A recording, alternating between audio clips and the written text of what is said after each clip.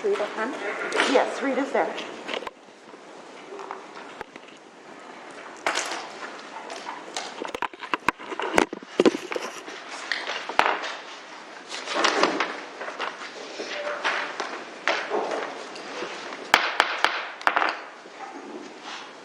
Good evening, everyone. It's so good to see you. All spread out, distancing. It feels kind of strange being back, but I think we're all very happy to be here today. It is now 6:04, May 19, 2020, and I call to order the Victorville City Council meeting, Victorville Library Board of Trustees, Southern California Logistics Rail Authority, Southern California Logistics Airport Authority, successor agency to the Victorville Redevelopment Agency, Joint Powers Financing Authority, Victorville Water District, and the City Housing Asset Successor. May we have roll call, please? Councilmember Fox? Here. Councilmember Jones? Here. Councilmember Gomez? Present. Mayor Pro Tem Ramirez? Here. Mayor Garcia? Here. At this time, we will have the invocation by Father Pat Travers of Supply Priest in the High Desert. Is he here? Okay, Father Travers? Hello. Yes. Go ahead. All right, let's please join me in prayer. Dear Lord, we turn our worries into prayer, letting God know our concerns. As COVID-19 was declared a global pandemic, our city had to take urgent measures to stem the spread of infection and keep the constituents safe. Prophet Jeremiah tells us to seek the welfare of the city and to pray to the Lord on its behalf, for in its welfare you will find your welfare.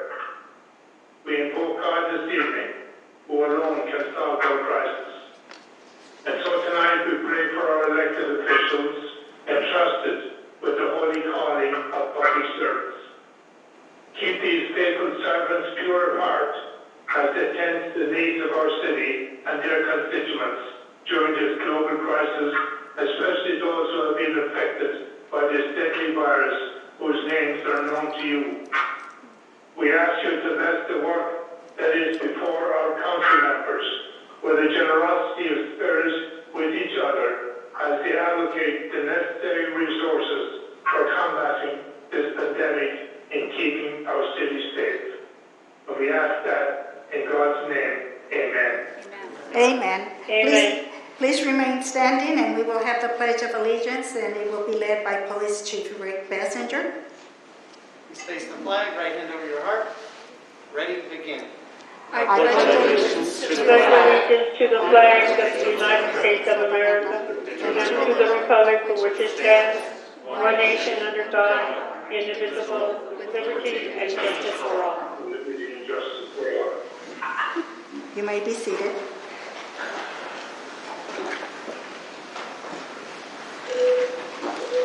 All participants are muted, and they can unmute themselves. What? No, you're not. You're not. I have a notice to the public. Members of the public may stream this meeting by youtube.com/City of Victorville. Please keep in mind there is a 30-second delay. To participate in this meeting in real time, this meeting is made available by phone by calling 425-436-6305. Repeat, 425-436-6305. Access code 718330. Access code 718330. Participants will be called upon during the appropriate time. Instructions to provide public comment for the May 19, 2020 council meeting are as follows. By email to cityclerk@victorvilleca.gov. Please identify the item you wish to comment on in the subject line. If you have a comment not related to a specific agenda item, put the general public comment. The city clerk will be monitoring this email address throughout the meeting and reading public comments into the record. City clerk, at this time, please present the agenda and any revisions to the agenda. We have no revisions to the agenda and everything is presented by the council. Thank you. Also, at this time, if there is a conflict of interest to any council member or board member, please identify that at this time. Do we have any conflict of interest from any council member or board member? No conflict that I have. None, Madam Mayor, thank you. No conflict. Rita, do you have any conflict? No, thank you. Okay, thank you. No conflict of interest from anyone. So we move on to public hearing. Item number 1. Mayor Garcia, if I might interrupt, can I do a declaration of closed session real quick? Announcements? Oh, I don't have it. I'm sorry, go ahead. I didn't have it on my script. At this time, may we have our declaration of closed session items by our city attorney, please? Thank you, Mayor Garcia. We had 3 items this evening. First was real property negotiations pursuant to Government Code 54956.8. The real property, assessed parcel numbers, and negotiating parties are set forth on the agenda. Second item is labor negotiations pursuant to Government Code 54957.6. The agency designated representatives will Keith Metzler and the Victorville professional firefighters. The last item is public employee performance evaluation pursuant to Government Code 54957B. Position title is city manager, and at this point there is no reportable action with respect to any of those items. Thank you so much. So now we will be moving on to our public hearings. We have item number 1. Madam Clerk, please read the item. The U.S. Department of Housing and Urban Development, HUD, required public hearing for amendment to fiscal year 2019-2020 actual plan to disperse Community Development Block Grant Coronavirus CDBG-CV funds allocated to the City of Victorville in conjunction with the Coronavirus Relief and Economic Security Act, the CARES Act.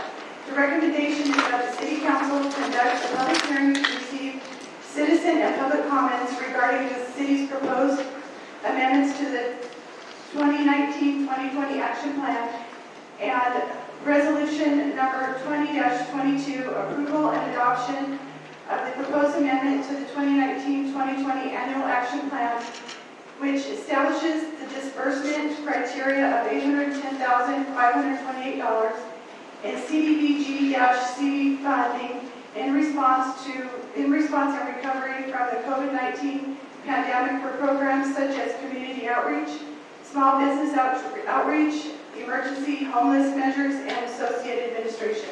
Thank you. At this time, council members, do you have any questions of staff, starting with Council Member Cox? I have no questions, thank you, Madam Mayor. Ms. Jones? None, thank you, Madam Mayor. Ms. Gomez?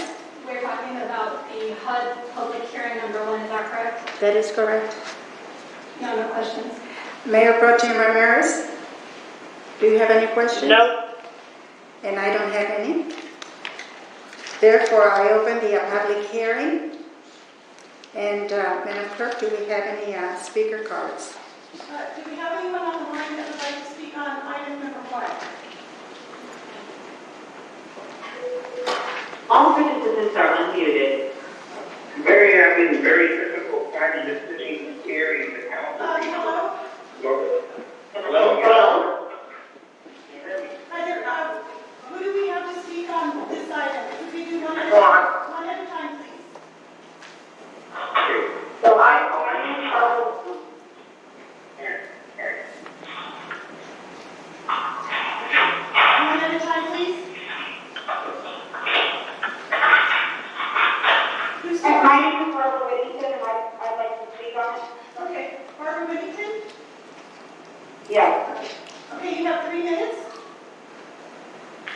just want to let the council members know, it's very difficult to understand anything they're saying. It sounds like they're really far away and we can't hear anything. So it's kind of hard to make comments on something we can't hear. I just want to let them be aware that on our side, we don't hear anything they're saying. It just sounds like they're in the comments. Thank you.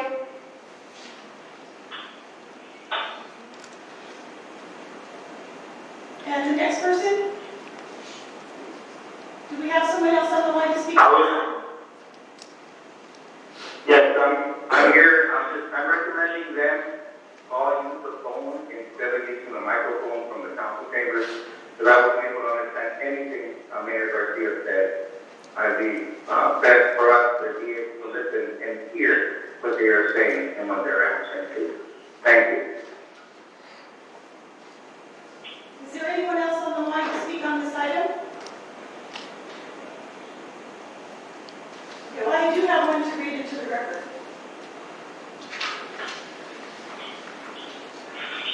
Dear Madam Mayor and City Council members, we write to you in support of the use of the Community Block Grant CDBG to be partially used to assist the small business community. As our city deals with the health impacts of the COVID-19 pandemic, we must consider the extreme economic impact that it has on our small businesses. The economic impact is being felt throughout our entire city. We can see that. And yet, we also know that prior to the pandemic and the closure of businesses in our Old Town Victorville community was already hurting. As a neighborhood, we have been dealing with the perception of safety that the safety of many of us. We have been dealing with a high number of abandoned buildings and blight. We have been dealing with our businesses being vandalized, their windows being broken, walls tagged, and at times urinated or worse. Furthermore, we have been dealing with a business community who still has a hard time trusting the willingness of the city to help with revitalization efforts. All issues listed above make it incredibly difficult for our residents and business partners to continue to fight for the safety, health, and economic well-being of our neighborhood. While we will not stop, we think that this is an opportunity for this council to help us. This is why we ask you to consider the businesses of Old Town as a special needs group as you think about the breakdown of the Small Business Development Program. Thank you for your time and for your continued work. We know that these are difficult times for all of us, and we appreciate your leadership during this time. Sincerely, that was Jennifer Neary of Revive Our Old Town group. And is there anyone else on the? That's all the Thank you. At this time, I close the public hearing, and I need a motion and a second. Yes, Madam Mayor, I move that the City Council take action in accordance with the recommendations set out on the agenda. Thank you. I need a second. I'll second that. Thank you. I have a motion by Councilmember Jones, seconded by Councilmember Cox. Any further comments? Councilmember Cox? I have no comments. Councilmember Jones? No, thank you. Councilmember Gomez? Yes, it's not, the cliche way of saying, not my first rodeo with this. It's my fourth term in office. However, I understand the guidelines, the policies, and the procedures that are being utilized by the department in terms of how we're dispersing the funds. But this time in reading a little bit more in depth, I noticed that we have small business outreach, emergency homeless measures, which I got a little bit more information from the city manager through a lot of emails that we all received and texts. But the question pending in my mind, which I failed to ask when I was asked if I had a question, was associated administration, which I wanted to make sure it was implemented during the comment process, because associated administration is presumed in my mind. Some of those FEMA, some of those questions that Mayor Pro Tem Burrito may have had, and I would be remiss if I didn't bring them to the attention, because associated administrative costs, which I'm adding an extra noun there, is something that I failed to ask, but I want to make sure that that's a part of the archive, because that's still unclear to me as what this associated administration refers to. Thank you. Mayor Pro Tem Ramirez, do you have any further comments? Rita, do you have any comments or questions? Rita?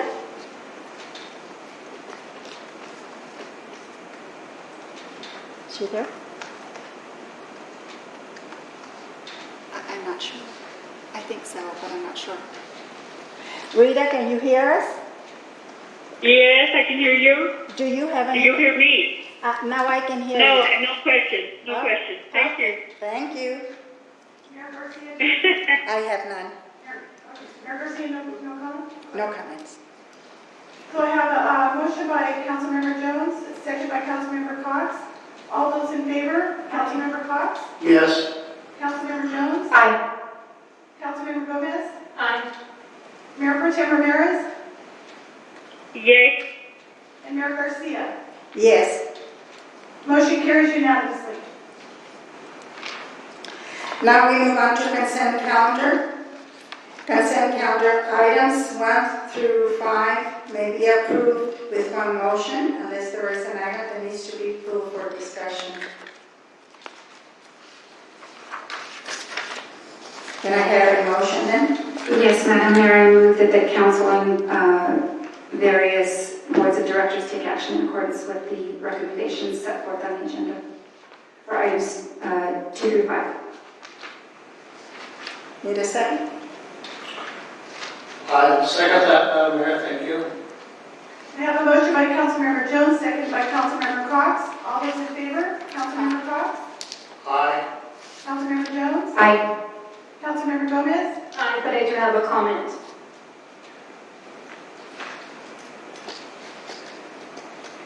Oh, if I may ask, I wasn't sure you would allow me now or later. Let's continue with a vote and then she can have a comment.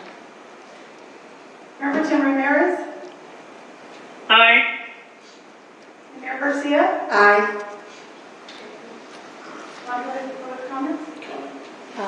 Go ahead. Yes, so if we may remind the audience why the consent calendar is probably perhaps not contentious. The reason I stopped to say not contentious is because I remember last time we approved something with 20 million, it was an exorbitant amount of money, and I failed to say why that discussion piece of that money being brought from one to the next wasn't something that we questioned, and I heard the word administration. So that word administration kind of like really bothers me because even though it's fluid, it really has so much packed within the word administration. So that's the comment I wanted to leave with that. Thank you. Okay, we're going to check to see if there's anyone for public comment on this item.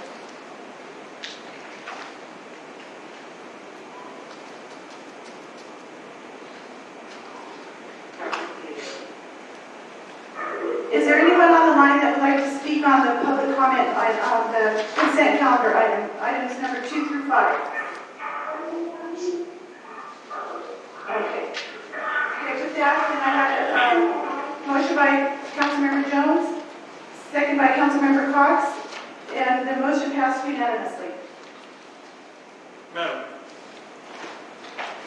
Mayor, if I might, just before we continue on the meeting, so I did check on the microphones as they related to the earlier comment about not being able to be heard.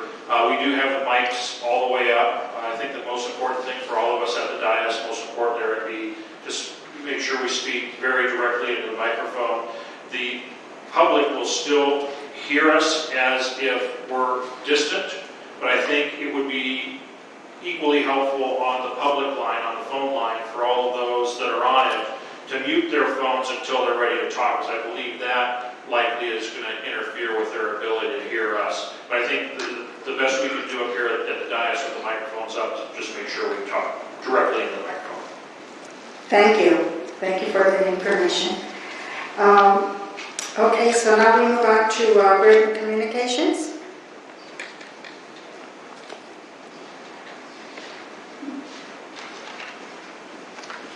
Madam Clerk. Okay, item number 6 is ratification of emergency repairs at West Boone Sports Center. The recommendation is that the city council confirm the declaration of emergency repairs at Westwind Sports Center and authorize emergency repair expenses in the amount of $81,127, and to ratify the construction agreement with FC and Sons Roofing Inc. in an amount not to exceed $81,127. Thank you. Council members, any questions? You have 3 minutes, starting with Council Member Cox. I have no questions, Madam Mayor, thank you. Council Member Jones? Yes, Madam Mayor, thank you. Mr. Metzler, in reading through the backup material on this item, there was a date referred to at one point as to what kind of roofing would be appropriate for replacement. So was this roof actually considered in 2018 for replacement? Madam Mayor, members of the council, my understanding from staff is that in fact this, along with a number of other facilities, were considered, which was the reason we had gone out to get pricing.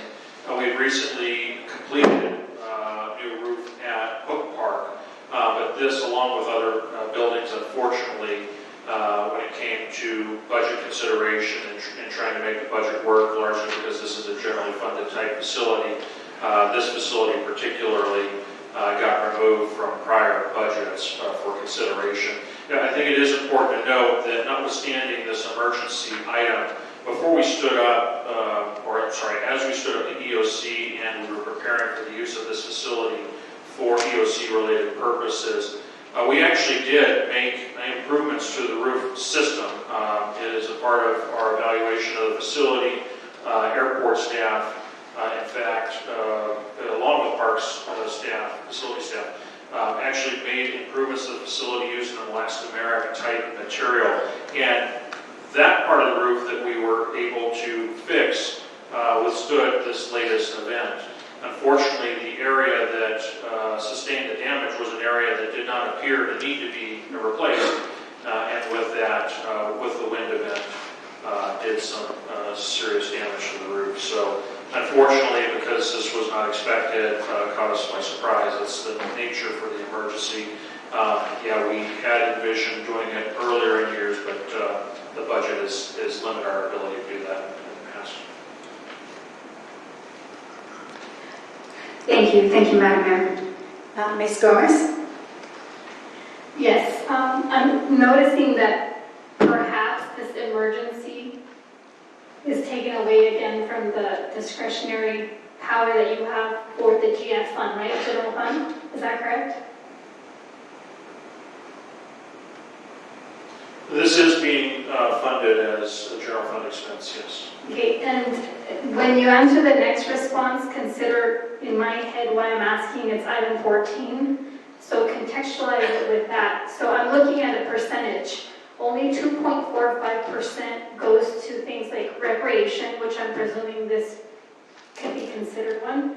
And then the rest, some to library, which is very minuscule compared to the amounts that we can potentially provide as a discretionary fund. So in this emergency sense, since we didn't forecast, pandemic and the use of the EOC being implemented, how does that detract from the decision that a council member can adopt for more recreational funds and more library funds in terms of what just happened right now with this emergency?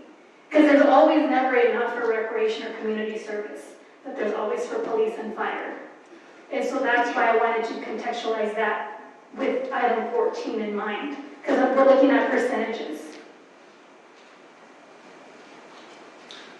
Actually, I think you're fairly accurate in your comparison in funding police and fire, public safety first, and typically having smaller amounts available for parks and recreation type services, along with the library. That, in fact, has been the case, and that's typically been a part of the recommendations of staff when the council's considered budgets for approval in our attempt to have an overall balanced budget. I think, sadly, that's just the reality that we have, and when you speak in the context of what we'll be discussing later in item 14, I think one of the points that you'll see when we share with you some of the modeling associated with revenue projections.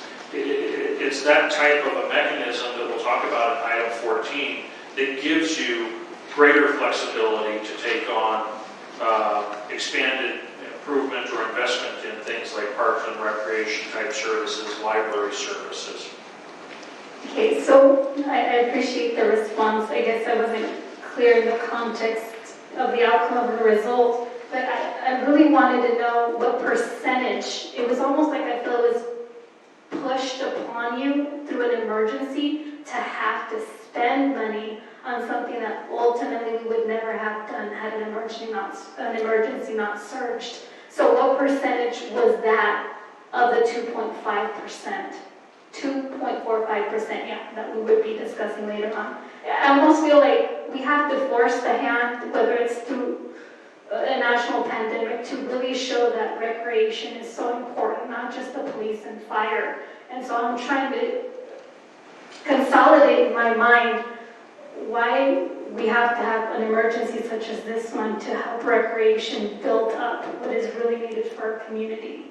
And I wish I wouldn't have to use these circumstances as an emergency to see how we can use discretionary funds for something like this. I know we use it for the golf course, but for something like this, is there a solution that we can come up with that doesn't have to be an emergency so we can fund more of these recreational types of aspects, despite the narrative is not for recreational purposes, it was for EOC emergency? 30 seconds.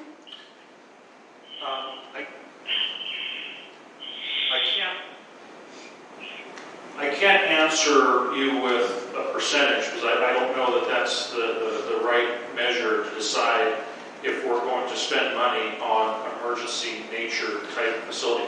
I think first of all, this is not something that boosts recreation, this is a facility improvement.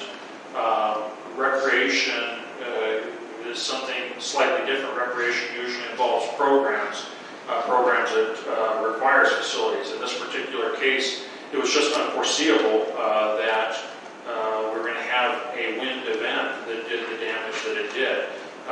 We had recognized in previous years a desire, ultimately, to fix this roof, but when it came to identifying the priorities, such as this facility versus other facilities, I think that's a large part of why this got deferred. And also considering the nature of the use of this facility, it's not our most widely used facility. So the money element, along with the prioritization element in terms of use, was really the driving factors as to why we got to this point. Believing that wind event had not occurred, we wouldn't be here still making an improvement to the roof or making further improvement to the roof because we effectively wouldn't have the damage. We still would be considering in future budgets as an overall improvement, and if it could rise on the priority list in comparison to the discretionary funds we have available in the general fund, then certainly, if we got to that point, staff would be recommending in that prospective budget year to replace this roof structure. Thank you. Rita, do you have anything? No question. And I have none. Do we have any speaker cards?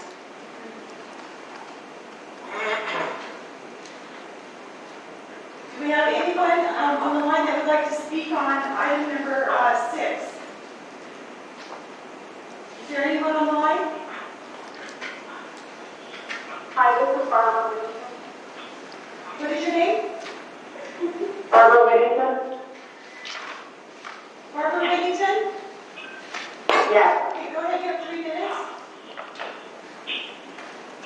I just want to say, again, I understand that you guys are trying to fix it by having them speak into this. The microphone is not working, so I'm going to sign off this call. I can't handle listening to this, but I just want to let the council members know that this is not an appropriate meeting for the members to be able to hear, and it's almost like you guys are doing it in closed sessions. We can't hear you anyway. So that's my comment. I wish the council well, and I hope that whatever you guys decide on today is worth what the city needs, but I can't handle this conversation anymore without being able to hear it. Thank you. Is there anyone else on the line? Yes, I would like to speak, Mike Romero Rodriguez. And I concur with the last speaker. I suggest that each council member, instead of using the microphone, use their cell phone, call the numbers, as they were doing last week and the week before, and we could hear them perfectly and very clear. We couldn't hear nothing. I couldn't hear nothing that was Deborah Jones said right now. Which is very difficult. I have my phone at full loud speakers, and I still can't understand it. It sounds horrible. So I suggest that call unlocking that situation. We can hear, I think they were doing it before, and that will work well. But it's up to you. Like the lady said, the caller before me, it's just useless. We can make out certain words. Some people. Thank you.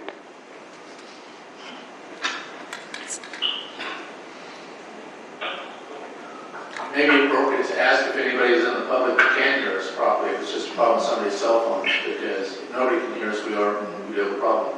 Yeah, I have a question. Go ahead. Is this council meeting being web streamed as we normally do? We are streaming it on the YouTube channel that we have. The camera that we're using up at the podium is live. There's actually a 30-second delay, plus or minus, because of the communication across the internet.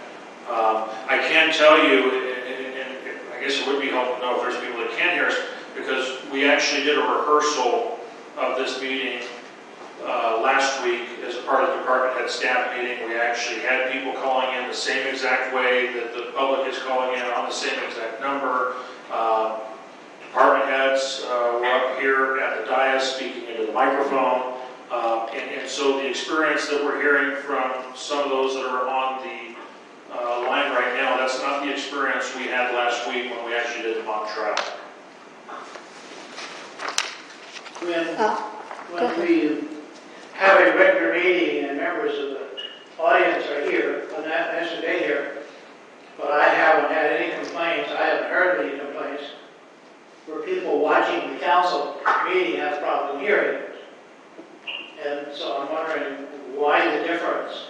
Now, I realize rather than coming to the microphone and speaking, they pick up the phone and call, but they're not, what they're saying is they're not hearing us, and that strikes me as odd. That everything is the same as if it was open, and yet they can't hear. So I'd be curious, are there people, maybe nobody watches anymore, are there people who are watching that can't hear? Hello? Yes, I can hear you. It's working on the YouTube. You can hear it. Hello? Yeah, who's speaking right now? My name is Tammy. Can you hear me? Yes, we can hear you. So you can hear the meeting clearly? No, I'm not just. I do have a recommendation for you. So maybe a WebEx would be better. You can see each other. You have, if you have cameras, and it's much clearer. And just having to understand this is a free phone call type thing here. WebEx is much better medium than this, and it is very difficult to hear. Repeat what this person said, please. Yeah, it's hard to hear. She was suggesting that we do the WebEx, and it's a WebEx. It's a lot easier to hear. That's what she was suggesting. Okay, so she in effect was saying that she cannot hear the council members, is that what she was saying? That's part that cannot hear.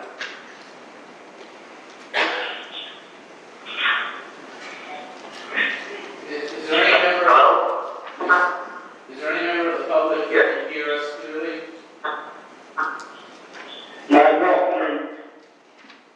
Hello? Well, somebody's saying hello, so why don't we ask who they are and let them speak? Hello? Yeah, who's the person? Okay, the last person that said hello. Can you say your name, please?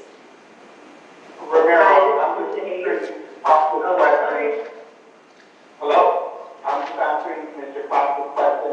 It is not being live streamed. All we see is bars on the Granicus screen, and nothing is being said. You can't hear or see nothing on the meeting that's being presented to the general public. Thank you. Madam Mayor, I am getting feedback via text and some audience members here that the YouTube is streaming, the YouTube audio can be picked up. And not Granicus. Granicus is broken. The camera has been ordered. It's something that broke over a month ago. So we're actually trying to get that replaced. So as far as video, we're relying on the camera that's in front of the dais, that's on the YouTube channel, and that's at the address that we read out. I can read it out again. Is that the city clerk at victorvilleca.gov? No. It's, bear with me. Website is, the YouTube address is youtube.com/City of Victorville. That's where the audio and the video is also being displayed. Otherwise, the phone line is the other form of communication we have with the public.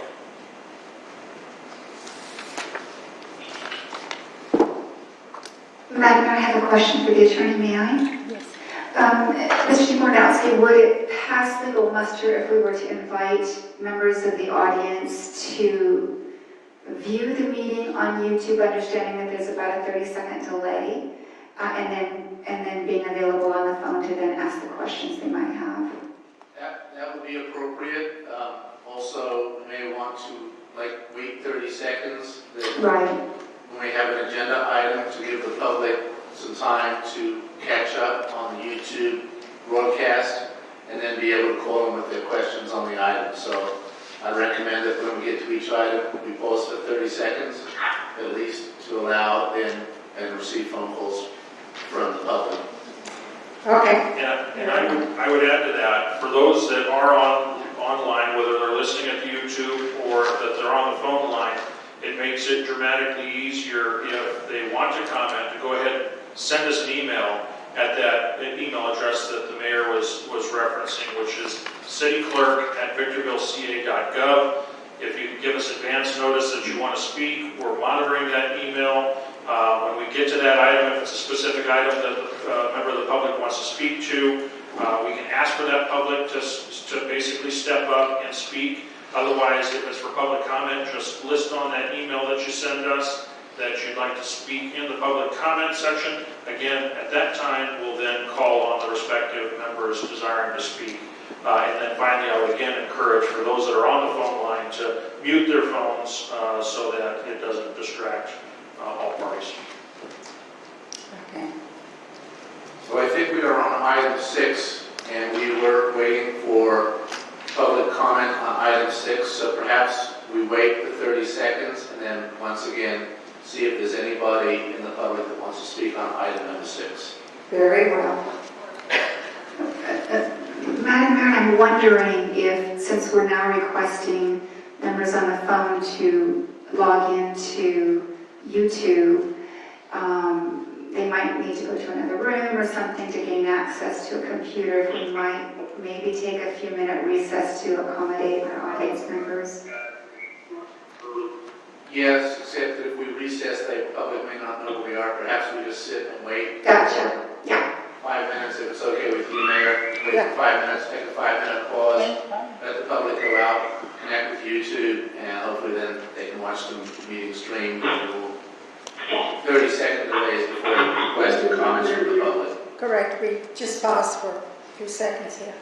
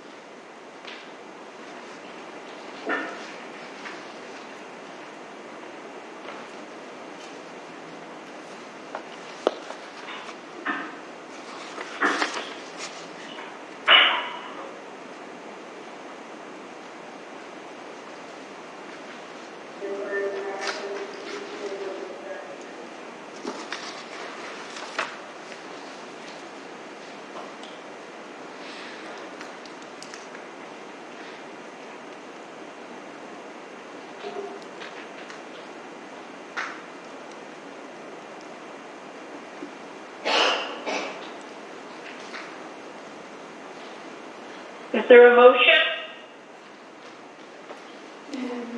No, Rita, at the moment, we're just pausing for a second to make sure that the public are able to access YouTube. Oh, okay.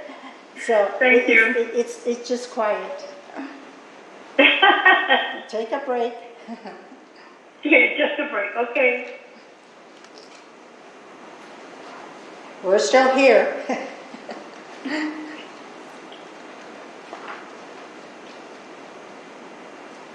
Keith, that might be helpful to once again announce the YouTube connection site. Yes, I can do that. And I am getting texts from folks actively saying that they can't hear either on the phone or via the YouTube. So the YouTube address where video and audio can be picked up is youtube.com/City of Victorville. And the telephone number that can be called into is, that's the 425 number, right? 425? That's the one I have, 425. 425-436-6305. Access code 718-830. And then, of course, we're encouraging everybody, if you want to speak on an item, email us at cityclerk@victorvilleca.gov. And just let us know which item you want to speak on. Give us your name, and we'll call you in the order that we receive those emails.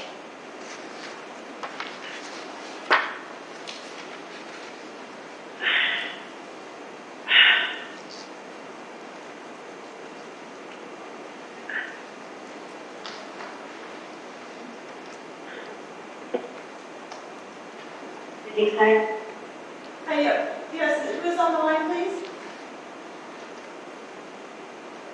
Hello?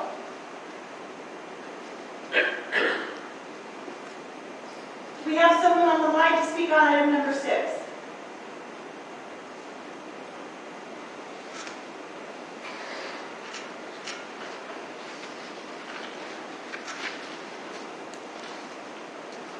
All right, Pam, maybe at this time, it's time to once again ask the public if they have any comments on item number 6. Wait 30 seconds and then see if anybody calls in the next, or pipes up within the next 30 seconds. If there's anyone that would like to speak on item 6, if you will just wait about 30 seconds and then try calling us again, and we may be able to pick up your call.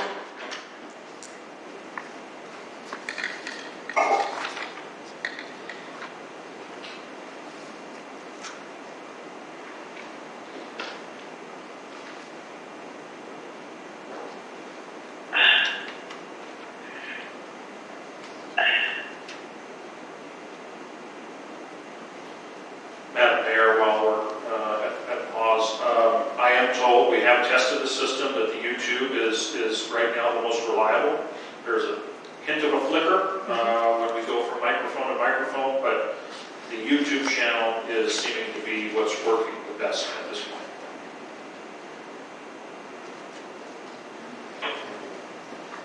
Is there anyone on the line to speak on item number 6?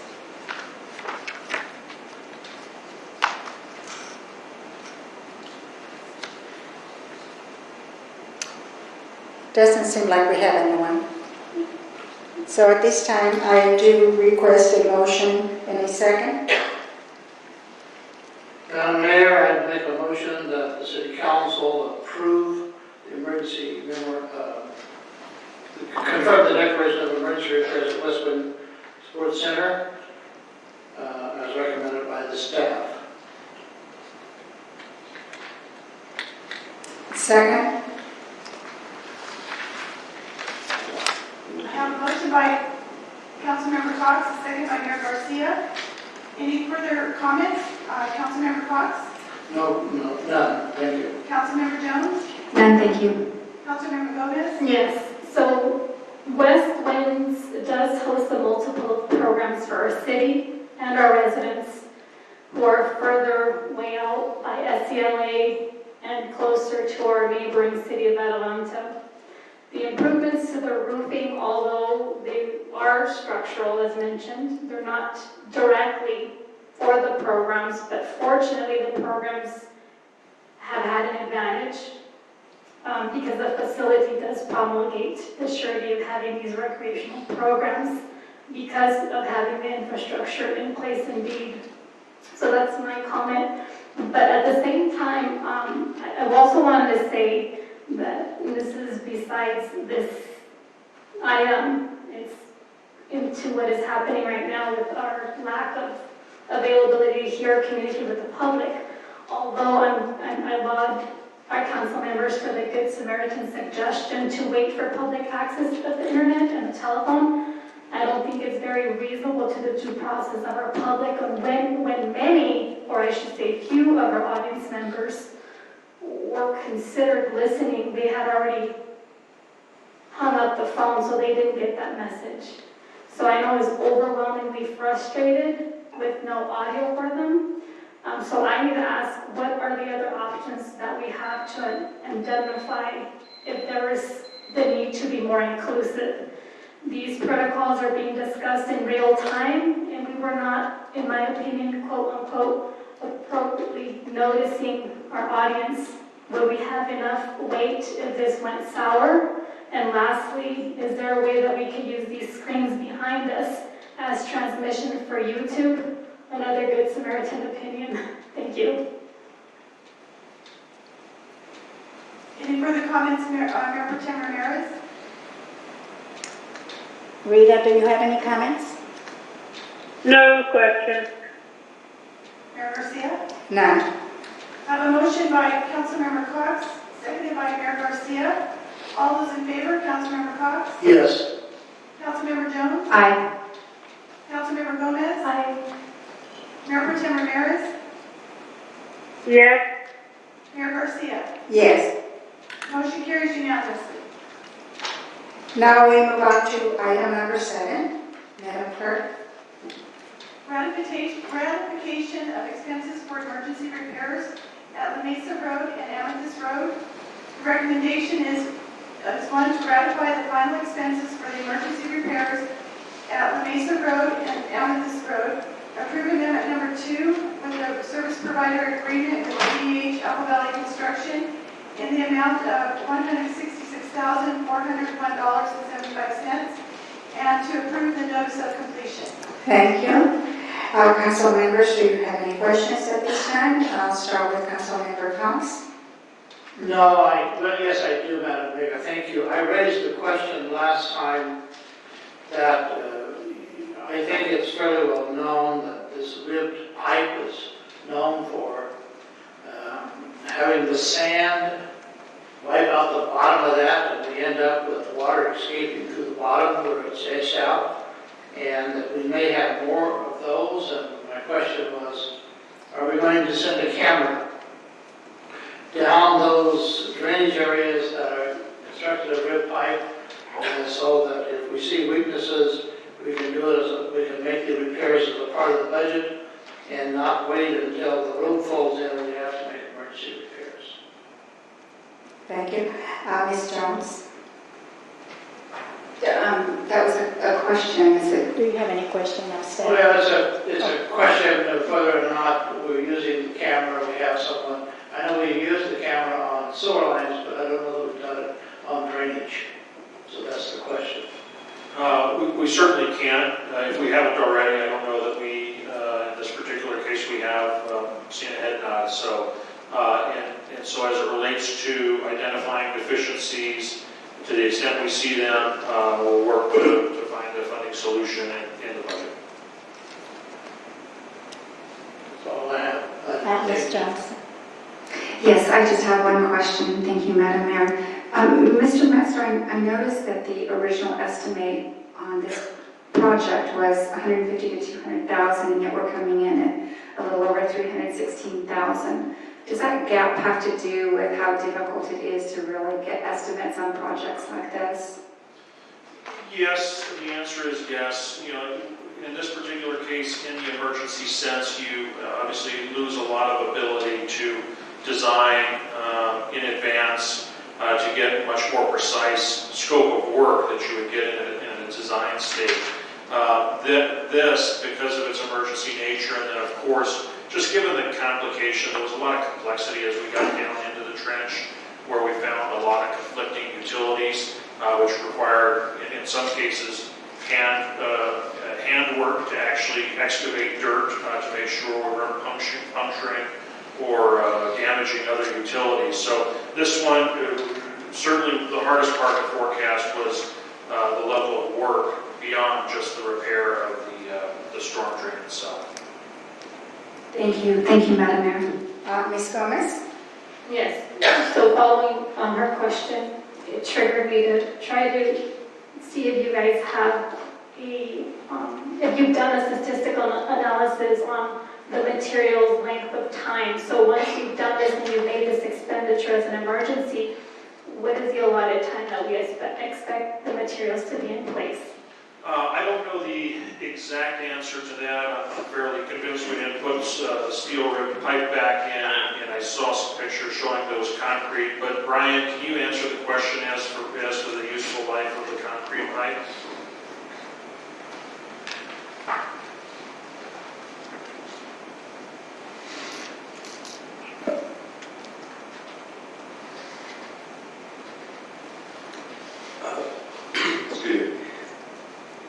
Were you asking about the life of the old metal pipe or the life of the new concrete pipe, or both? The life of the material with this items, the circumference of everything that we're allowing today, hopefully to be approved. So I read about the estimated life of reinforced concrete pipe, and the U.S. Army Corps of Engineers estimates between 70 to 100 years. And actually, there have been some uses of that kind of pipe in the ground for 100 years, and the pipe is still in relatively good condition, so it has a long life. That's our city standard. It has been our city standard for some time to use the reinforced concrete pipe. And a follow-up question to that is me trying to go back and look, why did that emergency occur? Was it perhaps because you called it the concrete pipe, was that the issue, or was there another issue? Because I'm trying to think, did we really foresee something like this, or was it unnatural and it just kind of hit us? The old pipe that failed was a metal pipe. It was installed about 30 years ago, and it had suffered from corrosion, and so that it actually had holes in it, and that caused the failure.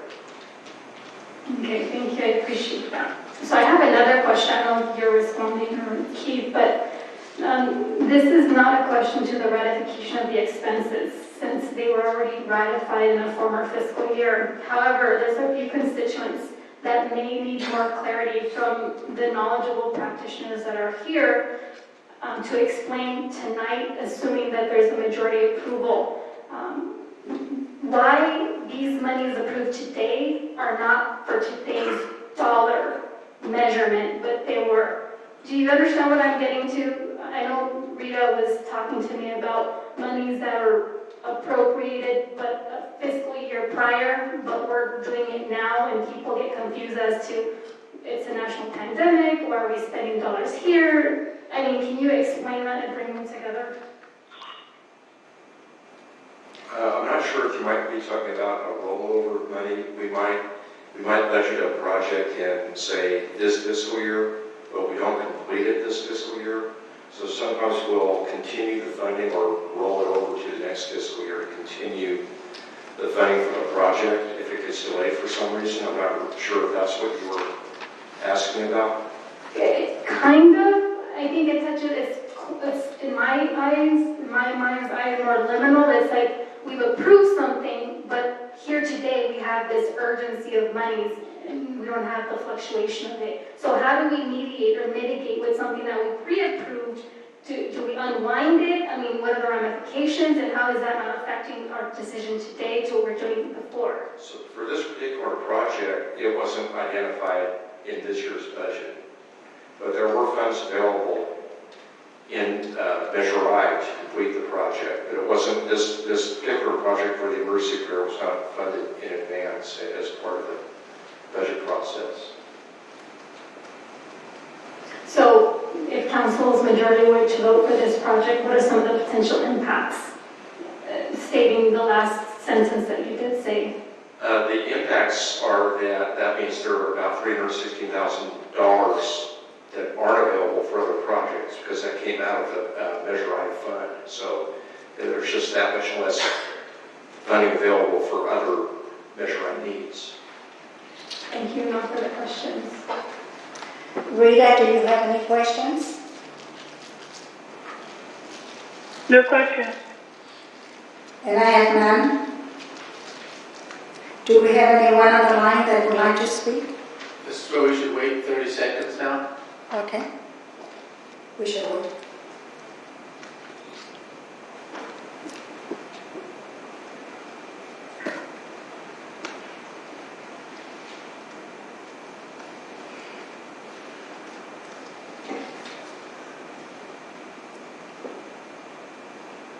I don't mind waiting. Who's counting?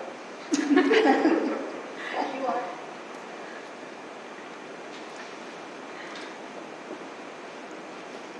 Second.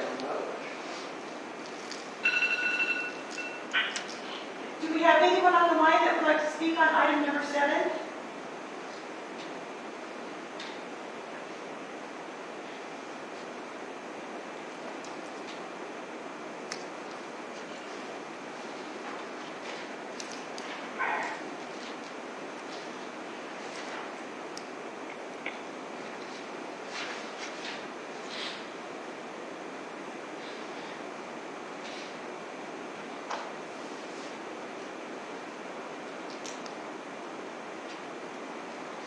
Is there anyone on the line that would like to speak on item number 7?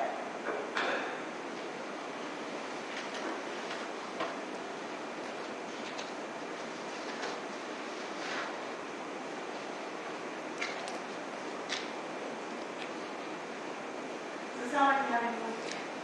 At this time, I need a motion and a second to approve item number 7.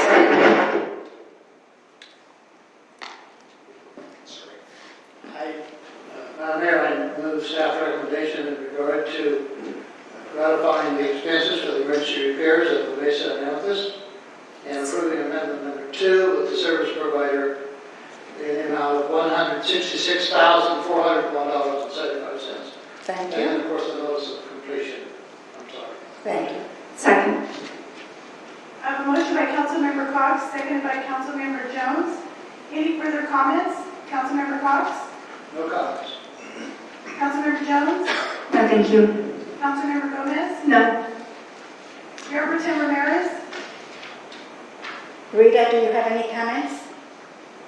No, I don't. And I don't.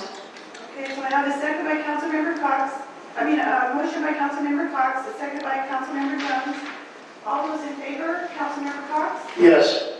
Councilmember Jones? Aye. Councilmember Gomez? Aye. Mayor Pro Tem Ramirez? Aye. Mayor Garcia? Aye. Motion carries unanimously. Now we move on to item number 8. Madam Clerk, read the heading. 3 is the FEMA's independent evaluation report for the wildfire mitigation plan. The recommendation is that the City Council approve the independent evaluation report submitted by the Victorville Fire Department for the Victorville Municipal Utility Services Wildfire Mitigation Plan and to authorize the submission of the plan to the California Wildfire Safety Advisory Board. Thank you. At this time, council members, do you have any questions? I will start with Councilmember Cox. I do have a question, Madam Mayor, thank you. Under the recommendations, it states that this mitigation plan, once it's approved, it authorizes the submission of the plan to the California Wildlife Safety Advisory Board. Question is, are we in contact with them? Have they seen the draft? Or do we just do our thing and then submit it? Do they have an input? Do they have input on this? Have they seen anything? Just curious. Nobody knows, okay. Madam Madam Mayor and members of the council, I'm going to defer to the Director of Electric Utility Services, Brenda Hampton, as much as I do know that this is a regulatory requirement and certification is required. My understanding is it's largely just submitted as a compliance checklist item, but Ms. Brenda Hampton is much more knowledgeable on this item. Thank you, Mayor Garcia and council members. In answer to your question, we have not submitted this yet.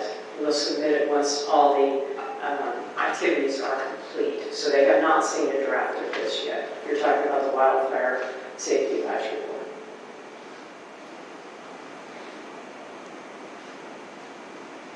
I was just wondering what happens if we submit it, they kick it back and say it's insufficient, or they want changes in it. Well, if that happens, then, and I know that it's possible it could happen and has happened to some of the other folks, and then we'll just make those changes. There's not any fines or anything associated with that.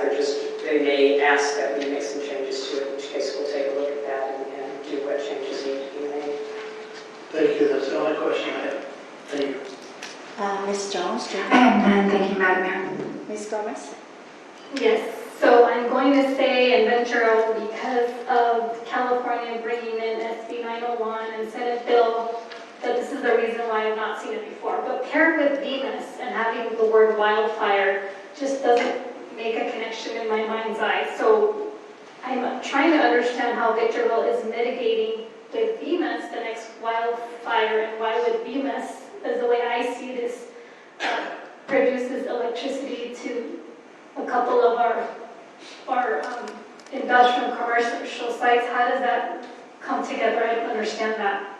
So this really was a result of what happened up north of PG&E, where some of their lines were out in green areas and caused some wildfires in those areas. And so we've been asked just to look at our operations and look at our equipment and make sure that if there is any concern about our equipment being able to start a fire, that we would mitigate that we would take care of it so that we don't have that concern. And so, Venus is just one of all of the utilities within California, the state of California, that is looking at this and submitting a wildfire plan.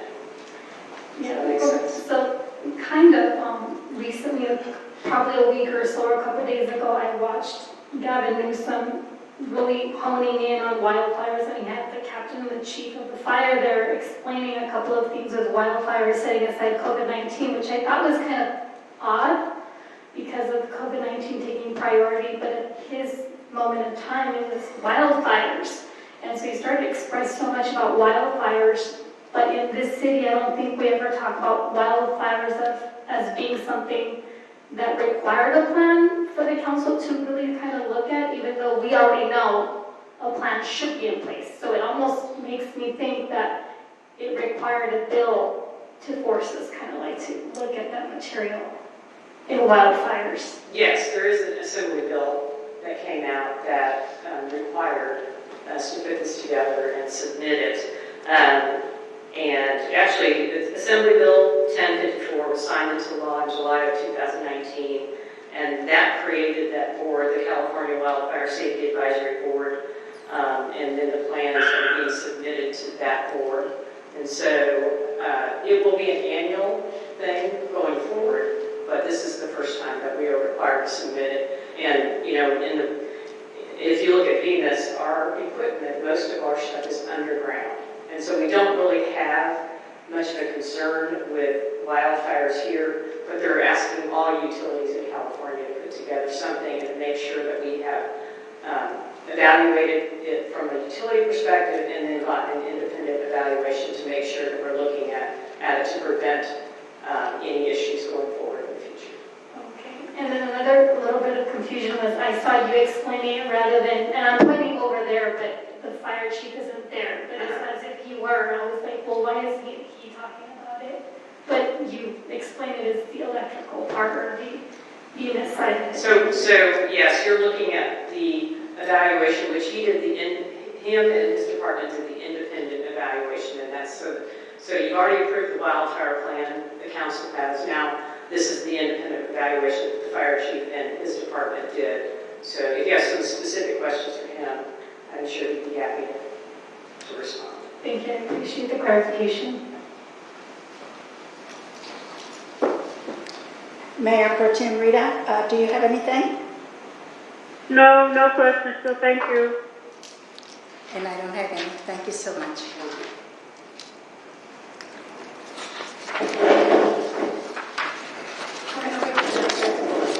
Ask for any of the public to call in at this point if they have any questions on this item, and then wait 30 This seconds. would be the time for the public to call in if they have any questions on item number 8.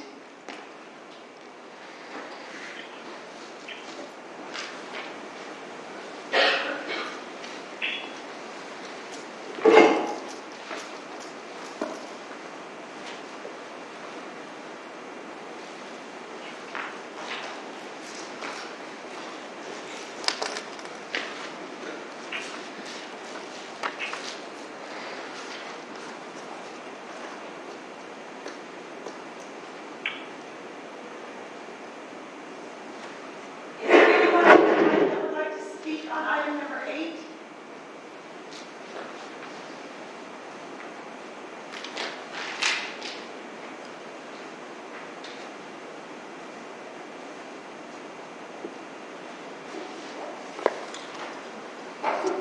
Is there anyone on the line that would like to speak on item number 8?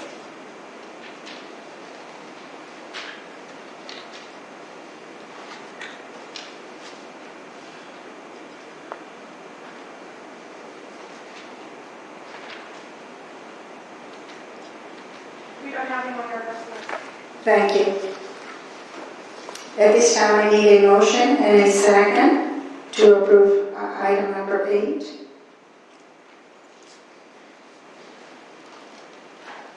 Madam Mayor, I move that we adopt the recommendations of the staff. Second? I have a motion by Councilmember Cox, second by Mayor Garcia. Any further comments? Councilmember Cox? No comments. Councilmember Jones? None, thank you.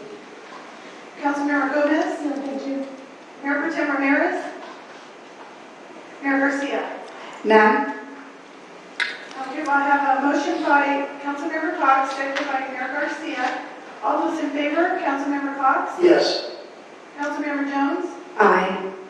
Councilmember Gomez? Aye. Mayor Pro Tem Ramirez? Rita? Yes. Mayor Garcia? Yes. Motion carries unanimously. Now we move on to item number 9. Madam Clerk, with your recommendation. Services provider agreement to IEC Corporation for qualified electrical engineer services.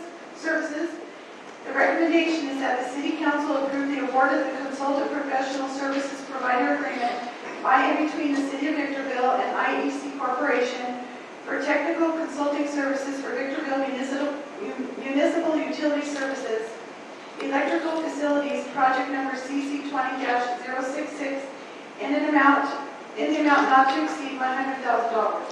Thank you. At this time, council members, if you have any questions, 3 minutes. Council Member Cox? No questions, thank you. Ms. Jones? None, thank you, Madam Mayor.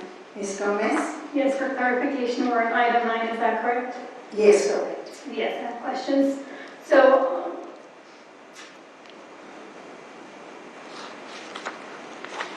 looking at this item, and I was writing down a question.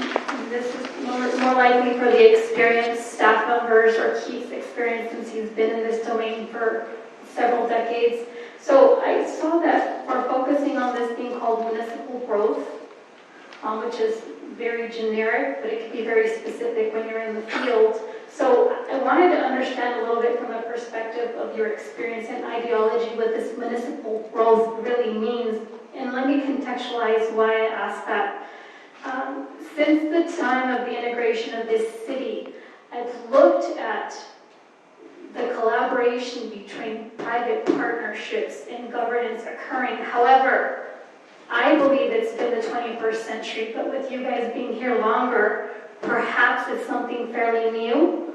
But I would want to understand that, and I'm asking him because I'm looking at VMIS, and it looks like VMIS is appearing a little bit more than it did, or I'm noticing it more than I probably did during my first year here. So I want to understand with that context, because this is another contract. We're doing another consulting service. And if you remember, some of our audience members don't understand the need for consulting. Some of them think that we do have a full staff department where we can handle it, and perhaps we haven't made that clear, or perhaps it's made a choice for management. I don't know, but I'm asking in that regard.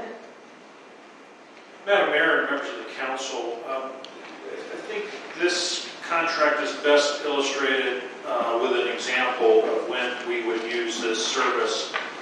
In this particular case, this engineering services would be used when a new project is preparing to come online. So if, for example, tomorrow ABC Company wanted to build at SCLA and they got all their project entitlements and they were designing their facility, one of the things that they would have to do is develop a design for the electrical system. Because projects don't happen every single day at SCLA as much as we'd like them to, the type of staff that's required to accept those engineering drawings from the developer and then review them, and that's effectively what this contract is doing for us, is that it's reviewing the plans and making sure that the developer is designing the system consistent with our adopted specifications. So there's a review element to it. There's also a coordination effort when it comes to making corrections to their designs to make sure that what's being built and tied into our system meets our standards. So because this is more project-based and not a daily responsibility, this is one of those occasions where we're better served, instead of having full-time staff serve this particular duty, we're best served using a consultant that we can ramp up and ramp down based upon the ebbs and the flows of the actual development out at SCLA. And so hopefully that may speak to the municipal growth comment. But if I were just to add on to that, one of the things that we constantly have to look at, especially given the limitations we have in the system that we have out there currently, we're familiar enough to know that we have a system out at SCLA that's connected through a 33 kV interconnect. Our peak demand today is probably in the order of 15 megawatts. There's a capacity constraint there, and as we continue to grow, we know we have available capacity to handle some of that growth. But as a utility, one of the responsibilities we have is to constantly monitor the growth, the demand, the loading that's coming onto those lines. Because you could actually have a user that consumes the rest of the capacity that you have, and effectively, if they do, you're going to have a difficult time being able to accommodate the next user. So when it comes to municipal growth, if I understand the term correctly, it's speaking to looking obviously at our growth trends, but also looking at the loading requirements of current and future users. Mayor Garcia, if I might interrupt, apparently the live streaming has gone down temporarily, so we should take a break until we can sort out getting live streaming again. That's the only apparently appropriate feed we have at this time. They need 10 minutes at least. They need at least 10 Okay, we minutes. will take a 10-minute break. Is there a way to put some sort of information out to people that are watching that we're just taking a 10-minute break or not? What happened to snow order? I put something on social media. Due to technical difficulties, we will take a 10-minute break.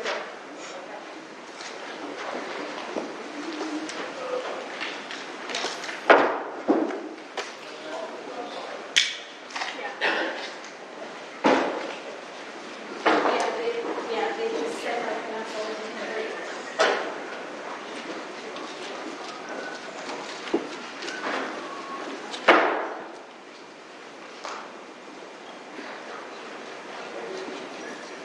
thought this was going to be easier. It wasn't for all. We need to ask it. Yeah, you can also, you can also say it and also make comments. That's for Donna. I wonder what his specs he is using. He seems to be running smoothly. At the valley. Oh, yes.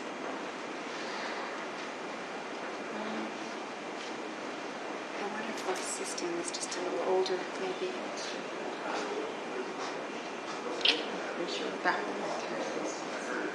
Yeah, that's what I kind of heard there.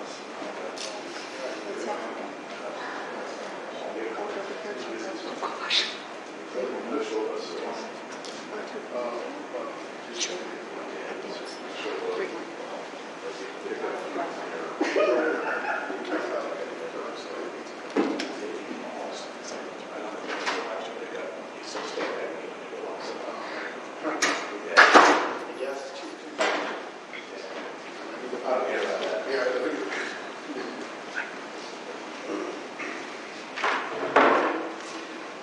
Here. Thank you.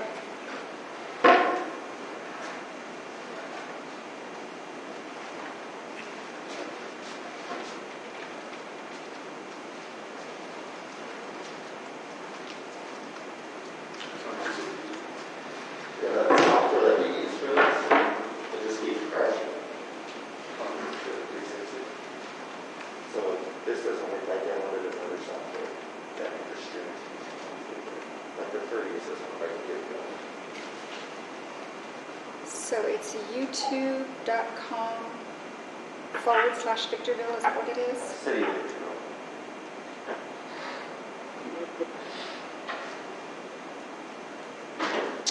Okay.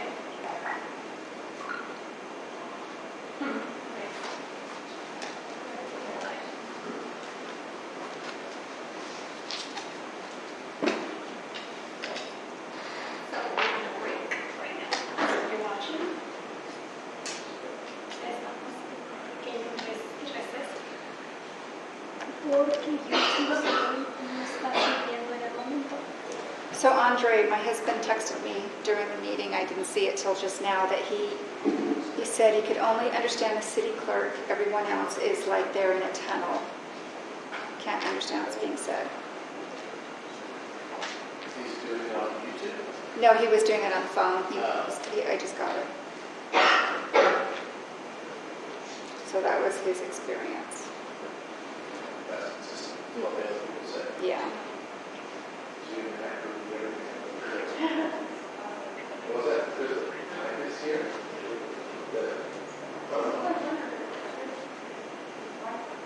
They're going to use you this. Well, that's good too. They're going to publish this. That's why you're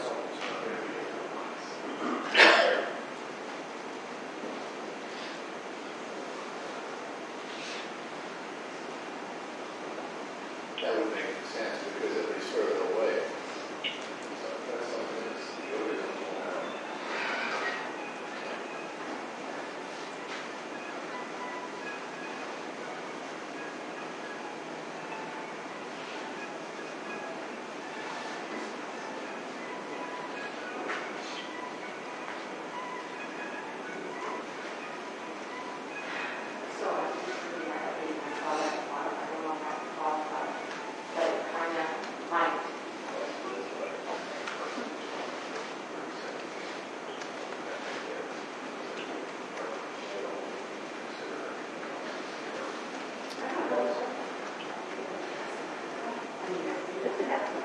Bonito.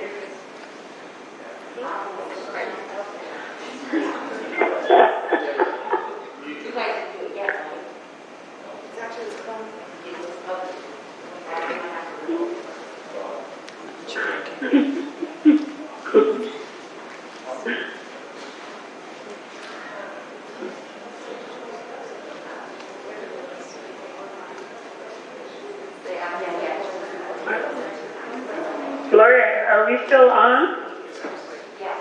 Rita Gloria is not here at the moment, but yes, we're still at a break. It'll probably be about another 5 minutes. Oh, okay, so we're just on a break? Well, YouTube, because of technical difficulties, YouTube went down for some reason. Oh, okay. So we're hoping it'll be back up in about 5 minutes. All right, okay, good enough.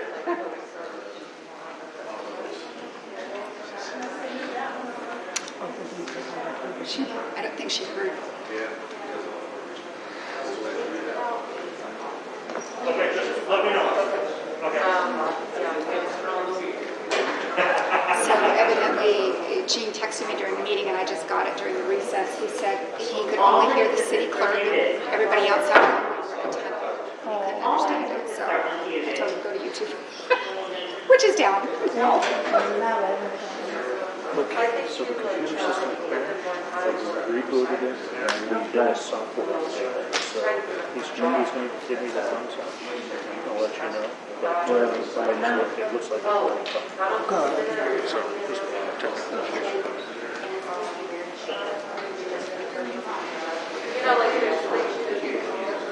Yeah. But I'm thinking given more time. We don't even see it. But still.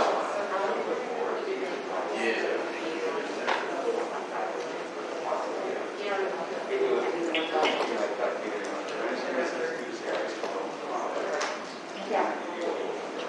Sports.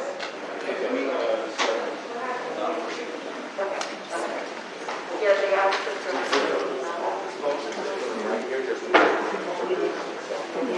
Okay.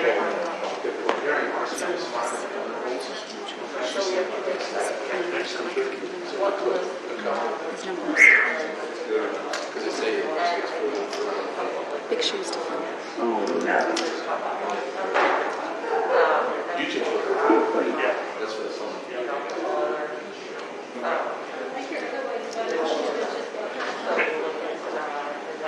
For those that have. You're gonna add a couple more of these types of mics for the public, because the public can hear Marcy just fine. They can't hear when you guys are talking. The further it gets away. So if you spread a few more mics out, of these, that's for the people on the phones. YouTube is hearing everything when it's up.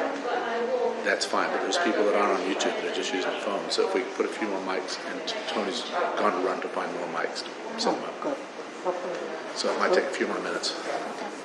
Longer than, you're right.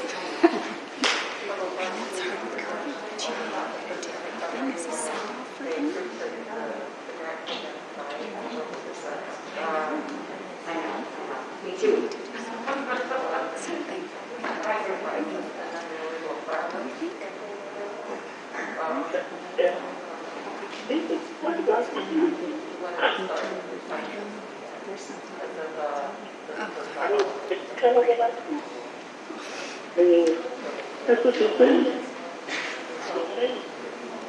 Hey Rita, this is Deborah. Rita, this is Deborah. Okay. I don't know if you know. What happened?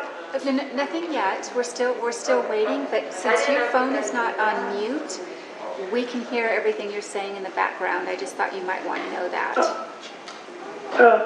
Well, I'm taking my blood. I just moved the microphone away. That's what.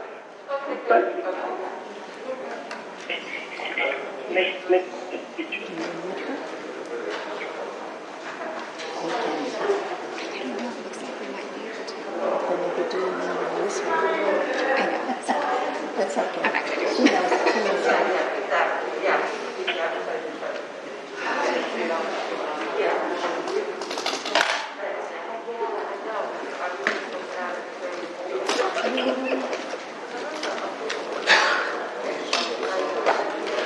No, because these ones are configured to only be picked up.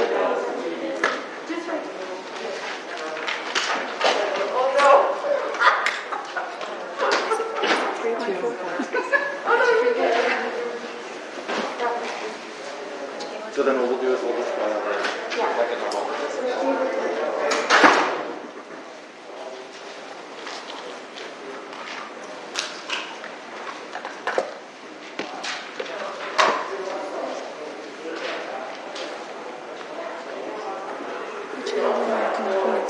YouTube is up.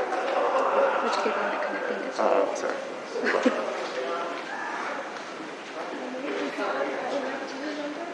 Yes, you will be back.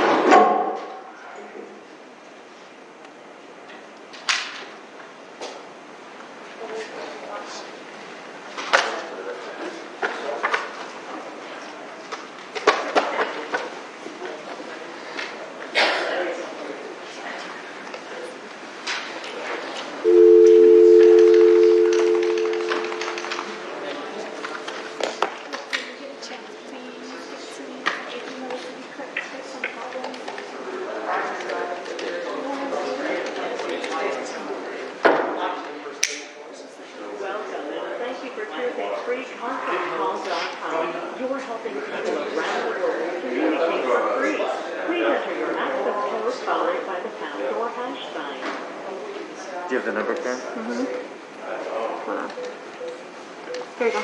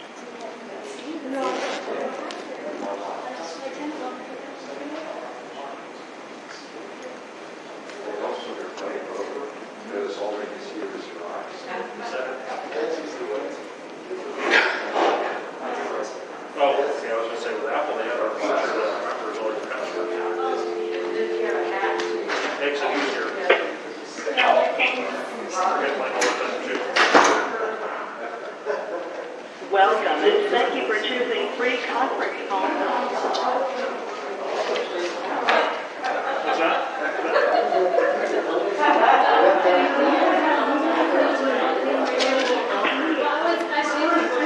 You should probably do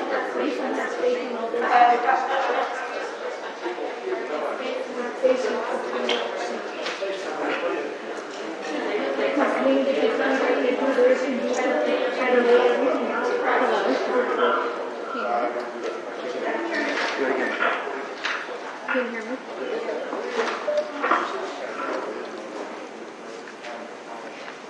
Do it again, Karen? I muted myself. Hello. Testing? Testing. Okay, we're good. Cool. Let's read it.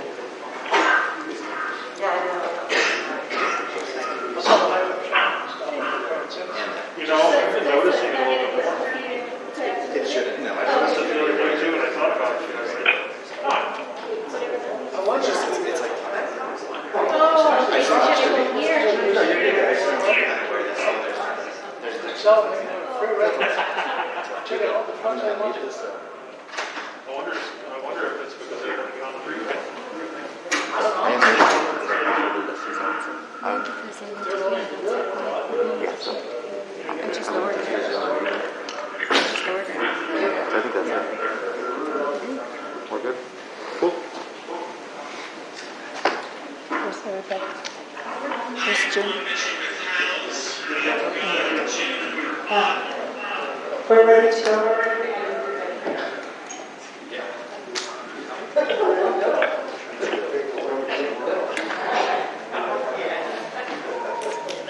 We're going back on, Vita.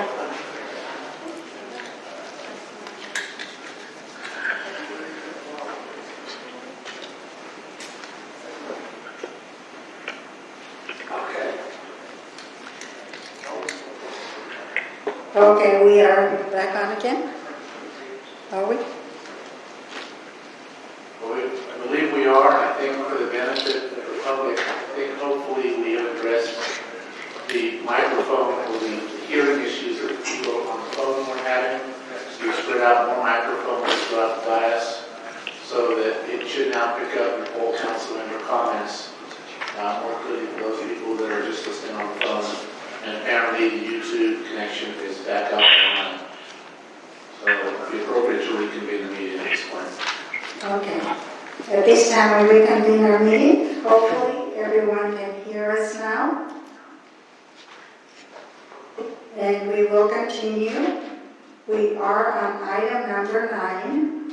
And we were asking council members if they had any questions. I was going to start with Ms. Gomez had just finished her questions and you haven't finished yet? I still have a few other questions, but you can continue. Well, I'll continue with you if you were still in the process of asking questions.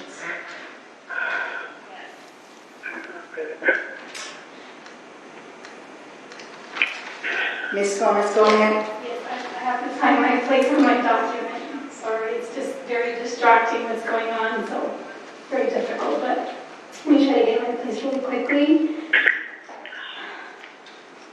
I know we talked about, well, that's PG&E, that's different. So we're on item... Number 9. 9? Okay. So this is still talking about the contracting services, I presume. Correct.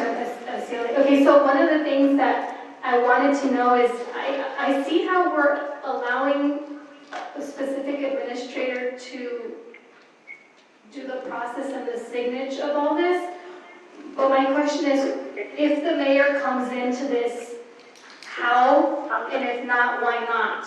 I don't see her as being a part of the process, so I was just wondering what the protocol is.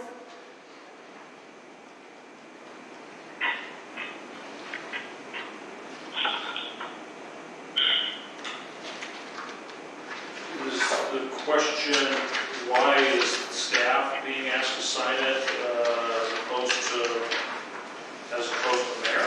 Well, not necessarily, because I always see the mayor's participation as a signature, but I'm starting to realize that we always approve a designee, whether it's yourself or someone that you designate to be, but then I thought, well, wait a minute, what's the role of the mayor? Does she get brought into the conversation?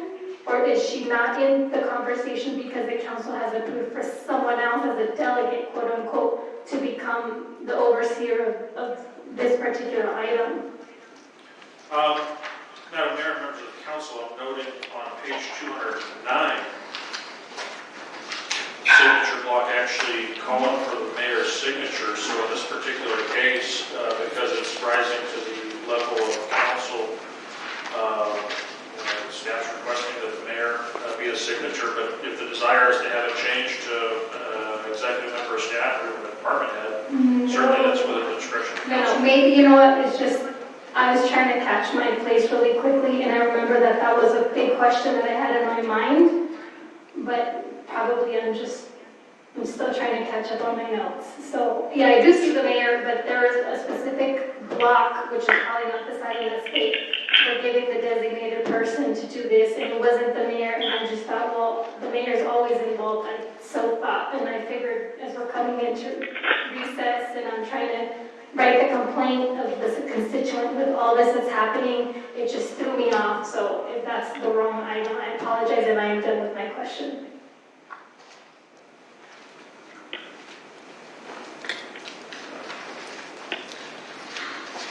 Did you have another question? No, I'm just going to forego. I am still trying to catch up still. Okay, very good. Mayor Pro Tem Rita, do you have any questions on item number 9?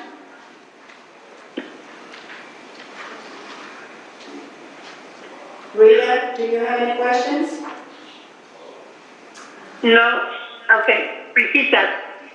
We're still on item number 9. Do you have any questions?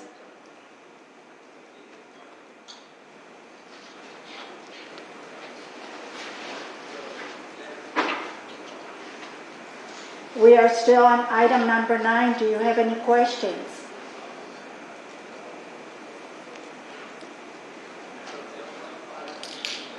Rita, are you hearing me? Yes, I hear you. Do you hear me now? Yes, I do. Do you have any questions? Okay, no questions. No Okay. questions. I number 9. Thank you. I have none either. Do we have anyone on the line that would like to speak? And again, for the benefit of the YouTube listeners, we should wait 30 seconds. However, we believe that hopefully now people can ask questions through the phone lines because we believe the audio should be a lot clearer now. Let's give it a try. Try it. You put it up. No, it doesn't. Is there anyone on the line that would like to speak on item number 9?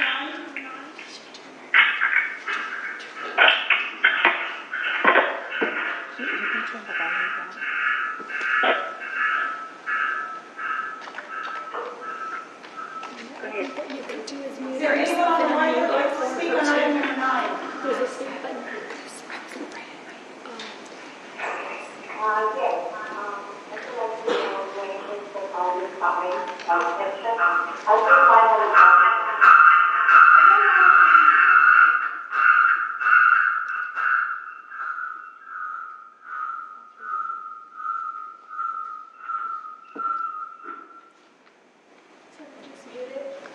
Yes. I'm sorry, can you state your name, please?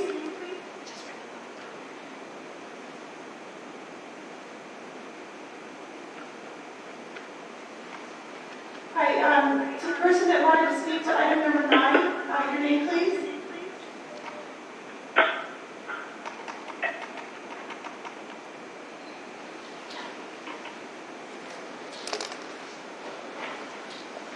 Is there anybody that wants to speak on item number 9?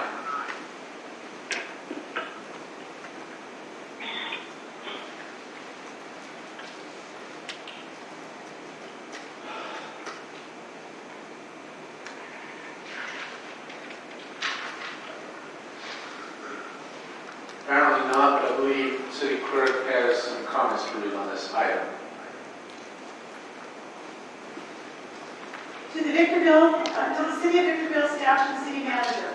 After the recess and the notification from Sophie Smith to the council about needing 10 minutes to reboot YouTube, I received a call from a constituent who's having difficulty making out anything of what is being said. The constituent stated that the YouTube just kept buffering and buffering, and it was not a viable way of transmitting tonight's meeting with such powerful technology and a larger dollar business for its taxpayer base. The complaint is arduous.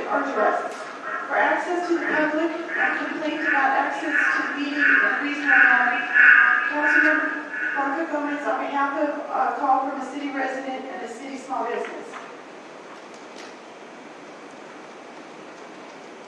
So that's all our comments, Mayor Garcia.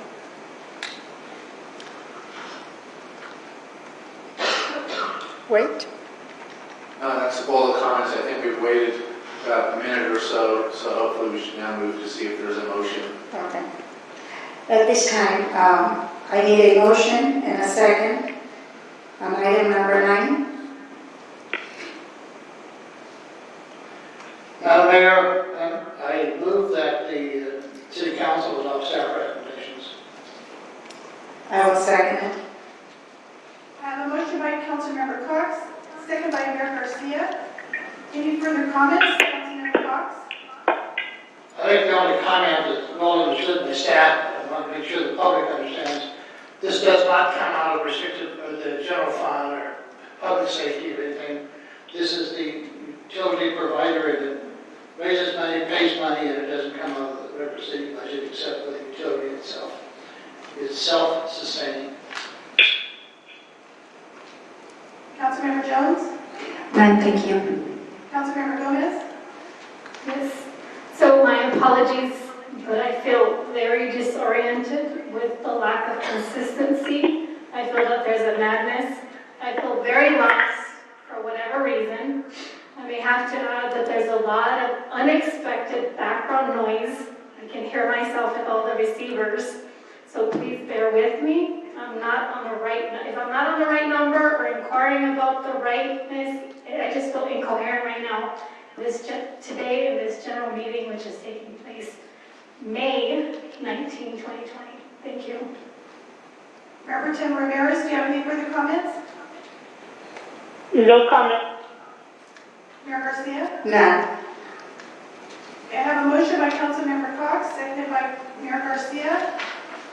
All those in favor, Councilmember Cox? Aye. Councilmember Jones? Aye. Councilmember Gomez? And for clarification, we're still online, right? Yes. Yes, my vote is yes. Mayor Pro Tem Ramirez? Aye. Mayor Garcia? Aye. Motion carries unanimously. Now we move on to item number 10. Madam Clerk, read the recommendation. Utility easement agreement by between the Department of the Air Force and HDSI LLC. The recommendation is that the Southern California Logistics Airport Authority Board adopt resolution SCLAA 20-002 consenting with the execution of the attached grant of easement and agreeing to subordinate its interest in the easement area and authorize the Assistant Executive Director to execute any and all transactional related documents to effectuate the transaction. Thank you. At this time, I will ask our council members if they have any questions. I'll start with Councilmember Cox. I have no questions, thank you. Ms. Jones? None, thank you, Madam Mayor. Ms. Gomez? Yes, so I'm sure this is not the first phase. I'm sure this is several phases in, because I remember looking at HDSI on many occasions. But like I said, it just doesn't seem very normal right now for asking the questions. I feel like it's like starting all over, but I'm not in the right place. So if I'm asking something that I've asked in the past, it's because, like I said, it just feels very disoriented right now. So I'm looking at Middle River Power. I thought that lease was already gone through, but I look at it as an approval right now for this lease. Is it multiple leases that we're going through? Could you give a synopsis so I can catch up? Sure. This is not actually a lease. This would be an easement agreement so that they can have access through another piece of property to get to their project area. Well, and that reminds me, was this the time where the council was invited and then there's this big whole patch where the attorney called and said council can no longer come in, only two, I think, of the mayor and the mayor pro temp. Is that this one with the easement? Or is this the one where we had someone complain and said, I'm sorry, but my property is there and it's not fair to have an easement? Or were we trying to lock someone in? I'm trying to relocate in my mind where I've seen this before. So if I could direct you to attachment A, the site map, it would show the easement area, what they call the Gentile line that goes up towards the project area. I think what you were referring to was the project area. This item before you today is the easement that goes from the red project area down to the Caldwell station, that blue line. Has this in the past been a closed session item? No. This was, I don't know if this has come to you before as an easement. The issues come to you before as a lease. But again, this lease is only germane in so much as the easement helps the contractor, the developer, to perfect their ability to construct that power plant.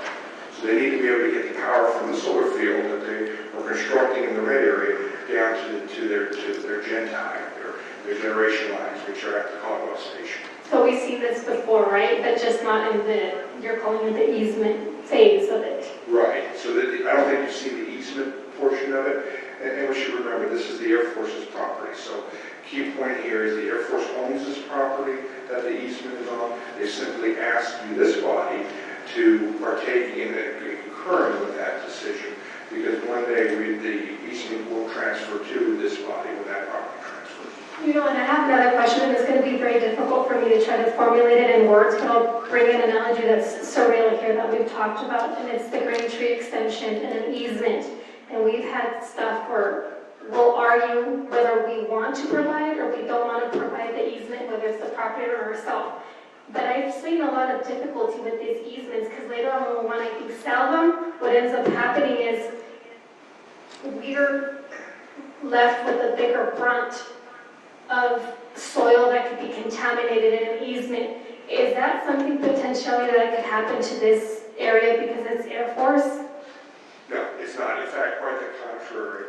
With the protections that are on the property now through the master lease, and those same protections have been put in place through the easement, that there's a higher level of diligence required of anybody that operates on the former base property than when the Air Force operated itself.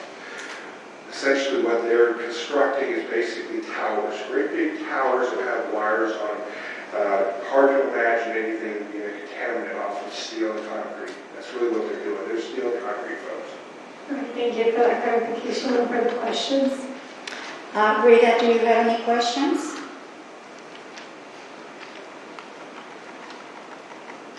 Rita, do you have any questions? No. Thank you. Thank you. And I have none. So do we have anyone on the line that would like to speak? Is there anyone on the line that would like to speak on item number 10?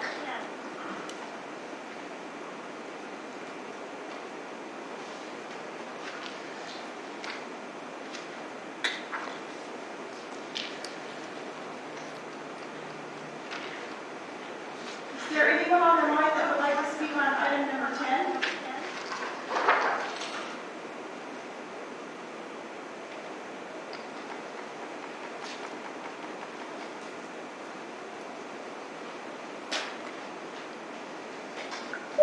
Is there anyone on the line that would like to speak on item number 10?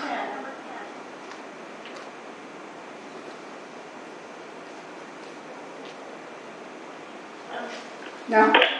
At this time, I need a motion and a second for item number 10.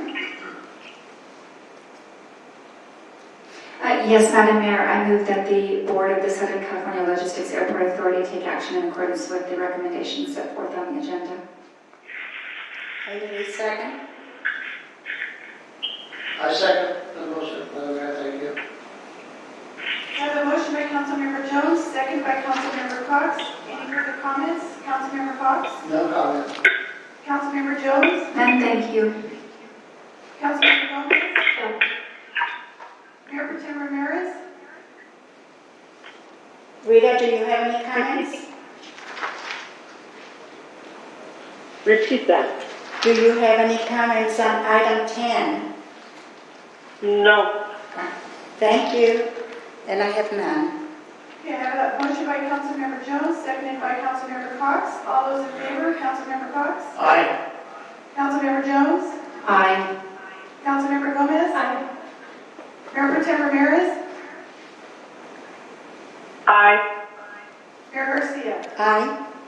Motion carries unanimously. Now we move on to item 11.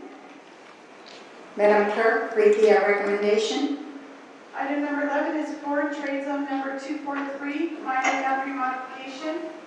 The recommendation is that the City Council, as grantee of foreign trade zone number 243, approve the submittal of the minor boundary modification application, adopt resolution number 20-021, and authorize the airport director to execute all administrative actions associated with the application. Thank you. At this time, council members, if you have any questions, you have 3 minutes. Council Member Cox. No questions, thank you. Ms. Jones. And thank you, Madam Mayor. Ms. Gomez. Yes. So, we have some technical terms here. They're not self-explanatory, but I can create an assumption, and I already have. So, looking at this minor boundary modification, not too sure what it means, but I can surmise. But before you explain that, the last sentence on page 271 says FTZs provide unique financial savings to businesses involved in international trade by eliminating or delaying certain duties and taxes. Foreign merchandise is authorized to be admitted into an FTZ without filing a formal customs entry or paying U.S. customs duties and government excise taxes until such time as the merchandise leaves FTC. Now, that small paragraph, in conjunction with minor boundary modification, is the explanation that I'm looking for without you giving me the $5,000 receiving annual benefit for all this. I don't want to know about the money benefit that the city gets. At first, I just want to understand this tax, the tax purpose, and why businesses are doing it. It's enough of an incentive for the city to do it. Can you explain that? Sure. So you have to kind of envision a foreign trade zone as I envision it as a 1,954 acre island that isn't in this country. And I envision it as it's not here. So as merchandise from other countries comes and goes into that zone, it's as though it never really got here until it is processed in that zone. That means relabeled, remanufactured, value added to it, it was changed, it was modified, repackaged. And then it goes out of the island, goes out of the zone and becomes part of distribution. At that point, and only at that point, does it become taxed duties. So that which we hear on the news a lot about the duties and the Chinese tariffs, those things, those are applicable. And that's why Greco is so interested in this, because this allows them to defer those taxes and duties for a period of time until they get done with processing at that facility that is located at the SCLA. So that you ask how you get a cost savings. You get a cost savings two ways. One is if you have to pay at the ship when it comes off the dock, there's a time value of the money. So you have to pay the duties right then and there as opposed to paying the duties 2, 3, 4 months later. There's also the fact that you have a certain amount of material that's going to get damaged. It's going to be broken. That gets thrown away. So you'll be paying tax on something that ultimately you throw away. There's times when we add value to the product by repackage, relabeling, or otherwise.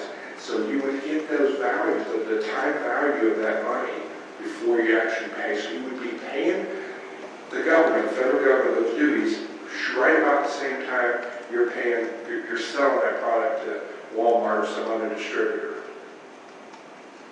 Okay, thank you. I will understand more as I ask questions, but for now, that works. But how does that minor boundary modification work? You didn't use the term, so I was like waiting for that. I mean, it's probably inherent in the explication, but I just didn't hear the word. That's okay. If you look at the picture tells us a lot. So what we're doing is they call it a minor boundary modification because it's just that it's minor, it's small in nature, it's not significant. So a minor boundary modification would be one that is in the general area and is contiguous to the property in question. What we're doing is it's minor because we're simply relocating 50 acres from one side of the SCLA to the other side. Okay, and now you can explain, because now I'm going to ask, my vote is going to be based on benefits or impacts of what this decision can potentially have today and in a near and elongated future. In this very issue here that you're voting on is critical for Graco, which is a subsidiary of the Newell Rubber Paint Factory company. They have a 1,500,000 square foot building at the SCLA that's shown down on that map. And only a part of that building is in the foreign trade zone. They need the entire building to be in the trade zone. So this is impacting their ability to do the work that they normally do. Well, why would we only have them in a partial way? Are we adopting today to make sure that all of their property gets benefited versus, okay, so where's that money now that the So if you see the map there's like what I call a keyhole. You see right where it says 50 acres to be added? That area is currently outside of the foreign trade zone. So when our predecessors many years ago made this foreign trade zone, they cut out that section. A couple decades later, I would guess it was, a decade and a half later, Sterling constructed a building in that keyhole area. It didn't matter at first because the operations at Newell Rubbermaid didn't require this. Now, with them working with the Graco subsidiary, they need this designation. Part of what they need to do to be profitable. So then this is not a direct benefit to the city because it goes through the mediator, which is, I forgot her name. You didn't say her name, but it's the loop around SCLA. We partner with them as a private. Oh, Sterling. Yeah, with Sterling. Yes. So we're benefiting them by extending, but we're also getting the 5. That's right. Okay, I But understand a little bit. I always have to remind myself that when we do things like this and businesses are effective and businesses grow, that means people work there. There's over 150 people that work there when that plant's going full speed. So it's important to us. It's important to us as a community. Okay, so now I want to understand, if you can have one sentence, but historically, there's a reason why council decided not to have this area. They extracted it per se, but now we are being asked to bring it back and you told me the benefit. But in one sentence, historically, why would that not be beneficial? Were there no FTZs then, or there was, but they were analyzed? You have 30 seconds. It appears, based on what I saw in the histories, it goes back a number of years, back I believe to 1996. It looked like originally that was anticipated as a school area because there's some schools just to the north of it at what I call the top of the key. So I guess years ago somebody envisioned that there might be other schools that are in here and a school wouldn't need an FTZ. Well, that obviously changed in the development that was driven by Sterling, put them in that location. Okay, and here's my question that I asked for 9. The question is, why isn't the mayor involved in here and it's asking for a specific administrator? Or is the mayor involved and it just doesn't specify here because it's just normal procedure or standardized? Is the mayor involved? She runs this meeting, she runs this board, so she certainly is involved in making that decision. What as staff we've done is it's a fairly minor matter, this minor boundary modification. So I presume, and this staff report assumes that that's something that she would be and the council would be willing to delegate for me to handle. I think it's a policy decision. If you folks want to do those kind of things, please let us know. We'll be glad to accommodate you. No, I'm just trying to understand the processes, that's all. Thank you.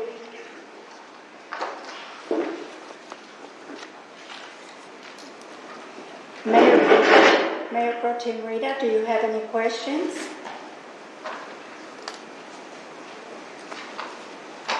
Rita, do you have any questions? I don't think she hears me. Madam Mayor, would you like me to try? Or maybe she's muted, because sometimes she goes, can you hear me now? Yeah. Mayor Pro Tem Ramirez, can you hear us?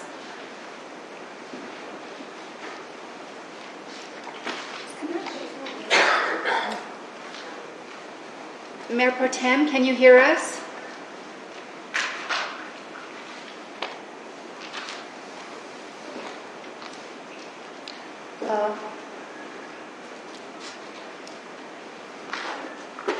I don't have any questions. Shall we do do we have anyone on the line that would like to speak on item 11?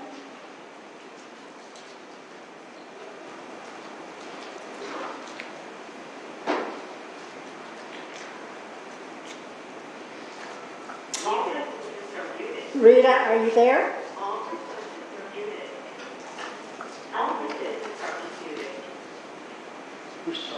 Can you hear me? We hear you now. Rita, did you have any... I heard everything. Oh, okay. Do you have any questions on item 11? No, no comment. No comment. Thank you so much. Well, don't go to sleep on us. No. I'm not sleeping. I'm trying to catch up with you guys. Okay.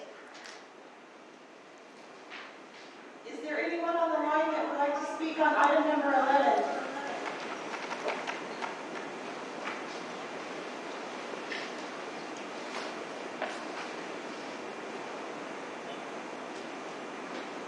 Is there anyone on the line that would like to speak on item number 11?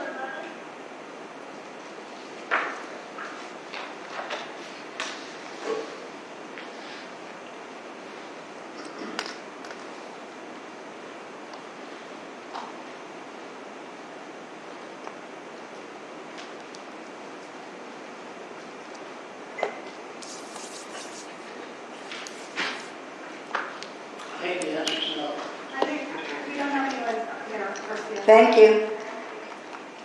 At this time, I request a motion and a second on item 11.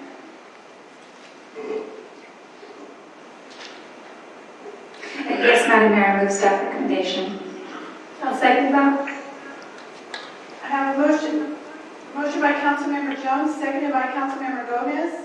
Any further comments? Councilmember Cox? No. Councilmember Jones? None, thank you. Councilmember Gomez? No, thank you.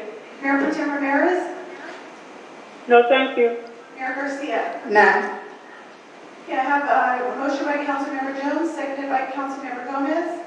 All those in favor, Councilmember Cox? Yes. Councilmember Jones? Aye. Councilmember Gomez? Aye. Mayor Pro Tem Ramirez? Yes. Mayor Garcia? Yes. Motion carries unanimously. Item number 12. Madam Clerk, read the recommendation. Item number 12 is Innovise Info Asset Planner Software Purchase. Recommendation is that the City Council award the purchase of software and implementation services totaling $137,990.83 to Innovise Inc. to acquire and implement Info Asset Planner software and approve the consultant professional services provider agreement by and between the Victorville Water District and Innovise Inc. Thank you. At this time, council members, if you have any questions, you have 3 minutes. Councilmember Cox. I have no questions, thank you. Ms. Jones. None, thank you. Ms. Gomez. Yes, is this item procedurally required after looking at the extended life or lack thereof? It doesn't show anything in the history of the discussion if that is the case.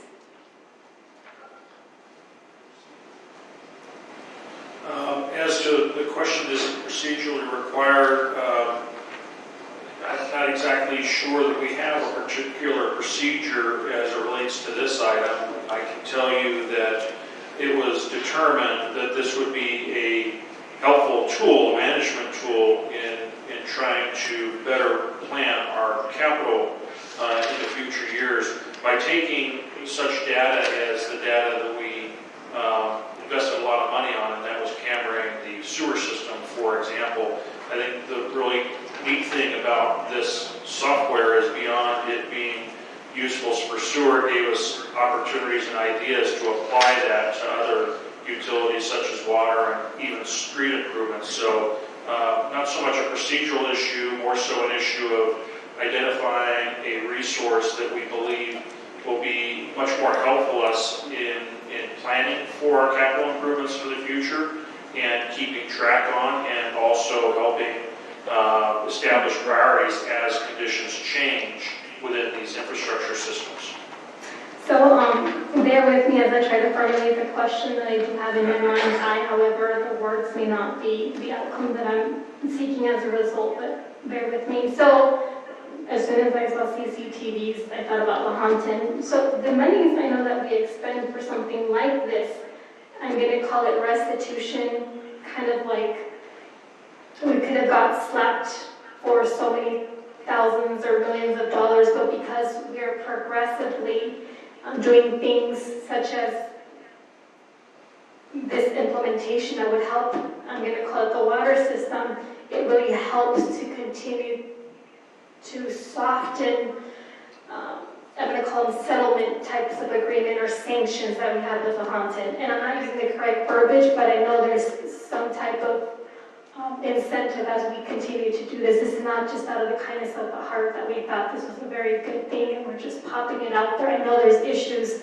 and we've approved of these issues, and the CCTVs remind me of 3 years ago having some heavy discussions and in closed sessions as well. So that's where my mind's coming with this. So if it sounds negative, I apologize, but it was just negative in my mind's eye for obvious reasons to me. Madam Mayor, members of the council, I guess responding to the Lahontan element of it, the Lahontan element relating to the sewer is of course something that we did have to deal with, and we have dealt with, having reached settlement with them on some SSOs or sanitary system overflows of the past and extending quite honestly way too many years into the past. But I think if there's anything that's valuable in having had to go through that very difficult process and actually bringing it to finality, was the things that we learned relative to the importance of managing and maintaining these systems. And then, of course, in trying to make the job easier for staff, finding a number of these tools that are out there that actually help manage and monitor better and use, of course, the data that we've obtained in trying to manage the system. So I think this is more so from the perspective of being positive, that it's allowing us now to have, from what we learned in the past, use technology in this particular case to better serve and improve our ability just to keep up with the system going forward. Thank you. No further questions? Rita, do you have any questions?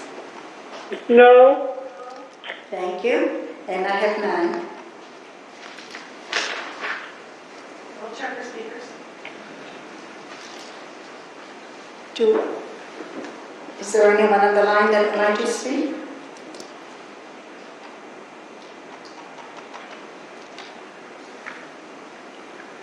I'm sorry? No, I have no questions. No. Oh, they're checking to see if there's anyone on the line. Yeah, we were going to check for speakers. Yeah, we need to give it a little bit of time. Because of the delay. I thought when we got the system fixed, we didn't have a delay. We saw a delay? Yeah, we sure have to. Oh, okay.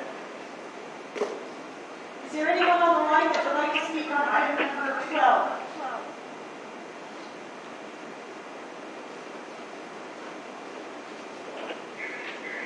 Is there anyone on the line that would like to speak on item number 12?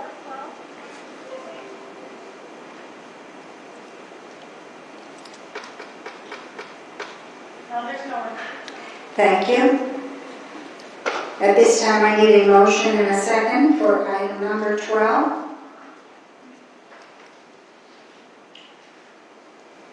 Since I asked earlier, when we had the item that dealt with the emergency on the pipe, if we were going to be using the camera, this is the planning process that leads up to that. So I want to make that motion to approve staff recommendation. Thank you. I'll go ahead and get a second for that. I have a motion by Councilmember Cox, seconded by Councilmember Gomez. Any further comments? Councilmember Cox? No comments. Councilmember Jones?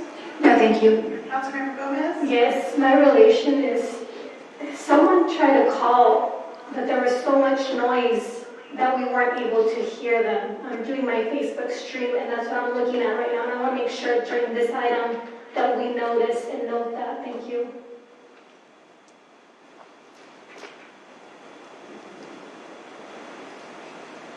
Mayor Pro Tem Ramirez? Yes. Any further comments? Do you have any comments? No. Mayor Garcia? None. I have a motion by Councilmember Cox, seconded by Councilmember Gomez. All those in favor? Councilmember Cox? Yes. Councilmember Jones? Aye. Councilmember Gomez? Aye. Mayor Pro Tem Ramirez? Aye. Mayor Garcia? Aye. Motion carries unanimously. Now we move on to item number 13. Madam Clerk, read the recommendation. The Fire Prevention Professional Services Contract, the recommendation is that the City Council approve Amendment Number 1 to the Consultant Professional Services Provider Agreement with Four Leaf Incorporated, increasing the total compensation amount by $43,936, resulting in a not-to-exceed amount of $516,616 for fire prevention professional services in fiscal year 1920 and establishing a not-to-exceed amount of $492,668 for fiscal year 2021. Thank you. Council members, do you have any questions? I will start with Councilmember Cox. No questions. Ms. Jones? Yes, I do. Thank you, Madam Mayor. So, Mr. Metzler, does the $43,000, almost $44,000 cover the 10% increase in hours from the 36 to 40 hours per week? I believe the answer is probably best from Fire Chief Greg Benson. And that, of course, would be to maintain the continuity with city staff hours. Well, good evening, Mayor and Council. A little interesting. The amount that you referenced is partially the 10% increase. It's also the fact that as we started this a year ago, we were starting to develop a program, and Four Leaf has been effective in helping to develop that, but they also found that there were some other things that needed to be done that we did not anticipate at that particular time. All right. Thank you. I appreciate it. Thank you, Madam Mayor. Thank you. Ms. Gomez? Yes, so bear with me because I was here during the vote and the initiation and the 5-year plan and all this. So as we progress, several of my questions dealt with, will there be more money needed? Because we have a 5-year plan and we're not even, I would say, halfway there. And then I'm looking at these figures, and then it always seems like there's a little more, and then there's a little more, and there's a little more. Mind you, I do recognize that the expenses of anything continue to go as we have administration and any kind of infrastructure or administrative or services to the public. I get that. But that's not necessarily what I see from a councilwoman's perspective. So I want your insight as the chief. You're doing this every day, day in and day out. You know what's going on and you're seeing the money. But I'm just voting for this. But I also need to have an understanding that I'm not just voting for something that I thought in the 5-year plan was already included, but we didn't foresee this and we didn't foresee that, because remember, we are during heavy times during a COVID-19 pandemic, and this kind of worries me that we're saying yes to all these many figures, and it's saying here that the current contract was for a certain amount, but we need this more amount, but not to exceed that amount, and to me those just sound very vague. They don't have any rhyme or reason, because I'm not in your shoes looking at what you're looking at specifically. Yes, ma'am. Well, as I mentioned before, when we began last year, there was a certain scope and amount of work that we anticipated, but we found more than actually needed to be done in working to keep the business community safe. And so the little additional amount that we are requesting covers the additional work that's been done by Four Leaf to help to also create a program that is sustainable long-term, which is an important component. If you notice too, with our request for going forward, we're actually having a small reduction because of some of the efficiencies that we've been able to put into place with some of the efforts that they have provided. I'd also like to point out some of the benefits of the very active fire prevention program is that things that have been found over the last year by Four Leaf have included in commercial buildings, exits that have been blocked, sprinkler systems have not been hooked up to the water supply. I'm pretty sure they need to be hooked up to work if we need them to. There's been storage of materials in improper areas, such as flammable, combustible liquids under open stairwells.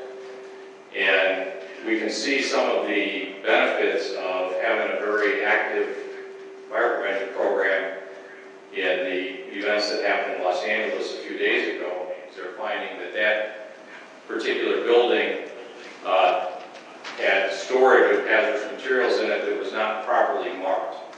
So at this point, there's no indication of when it was inspected, but it helps us to get into buildings, learn what's in those buildings, and then be able to ensure for life safety and economic stability for the community. one other question then. So is Four Leaf, I'm assuming Four Leaf is a contracting agency that you collaborate with, because this Four Leaf Inc. or whatever is my presumption.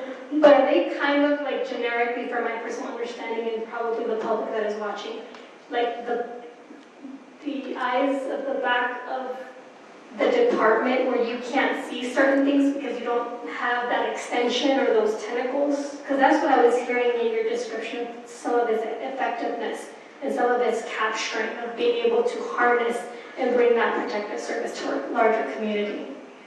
Yes, Four Leaf is our partner in the community in encompassing community risk reduction services or fire prevention activities, depending on how you want to consider it. The benefit of utilizing them is they have a very broad range of expertise and experience, and so that is a benefit for us as the fire department as well as the city. We very closely collaborate with them in addition to the building department. So it's developing into a very effective relationship where we're able to benefit from their perspectives out in the community. They bring problems. If they identify them, they work to correct them. If they're unable to, then myself or the building official can get involved to provide those corrections for the health and safety of the community. And then maybe this is a different item, but it still talks about fire. Does this item and what you're talking about doing going to allow for the opening of 315, the fire station? Is that how LEAF helps you as a department? Or is it just limited to what you were just stating? For a community risk reduction? Four Leaf is they do the fire prevention services. So what you're referring to is Fire Station 315. Yeah. That's an operational station, and so those are two separate things, if you will. All right. They're under the same department, but they're two separate things. Thank you, I appreciate it. Rita, do you have anything? No, I'm just listening. No comment. Thank you, and I have none.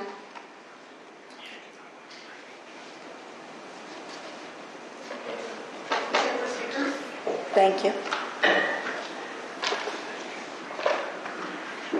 there anyone on the line that would like to speak on item number 13? Yes, I'd like to speak on Okay, your name, yes. You'd like to speak up, your name, please? My name is Ramiro Rodriguez. Okay, Mr. Rodriguez, you have 3 minutes. Thank you. I read this item, and I couldn't really grasp what actually this agency does. Is it a government monitoring agency for our fire department? I still don't understand what police actually does. The city of Victorville, the fire department does. The management company, I imagine the building department has a lot of rules that we must follow, or the building must follow, code enforcement, even the fire department. As to what happened in Los Angeles and the explosion,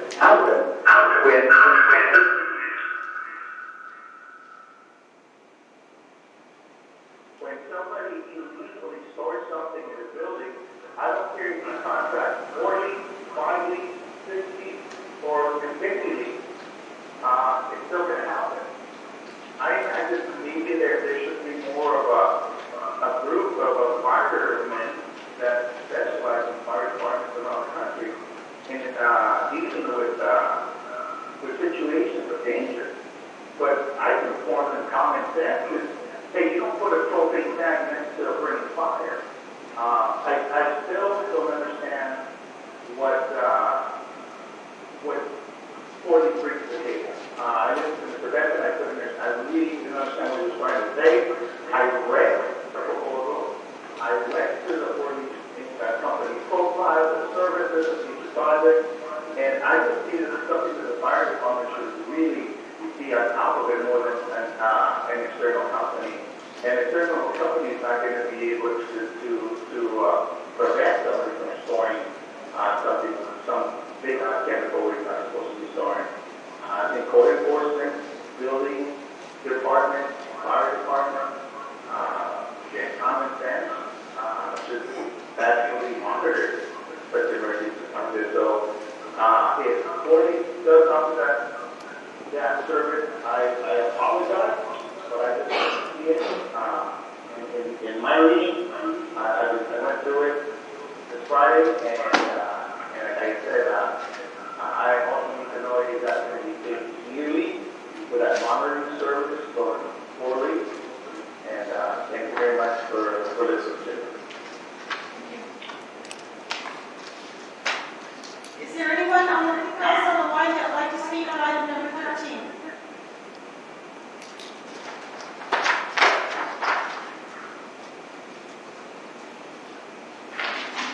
Is there anyone on the line?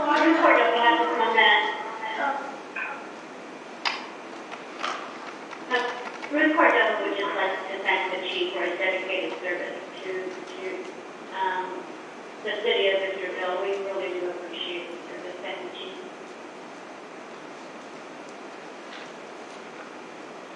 Thank you. Is there anyone else on the line that would like to speak on item number 13?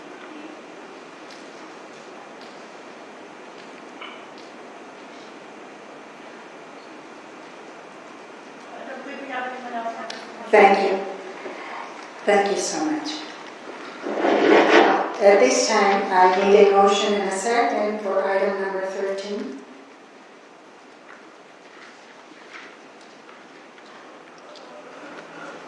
Madam Mayor, I move that the council approve the staff's recommendation and extend the contract for $43,936 for a not to exceed amount of $492,668. Thank you. Second. I have a motion by Councilmember Cox, seconded by Councilmember Jones. Any further comments? Councilmember Cox? No comments. Councilmember Jones? None, thank you. Councilmember Gomez? So, I thought I was the only one. I don't need to turn it on. Got it. So I thought I was the only one that had read this piece of information and wasn't getting it. And I really tried to put the best effort to understand. But when the commenter said he had the same notion, it made me reflect. I kind of thought that this company was really a mitigating company, kind of like the eyes on the back of the fire department, for a long term, to be able to assist our general community in its safety in terms of hazard. And that's how I'm vocalizing it. That's what the limited understanding of what I have with this. What I failed to ask was, is this a yearly thing that we're doing? Was this a schedule of 5 years? Is this something that our fire department will endeavor to forever have and can no longer do without? So we will always be contracting a service, and every so often, hopefully not just piggyback, but go ahead and do a purchase agreement where the bidders have the opportunity to take something of this level. So I failed to mention that, but it was important for me to state that when I realized that another one of the constituents had similar lack of understanding of what Four Leaf was doing.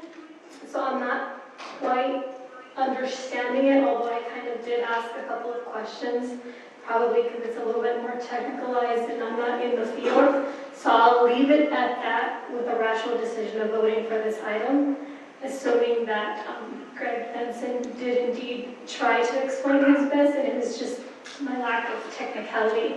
Another thing of technicality of understanding the process, we did have in the beginning a gentleman, I forgot who his name was, and I'm trying to confuse him with the chief, but no.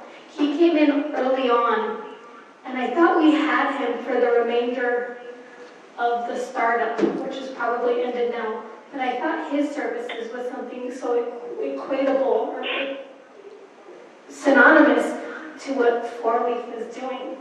But now I don't know. I think I'm just confusing myself as I try to explain my way as the money in the phase of what we're approving today is indeed.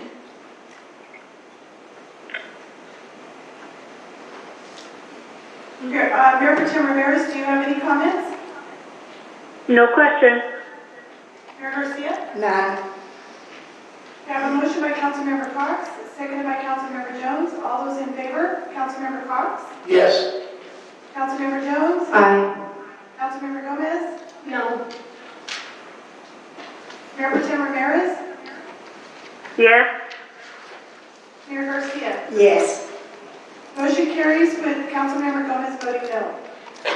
Now we move on to item number 14, Public Safety Plan. Madam Clerk, read the recommendation. The recommendation is any action is at the discretion of the City Council. Councilmember Jones, would you like to introduce this item? I would, thank you, Madam Clerk. First of all, thank you to my colleagues for allowing this matter to be placed on the agenda. So briefly, on November 19, 2019, the City Council charged the City Manager with the task of presenting us with a comprehensive plan for improving public safety, which would focus in part on community policing, community police relations, code enforcement, animal care and control, and fire. Direction was also given to provide us with options for generating revenue toward that end. This evening we have the requested report before us as well as the recommendations. So, Madam Mayor, I hand this item back to you, and when so invited, I'm prepared to offer a motion for Council's consideration and begin the discussion. Thank you. Madam Mayor and members of the council, first I want to say thank you for the opportunity in tasking me to take on this project. This is a project that in many cases you can easily see a consultant actually being brought on board to help provide some in-depth analysis and perhaps independent analysis as they might find it valuable to have independence. I can tell you that this is a report that we took on as staff, and quite honestly, I'm glad we did that, because despite how long it took to get to this point, I think had we relied on a consultant to try to put this together, we probably wouldn't be having this conversation today, and we'd probably be waiting to have the conversation. And certainly when we were tasked with this responsibility, we thought 120 days would be enough time. And we actually put the staff to task, but quite honestly, when we took on this responsibility, we looked at a number of things because we felt that if we were going to make a recommendation to you, it had to be very well thought out. So this exercise was a very healthy exercise. But when we started scoping it out and looking at what is public safety in Victorville, we've identified it a little bit beyond the obvious, which is police and fire. We've also included some of the accessory type responsibilities, such as code enforcement and animal control, because they all seem to have some form of dependency and reliance on one another. So when we developed the scope, we wanted to do something that was more than just focusing on the population trends. And we'll speak about population a little bit here, but we certainly didn't believe that population trends or numbers per 1,000 people were the best measures to really define how you should structure your public safety program. So we did look at a number of key statistical trends, which is what we will go over in a little bit of this report. But we also looked very closely at the staffing levels, existing staffing levels, trend staffing levels. We also looked at the physical needs of the respective divisions, and that is the buildings, the equipment, the apparatus. And so from that, we tasked the respective divisions to make recommendations about what they would like to see their departments look like to provide what we're hearing from the public, which is increased public safety, increased public response, and quite honestly, over time we've had some challenges just over the years, largely revenue driven. We did have a recession to contend with, and so we've had a lot of challenges over the years. But with that, this was an opportunity, and I say healthy because it gave us the ability to try to forecast where we want to be. And then figuring out where we want to be, then we were able to start looking at what is it going to cost to get there. And with that, we've been able to look at a number of models, which we're going to share with you. But then we're also able to look at a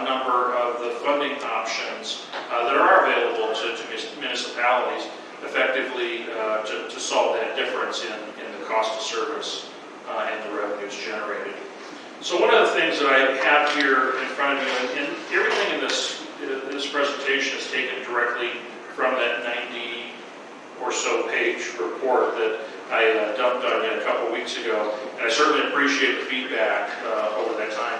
But one of the things that we did look like, though it's not the key measure in this report, is just giving you a sense of what we've seen over the last 20 years. And this is your population growth over the last 20 years. And you can kind of see that from 2000 to 2010, it experienced a pretty meaningful growth rate at about 7% annually. And then, of course, things really kind of flattened out from 2000 on to today. And that's post-recession.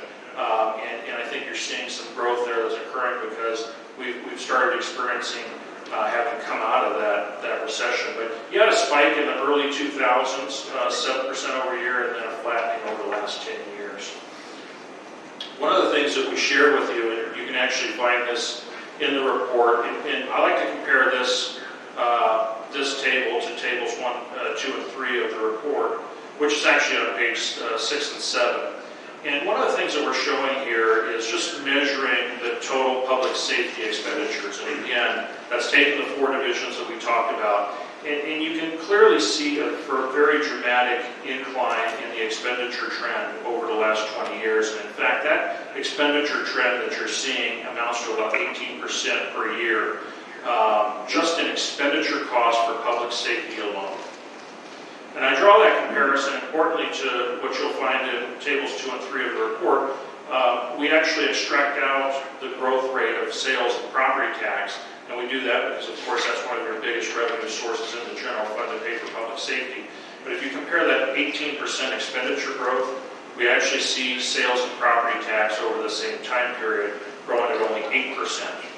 And then to compare that further to staffing levels, comparing that 8% to staffing levels, we're increasing at only 1.6% when you look at the total growth of staff over the same time period. So I think the clear point here is that the cost of service is certainly, and has been for a long time, outpacing the actual revenue and staffing levels, which is having a negative effect on what the public is actually feeling in terms of the level of public safety that they're seeing.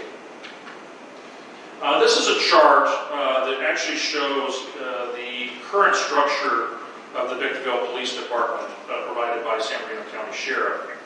And it's your org chart, it's their org chart, I should say, and it identifies the number of different divisions.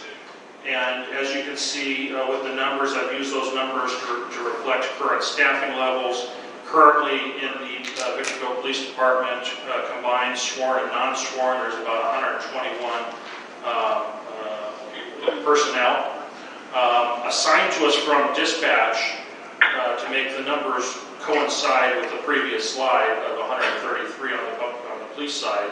There's 12 actual personnel assigned to us in the dispatch center that actually do the 911 dispatching to the officers. In this particular org chart, you see command staff, currently led by Captain Bessinger. He has the support of 2 lieutenants, where he divides his organization administratively and operationally, where one lieutenant will handle the admin side and one will handle the operations side. But with that, there's 2 divisions that I want to focus on in this because it's going to ring through in the next few slides. And that's having me focus on the box that says traffic unit and the other box that says patrol unit. Now, in simple, my simple way of thinking, the traffic unit, of course, is the enforcement side of those that are watching for violators of the speed limit, running red lights. Your patrol unit is the unit that's principally responsible for responding to the 911 calls, whether it's a priority E call, which is the highest priority call, to the lowest priority call, which is a priority 4. In focusing on those 2 units, traffic unit and patrol unit, there are minimum staffing levels levels. Now, mind you, this is not where our staffing levels always are, but it's one thing that the Sheriff's Department is committed to Victorville, which is their minimum staffing levels on the traffic side at any shift is going to be 3 deputies. Now, we have 3 shifts that we operate during a 24-hour period, but the minimum staffing level is 3 for traffic. I want you to remember that number. On the patrol side, and these are the deputies that are actually responding to calls, your minimum staffing level is 8.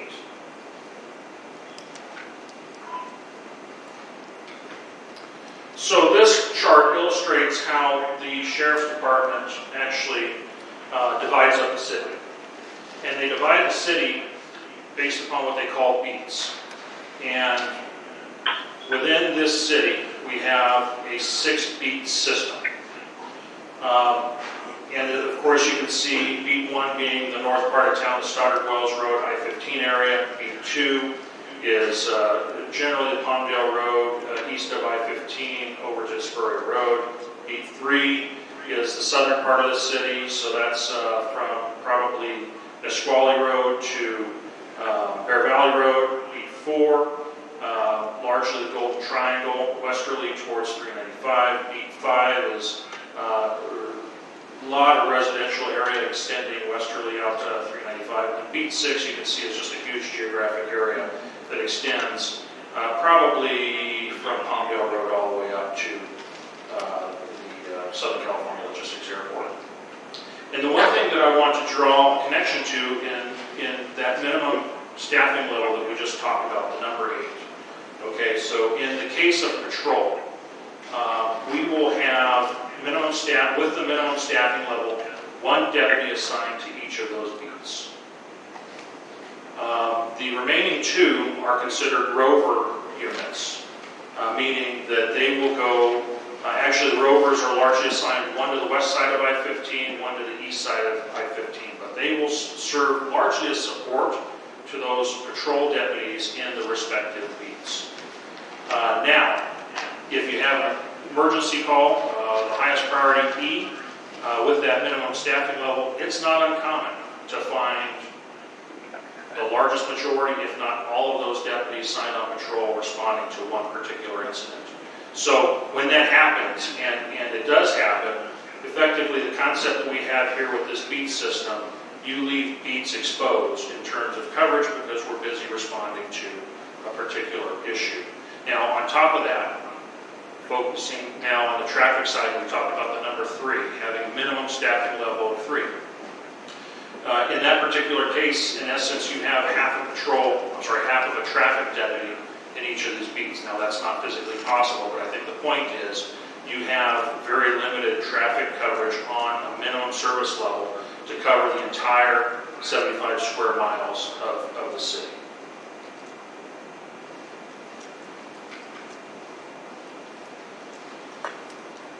Now, this is something that we actually can be found on page 11 of your report. And so knowing the minimum staffing levels, one of the things that we actually wanted to analyze was the volume of calls, the volume of responses that our sheriff deputies are receiving. And this chart illustrates calls for service, and we actually distinguish proactive calls versus dispatch calls.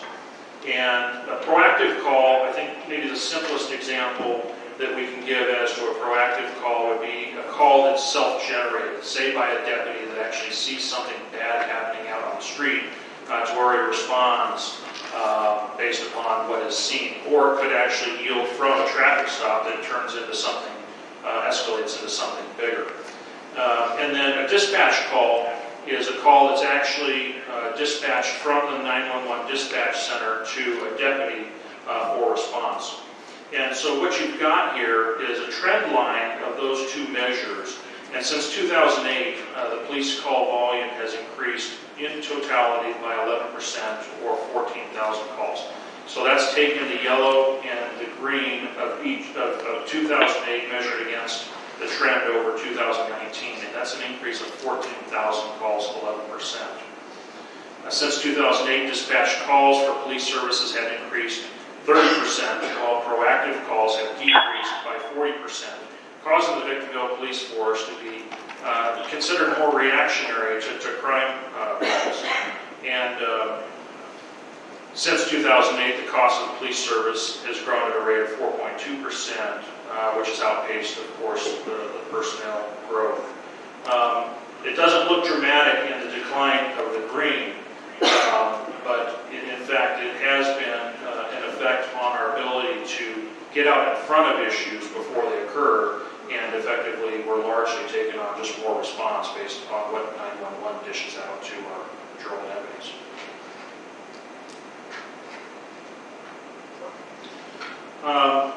This slide and the next slide, I think, are fairly eye-opening. And this slide is dealing with the measure of priority call response times. Received to dispatched. The next slide is actually going to measure response times it takes once the deputy actually receives the dispatch call and actually responding to the call. And that's effectively, the two slides together are going to tell you what we're measuring as the total response time from dispatch to actually arrival on scene. And interesting, what you'll see, and I'm going to use the middle of each set of bars, priority 3, because that's what the chief tells me is likely a home burglary, no suspect on scene, no threat to person. Obviously, there's a lot of damage likely, but that would probably characterize as a priority 3. And that might be something we can all relate to, because in 2008, that measure from when the dispatch center actually transmits that call to a deputy, it's taken 20 minutes. So what's effectively happening in 2008, the call goes in, dispatch picks up the call, hey, I got a robbery, my home's been burglarized. The measure of time it took for the dispatcher to find an available deputy to actually receive that call was about 20 minutes at that time. Flash forward to 2019, it's taken about an hour and 15 minutes. That's for the dispatcher to just find a deputy available. So what will happen is the call will go in, it gets queued in the system until there's a freed up deputy from other calls that are keeping the deputies busy. They might even be higher priority calls. But effectively, that's how long it's taken just to find the deputy available so that they can start the response.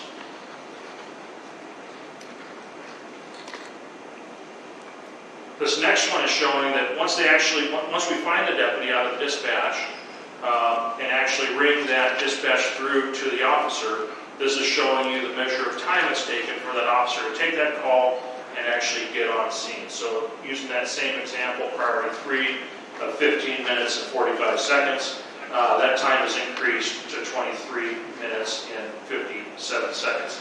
And I'll tell you one thing, this is measuring the time from when the call is taken to when the call is cleared. One of the things that happens is while the deputy has been called to, say, a priority 3 or priority 4, it's not uncommon for a priority 1 or an E-call to ring through to where that deputy and others get pulled off. And effectively, these clocks start all over again. So when we hear the complaints from our residents about it taking 3 and 4 hours to respond to a call, it very well could be a priority 3, it very well could be a priority 4 call.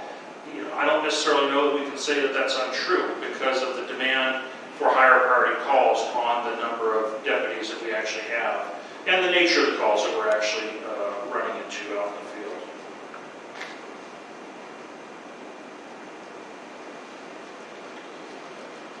This slide actually has a direct correlation to that concept that we just earlier talked about, from kind of transitioning from being proactive to reactive. And this slide is actually a study of just the measure of traffic citations. So again, going back to that concept of having 3 minimum deputies assigned to traffic, what we found here is that since 2010, traffic citations issued to motorists have declined 67%. Of course, the traffic enforcement staff levels have remained fairly flat. However, service levels have decreased largely to traffic enforcement being called to respond and support to emergency protocols. So if, for example, we have a priority e-call where there's threat to life, potential threat to life, there's a suspect on scene, especially at times when you're dealing with minimum staffing levels, your deputies are going to roll. And they're not going to roll based upon whether they're assigned to patrol or to traffic. They're going to roll. And so what's happening, and I think this chart particularly is a direct correlation to the fact that traffic is getting pulled away from traffic to serve a lot of the other needs that our population is calling for through the dispatch system. So traffic enforcement has been negatively impacted just by the increase in the call volume and the type of calls that we're taking.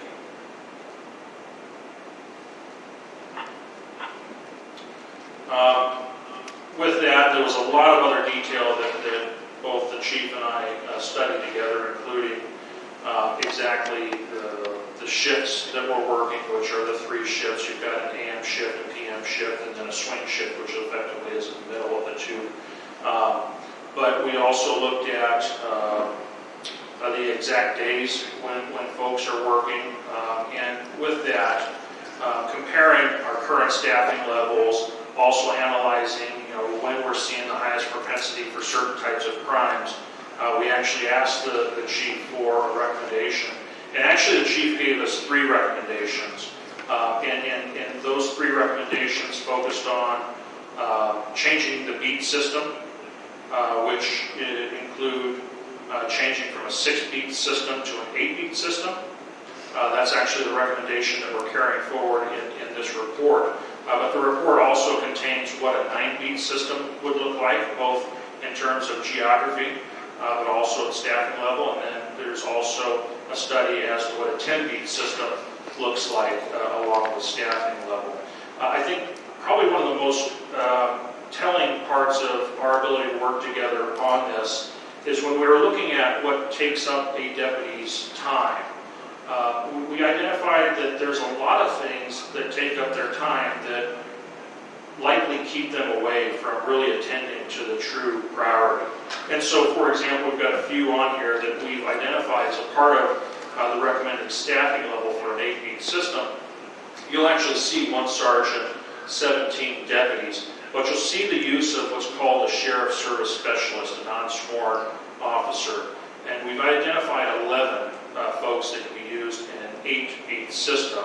And that would, the examples of what, and they're not limited to these examples that are listed here, but if we don't have the SSSs to be able to do these works such as taking reports when suspects are not present, collecting evidence, lane closures, parking violations, towing vehicles, to the extent those things are being done, they're being done by a deputy. And so the question that we had is that the most effective use of our deputies out in the field? And so one of the answers in response to that was probably not the most effective use of our deputies' time, especially considering the nature of our call volume.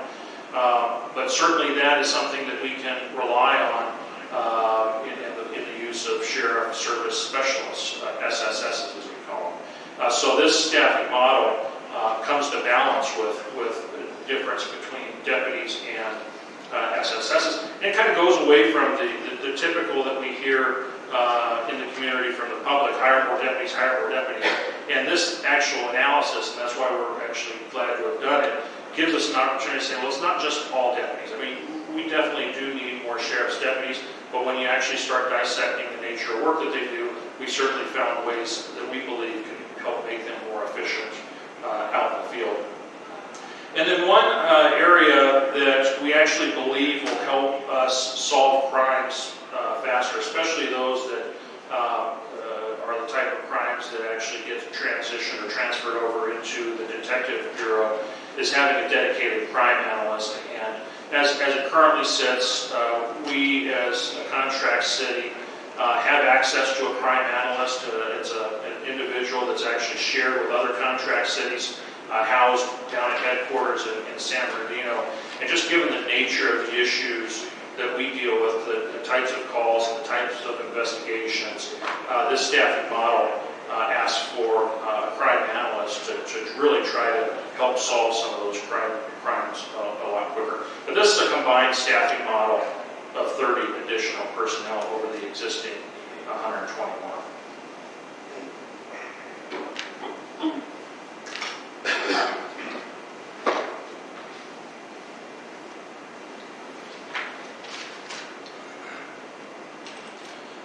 The next slide, we're going to transition a little bit into fire. And I've circled a couple of things on this map. This map is actually found on page 21 of the actual report. And similar to the Sheriff's Department, the Police Department, the Fire Department also divides the city up into smaller areas. Police Department calls them beats. In this particular case, the Fire Department calls them fire management zones. And so as you see on the map, we divide up again the 75 square miles. And in the perfect world, if you're designing the perfect system, you locate your fire stations within a fire management zone to where it can actually respond within 5 minutes to the incident. I say 5 minutes. The actual guidance for the fire department is that of that 5 minutes, 1 minute is allowed for the opportunity to get the call at the station and actually get onto the unit and then out the door. Ideally, it's drive time of 4 minutes to the actual scene. And so in the perfect world, I say, if we were designing this today, you actually locate your fire stations probably differently within the fire management zones, and you might even structure the fire management zones different than what we have. But this is what we have. And so the one zone that we're familiar with is actually we should be familiar with them all. They're kind of fuzzy, I'm sorry. But starts with fire management zone 311. That's the fairground station. You've got fire management zone 312. The station in that zone is located over on Elevado Road and Mojave Drive. Station 313 is over in the La Mesa Amethyst Road area over by Eagle Ranch, Liberty Park. And then I've circled fire management zone 315. And I've circled 316, and we'll talk about that. You'll see it a little bit better on the next slide. But Fire Management Zone 315 does have a station. That's the station that is on staff. And we're calling the very far west of the city, which is where we're seeing a lot of residential development. In fact, there's one project at the southwest corner of 395 and Bear Valley Road that we're familiar with that's largely developing out. That's effectively where what we're calling Zone 316 is. There is not a station in that zone, and it's being responded to by other zones. And so the next slide, in keeping in mind the two zones that I had circled, I want to relate it to this map here. And this is actually your fire incidents from our service in 2019. And you can see a pretty good concentration. It does seem generally, when you look at 311 and 312, that you have a good concentration of calls around their stations. You see just an enormous amount of calls in the 313 station, but I want to draw attention to those circle areas that we shared with you, and you can see a number of calls being generated in the 315 and 316 areas. And the point there that I wanted to draw a connection to is that those are largely being responded to by Station 313, putting strain on 313, especially when you consider the number of calls that are showing up in the 313 territory.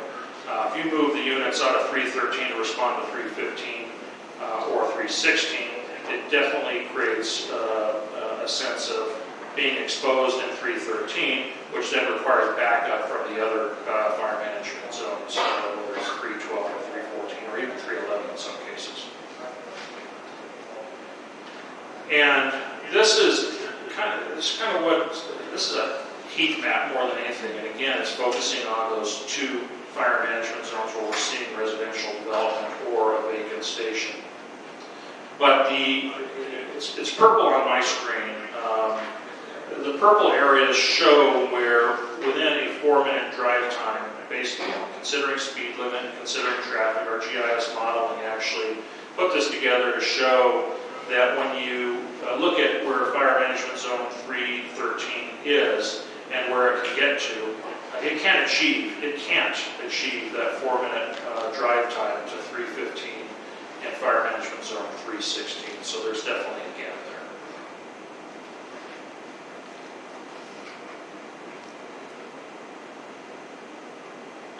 This is actually found in page 32 of your report. It actually measures population since 2011. It shows an increase in population of about 8%. The total number of incidents over that same time period increased by 49%. The fire incidents alone increased by 52%. Madam Mayor, you just went over all the fire calls onto that, but now, yeah. So those aren't actual fire calls, but they're calls from the fire department, so they could be emergency first aid. Okay. Yes. So where's the map showing where all the fires are? I did not include that in this report, but you are right. These are all fire department related calls.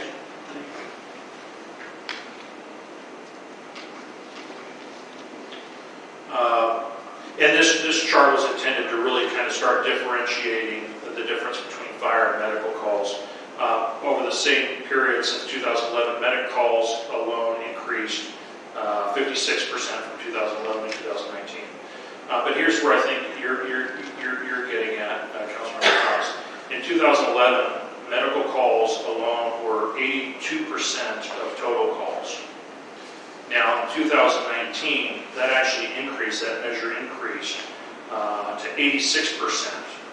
So in 2019, of our total calls to the fire department, 86% are medic-related calls. And interestingly, when it came to actual fire calls in both 2011 and 2019, they were both approximately 4%. So we really have not seen too much of an increase when it comes to actual fire calls as a measure of the total calls.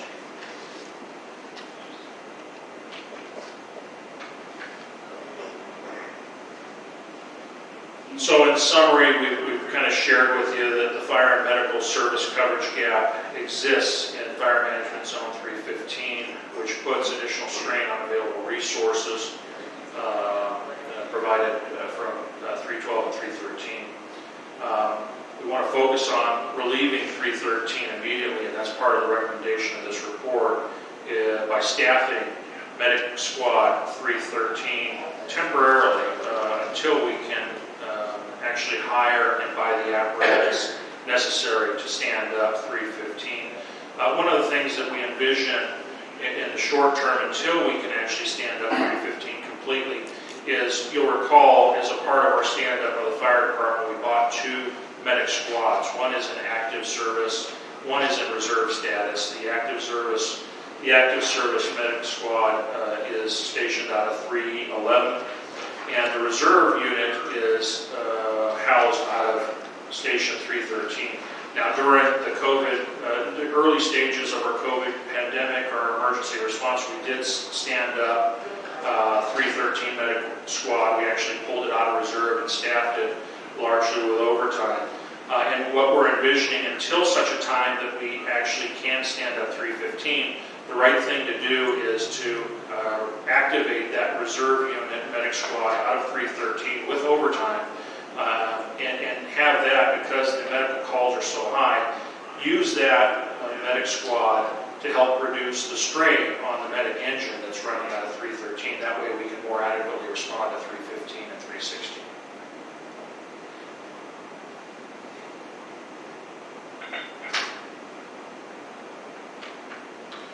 And this was an attempt to summarize the recommendations over coming years. The big part of it really is staffing up 315. That would be something that we would envision as the first full year of operations. Staffing costs would be the big one there. But I do have to encourage that if we do move forward and we are successful in finding the revenue that's later recommended in this report, we absolutely have to develop a fire master plan, study all of our zone management, and really give us the best sense of how to manage those zones over the long term. Code compliance is another area that we looked at, and what I've shared with you on this chart is something I think many of us can relate to just in our normal complaints about things throughout the city. But we have a code compliance division, and code compliance cases are created really three different ways. Certainly through regulatory compliance action. That may be where for regulatory-related reasons, we're obligated to go out and inspect a certain something. That certain something that typically comes to mind is mobile home parks, where the state regulates that mobile home parks be inspected within a certain time frame. A proactive compliance action might be similar to in the police case, where our code enforcement officer is driving around to where we self-generate a case. It could be one of us calling the code enforcement officer. I do take quite a few directly from constituents and even from you as the council members.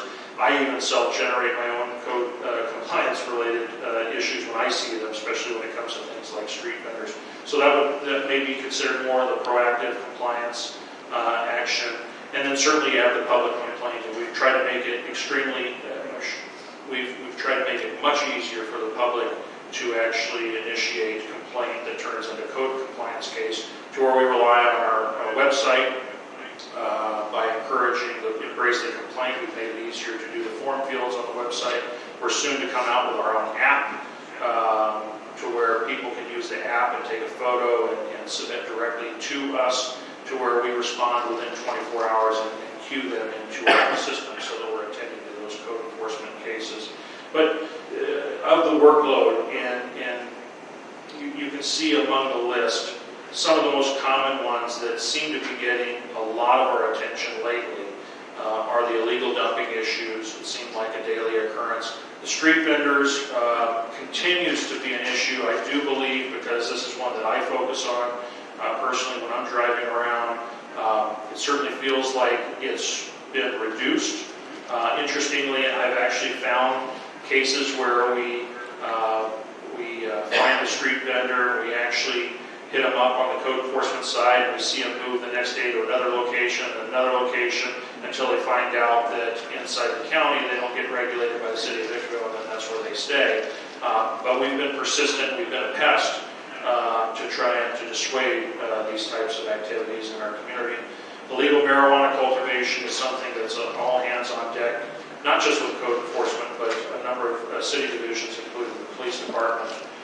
And then you got special projects, such as one that we're working on right now, which is putting together a task force to address fireworks, which is actively being worked on right now.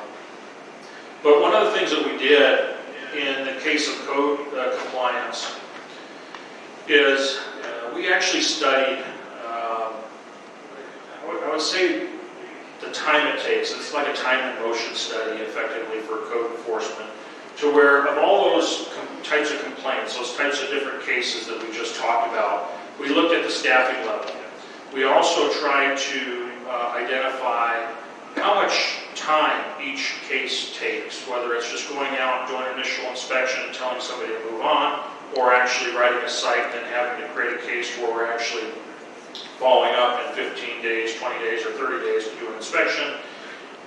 And then, of course, looking at scenarios where when you don't have immediate compliance, what time more is taken to actually get compliance or legal remedy. And so one of the things that we put together in this particular slide is we did a staffing capacity versus caseload analysis. And what you find here in the blue chart is the maximum caseload capability of staff. So that's considering the time it takes to handle particular cases. And then it also measures against actual cases.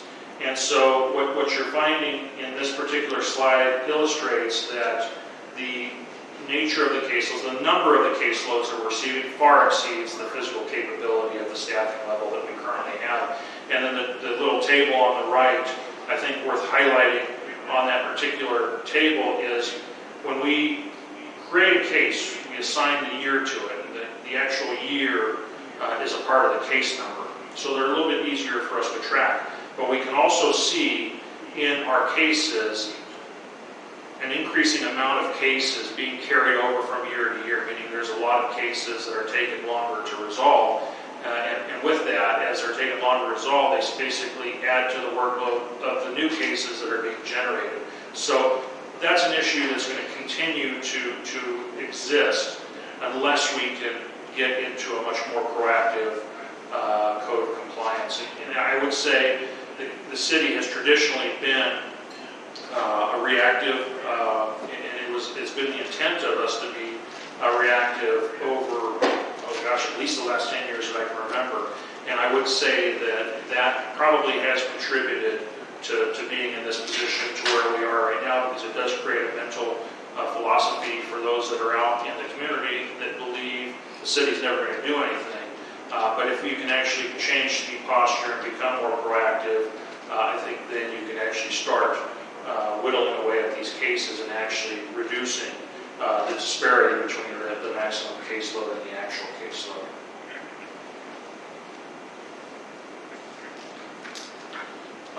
To get to that proactive state, the code division, and I agree with, they're recommending a staffing level where they actually bring on additional code enforcement officers, 6 additional officers in total.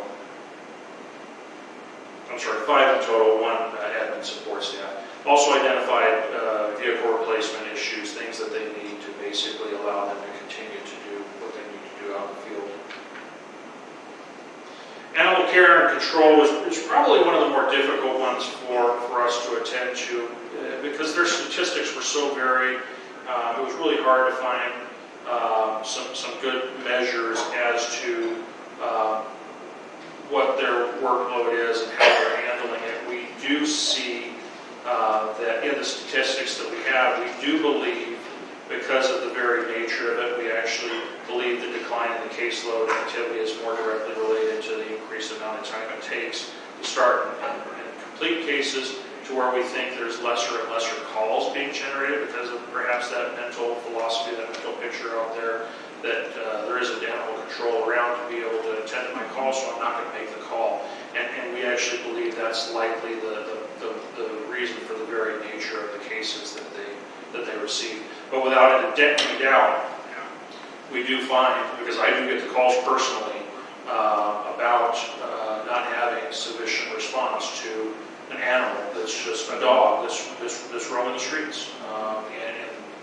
So we know as much similar to the other public safety divisions, trying to be proactive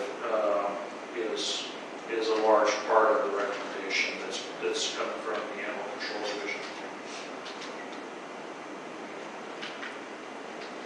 So with the recommendations that we got from the departments, one of the things that we looked at, and this should be somewhat familiar to you, in fact, the number in the 1920 column, at the very bottom, the general fund reserve number of $15.8 million. So one of the challenges, and one of the reasons that it took a little while to complete this analysis, was because these were the cash flows that we were using at the mid-year. So when the council adopted the mid-year budget, we actually took that mid-year budget, looked at the cash position at that particular time, and then started forecasting forward until 2026, 2027 fiscal year.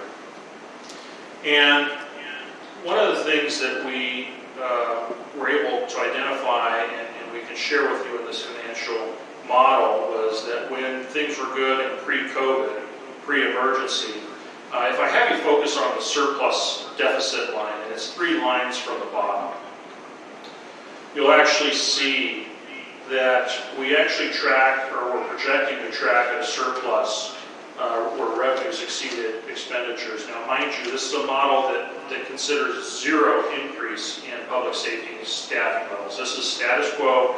This is maintaining existing service levels. And so what you'll see in the surplus deficit line, 3 from the bottom, is that you actually track positive until the 21-22 fiscal year, where you actually then start deficit spending. Now, in the 21-22 fiscal year, you don't draw down reserves yet, but you do start drawing down reserves in the 22-23 fiscal year. That's where your surplus exceeds that cash loan repayment from VEMA's coming in, to where you actually then have to rely on reserves to balance your budget.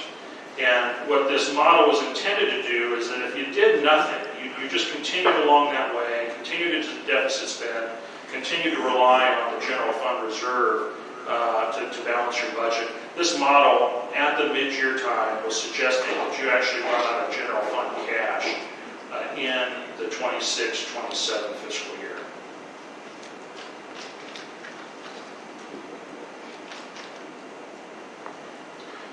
So,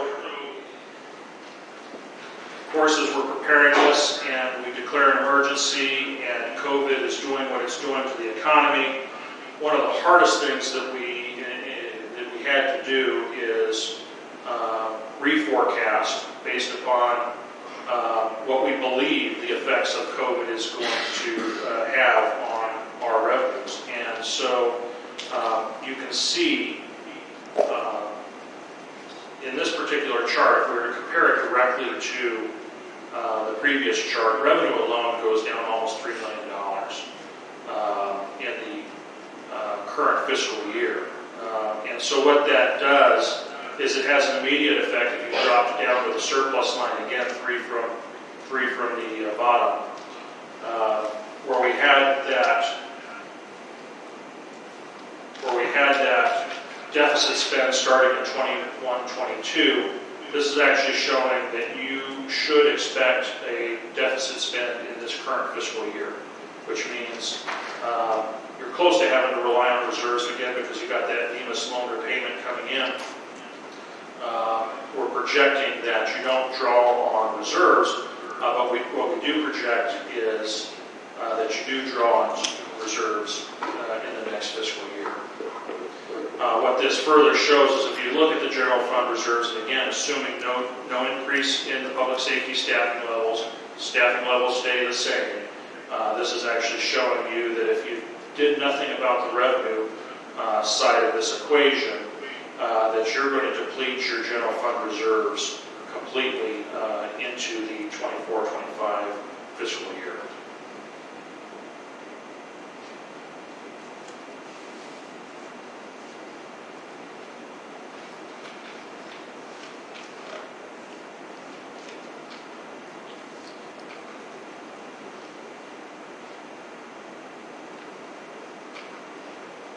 So from that, what we did was started researching what funding options are available to cities. And some of these we've seen before. We certainly looked at, in this particular case, both the general transactions and use tax along with a special transactions and use tax. And the transactions and use tax is the technical term, but effectively it's in addition to the local sales tax. So currently in Victorville, the sales tax rate is 7.75%. So state law allows you to increase not more than 2% in increments of 0.125% to serve as a transaction and use tax additive to the local point of sales tax. And that can be both in the sense of general and special. General tax gives you the broadest ability to spend it on general discretionary nature services, whether they're police, whether they're fire, code enforcement, Also allows you to consider making investments in public recreation programs. It also allows you to look at things like libraries, anything that can be distinguished as a general purpose, general benefit to the community. Special transactions and use tax require you to spend those monies on a very specific, limited purpose. We did look at transient occupancy tax, which is the hotel tax. Interestingly, we were reminded when we were doing this analysis that we actually attempted to do one back in 2008 and it failed. We also looked at parcel tax, which would be some form of addition to the parcel tax rolls and assessment to local properties. And quite honestly, when it came down to deciding which one was best for this city, I think the easiest part of the answer had to do with what are we trying to fund. And if the residents and our community are demanding increased public safety, whether it's police and fire and code and animal control, and what do we believe is necessary to provide them with those services, we're looking to fund in the first full year of operation about $9 million. And the only one that actually gave you that ability to generate that kind of money in short order was the transactions and use tax. So with that, taking that recommendation, what we attempted to do was actually make some projections now in the COVID life.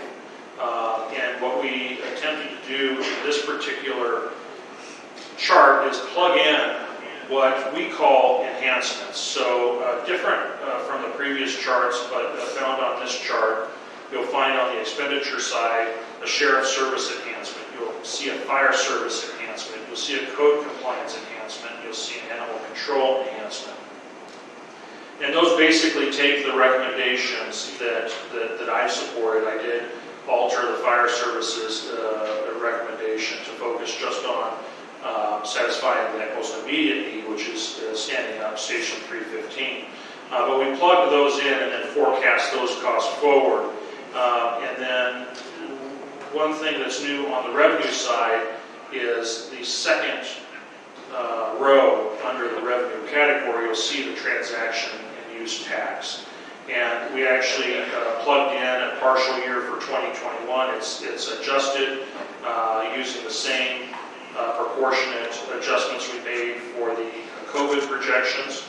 And it's actually forecasting forward then on an annual basis the revenue that are imagined to be generated over that time. Also with this forecast, one of the things that we identified is and we assumed being able to get back to pre-COVID numbers. The 18-19 fiscal year was the measure that we're using as the year that we are assuming we get back to certain levels, and that would be in the 22-23 fiscal years when we are effectively forecasting that things get back to normal from an 18-19 perspective. So with that, dropping down, using those revenue projections, using those expenditure projections, if you drop down and you again go to the surplus deficit line, you'll actually see that we do, again, deficit spend as expected in this current fiscal year, but you do start immediately going cash positive all the way forward until the 26-27 fiscal year, where then you start a deficit spend again. But then what that does, it effectively allows you to do two things. Fund your general fund reserve, which you've got that as a new row or a new line at the bottom. And what we've attempted to do by showing that surplus reserve for capital is beyond the service enhancements that we identified on the expenditure line. That actually is there really intended to show you that with this type of measure, to the extent you had other general public benefit interests such as libraries, such as parks, facilities, as we're doing the Parks Master Plan, if there's identified capital needs in there, there's certain things you can do using this money as discretionary money. But effectively, this type of revenue source is what staff is recommending as the best way to meet your most immediate needs and then give you a considerable amount of discretion over future years in being able to invest in other general purpose programs. So finally, with that, that is my recommendation after having studied it all and worked with the leadership and the executive management team to put this together, is recommending that the transaction and use tax at a 1% level be considered. That was what was used in the model. And it's my recommendation, after having made this presentation to you, that you direct myself as the city manager to work with the city attorney to draft a measure for the November 2020 ballot for the residents to consider a 1% transactions and use tax, believing that's what's going to allow you to provide the essential public safety services that we're hearing so much being demanded by our residents. I'm available for any questions or comments you have. Council members, questions, 3 minutes. I will start with Council Member Cox. I have 32 questions and only have 3 minutes. So I'm going to forward the questions to the manager. I hope you will share them with the council. I would like to say a couple of things in regard to the city taking a leadership role in almost any issue. I can show you abandoned vehicles on the streets that have been there for weeks, if not months. And neighbors are saying, if the city doesn't care, why should we? And then you have rundown lawns and so on. And in my discussions, I know the city has gone out of its way to plead with, coerce, talk to, beg. And why the hell don't you issue the citation and get it over with? That's what I don't understand. People need to know that there's a penalty for bad behavior. What they know now, that nobody's going to do anything with me anyway. I can go 60 miles an hour down 7th Street, pull in front of vehicles, start fires in the homeless community, which is a lot of them, and the city's not doing much. But the other point I want to make, when we don't enforce animal control, when the dogs bark 24/7, we don't issue the cite, we don't have a fine, we're taking money away from police and fire to support animal control because it's not producing revenue. When we had code enforcement, in my neighborhood, they've been to the same house 5 times and the guy still won't fix up the yard. They're taking money away from police and fire because they didn't issue the citation. And they've generated no revenue. And yet, it's general fund that's supporting those when it could be generating revenue. And they could be self-supporting. And then the general fund would have more money available for police and fire. I think that one of the sad things that happens when the city is taking a leadership role is, oh my goodness, let's don't issue a citation. For some reason, there's a feeling we issue a citation, it's going to affect the poorest of the people, as if only the poor people break the law, which is not true. When somebody's breaking the law, they need a citation, they need to get a letter of warning, they need to get a time, they need to work with them, but we need to issue the citation. But, you know, if the vehicle's broken down on the street for 3 months, tow it. We look around and we set the example. And in my opinion, we're not setting a good example because we're trying to be nice. The problem is that trying to be nice You have 30 seconds. is making the city look like a ghetto, and we need to take enforcement action. We need to take a leadership role. The public needs to know that we're serious about cleaning up the city. The other thing is, don't forget, if we're going to go to a sales tax vote, 62% or 63% of the public already voted and said yes. This is supported by the general public when we went to a vote. I keep getting requests from the general public to please do this again.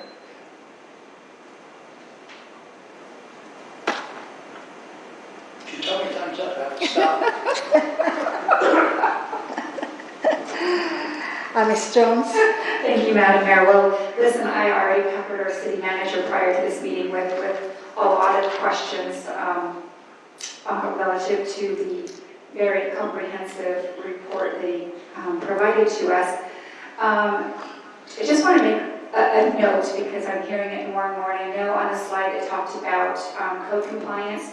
that it said that it gave a list of issues and it said included but not limited to. But one of the ones that wasn't on there that I'm hearing is becoming a more and more pronounced concern is off-roading in prohibited areas, and it's really encroaching on our residents' ability to enjoy their life generally. Would this 1% transaction use tax generate that $9 million figure you were talking about earlier? It does, it actually generates more than. Okay. Okay, and then my final question, and I did ask you this, but I wanted to make sure, because when I was reading the report, there was something to me that really stood out as comparing apples to oranges, but I think in reality what was being done was just trying to find a way to give us a baseline so that we could make some projections going forward. So there were instances where we talked about, where there was discussion about the population grew a certain percentage, but yet the demand for service grew at a much higher rate. But those two percentages don't necessarily have to correlate proportionately, right? I mean, there's nothing that says that. And so it looks like you just look at it at first blush, it looks like, wow, there's quite the disparity, but they don't necessarily correlate. This is just giving us kind of a baseline as to what we might look forward to in the future as kind of what we might be looking at. Yeah, I believe that's fair, and I do agree with that. I think really you put population up there just to show that as a function of growth, you see an increased demand for service, but really the right measure to figure out what the right level of service is studying the bandwidth of those that are actually doing the work to figure out how much time do they have in a day, what's consuming their time, how many times that particular issue is consuming their time. It's really a bandwidth study, and that's really kind of what we attempted to do here, not focusing on the typical journals out there, professional journals out there that say you should try to achieve this number per 10,000 population. That didn't factor at all into what we put together. What we put together was more just to say, you've been growing, and this is a contributing factor to the cost. And then one final question. There's a lot of discussion about how the demand for service affects our community members and how our ability to respond affects life in general.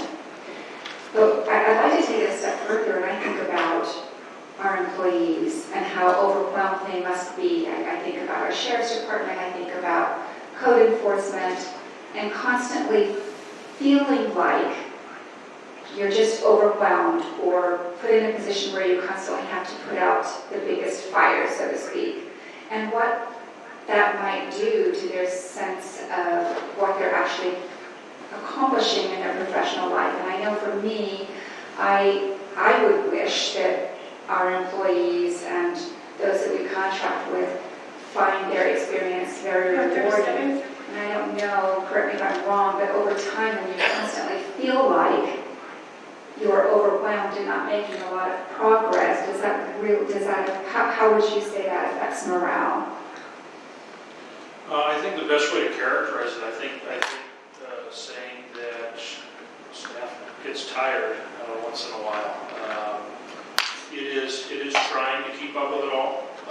It is tough to keep it up with it all. And I'll just share a personal emotional experience. Every time I reach out to George Duran, and George is here in the office, I text him with my issues.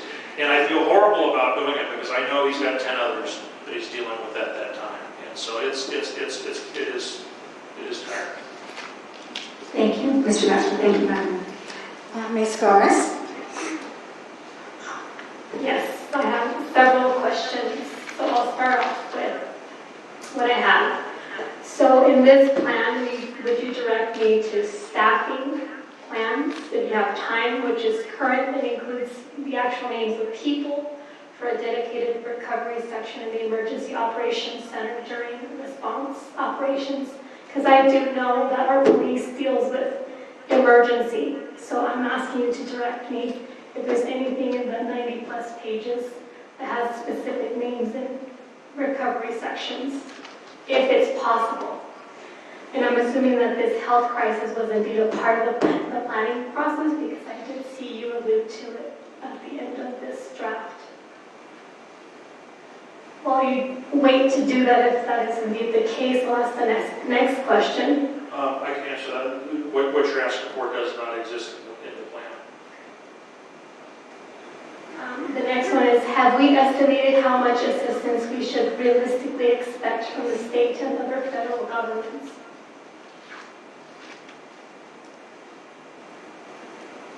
Everything that we studied only focuses on the revenue sources that we received directly, did not consider anything additive in terms of state or federal support.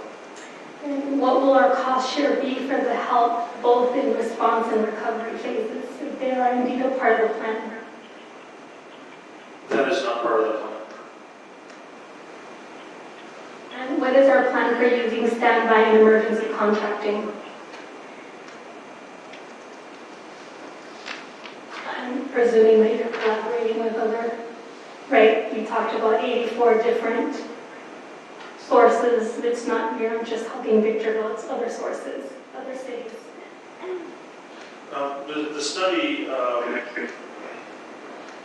would answer that as we didn't address standby specifically, but standby or contract sources are actually a part of standard operations. So I would say that was considered as a part of the projections going forward, as we projected cost inflators going forward, that they would be used similarly, but because it wasn't the core focus of this report, we just assumed similar to how we currently operate.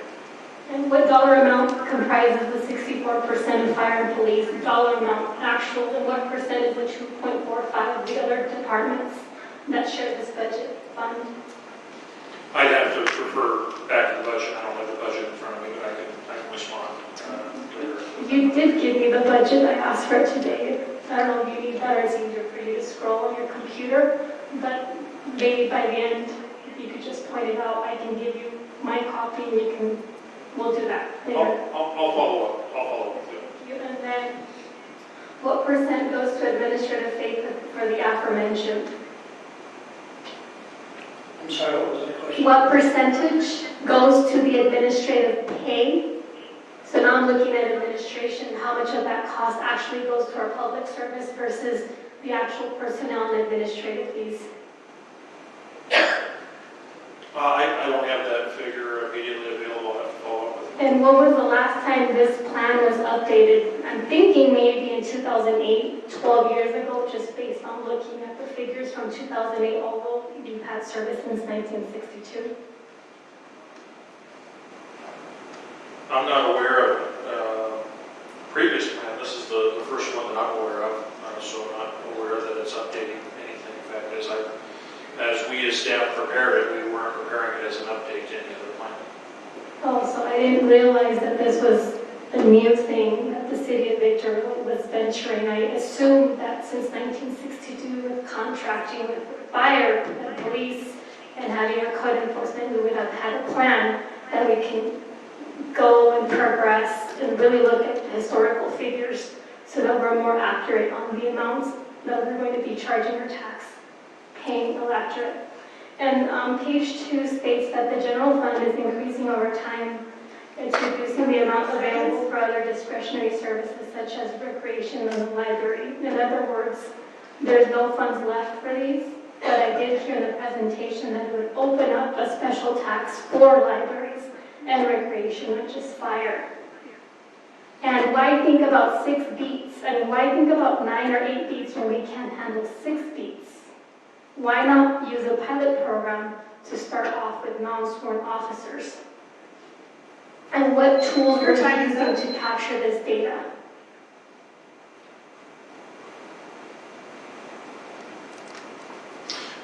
As to I was not suggesting special tax for libraries. What I was trying to suggest that in the slide that was showing the model that was attempting to fund at least the public safety element of what gets paid for out of our general fund. What we were trying to identify was that there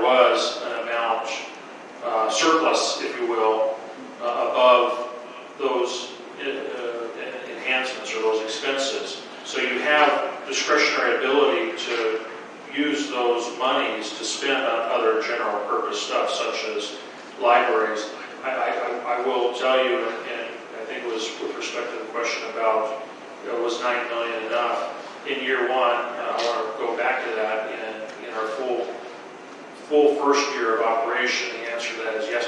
One of the things that's challenging, and that's why you eventually see a deficit spend over in the latter years, is there are some pretty meaningful cost inflators built in over time. So while it's helpful in addressing our first full year of operational needs to satisfy these enhancements, and when you look at public safety costs and the trend that it's experienced over the years, we have to assume that we're going to see similarly natured trends going forward. So that starts eating into the actual revenue growth, and because we've been showing and we still forecast that revenue growth grows at a slower rate than expenditure growth, you're eventually going to have a point in time down the road. It could be 10 years from now, it could be 15 years from now, but there may be a point in time down the road where you're having a similarly natured conversation to what we're having right now, and that's expanding services again, and how do you fund it?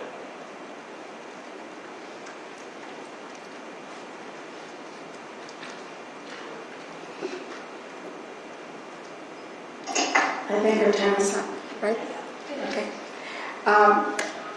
Mayor Pro Tem Rita, do you have any questions? Yes, I do, very much so. I would first like to say that the public safety plan is very comprehensive and it's very well written. However, its recommendation of the following overwhelms me at this point in time because of the economic crisis that we're in. It recommends 30 full-time personnel in the police force, 9 fire service members, 6 code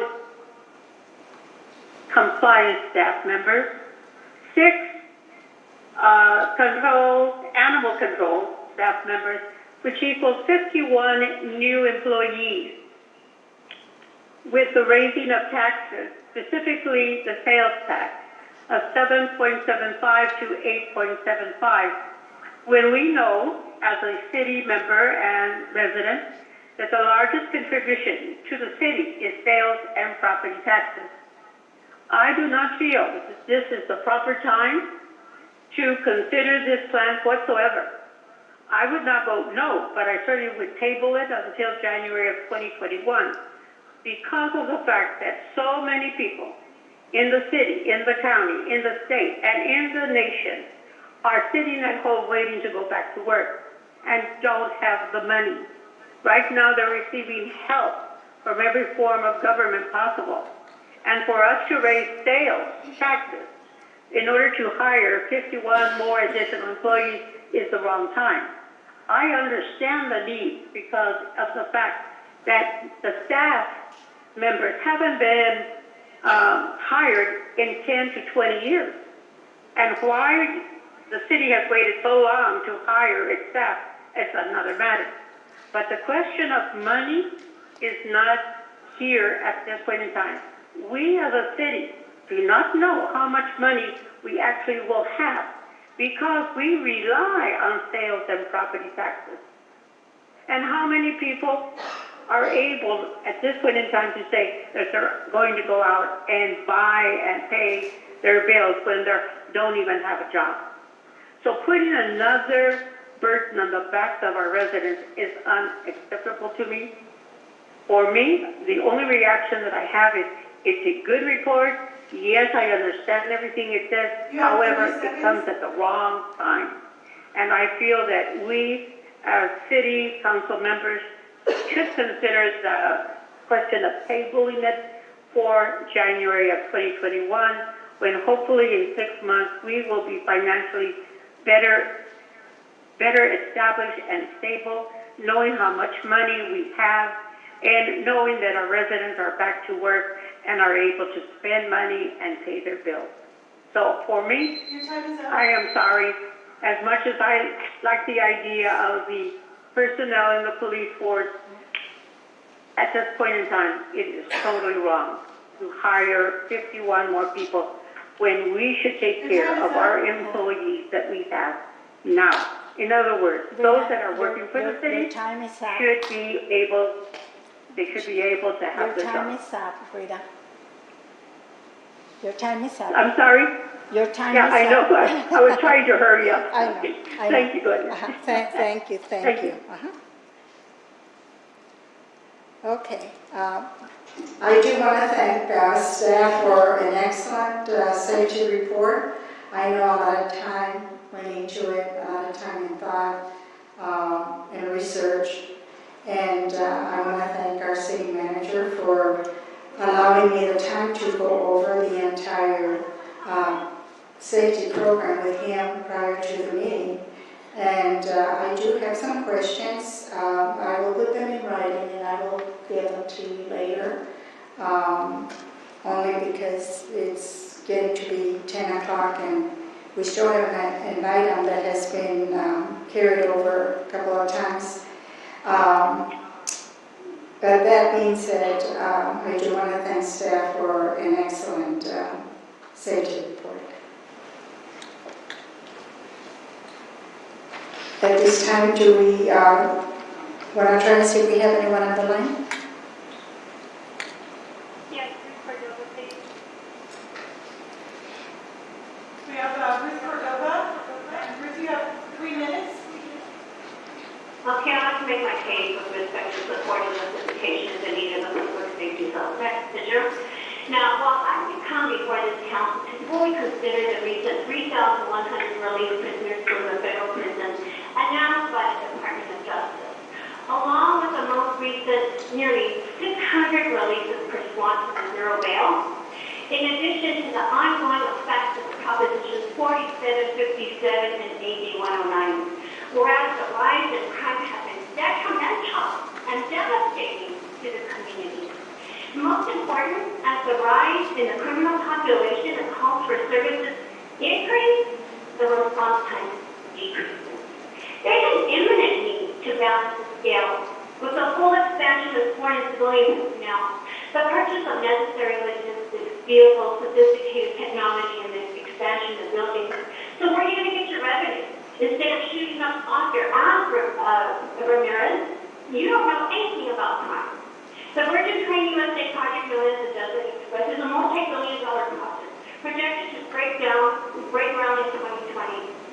That multi-billion-dollar project is anticipated to bring the entire Victor Valley region and the Californian economy over $2.13 billion, including nearly $3 billion into the federal and state revenue. And that's for you too, Gomez.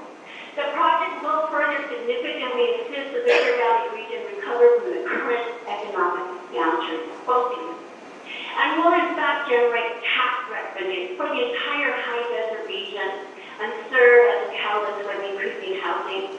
And thus far, the projection of over 1,700 housing units, job creation, and economic development throughout the entire Victor Valley region. Therefore, I come before this council and respectfully request that this council fully refrain in any way, shape, or form from depriving the people of the city of Victorville of their constitutional right to free speech, First Amendment right to vote on this public safety sales tax measure, and that this council give the constitutional right to the people to decide if whether or not they so choose to protect the life and safety of their own household, not you.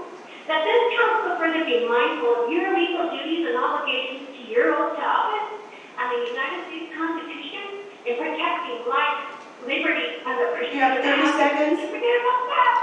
And in the furtherance of the enhancement and protection of the quality of life to the people in this city of Victorville. So maybe you should consider looking at yourself and stepping down. Thank you very much.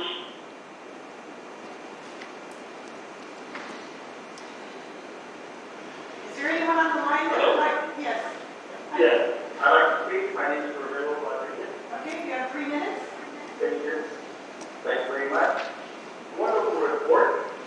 This policy, contrary to what the last speaker said, I noticed that the call, the dispatch, went down from 125,000 in 2015, 128,000 in 2016, and 126,000 last year. Now they're in 2019, they went up to 122,000. So there's less calls for emergency for police service.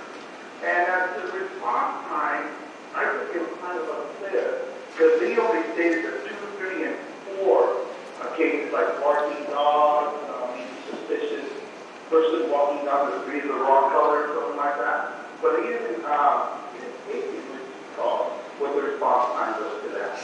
I know that it was 20 minutes 10, 15 years ago and 50 minutes now, but those are for like non-emergency calls. So I don't think you couldn't state the right numbers in which the emergency calls actually to respond.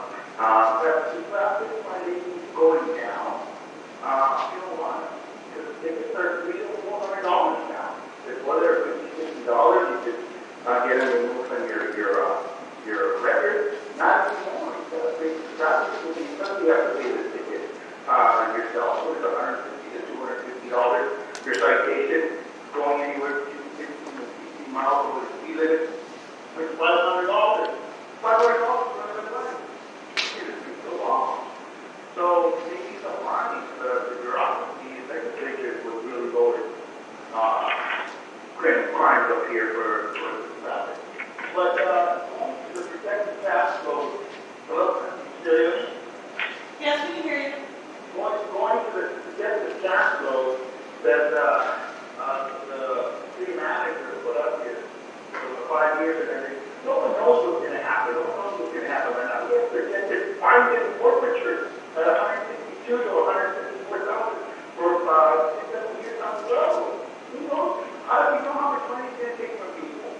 And plus, we have really done all of this, the personnel bases and everything. That's if everything goes in code tomorrow. We don't know. It's a virus. We don't know. You have 30 seconds. It goes down.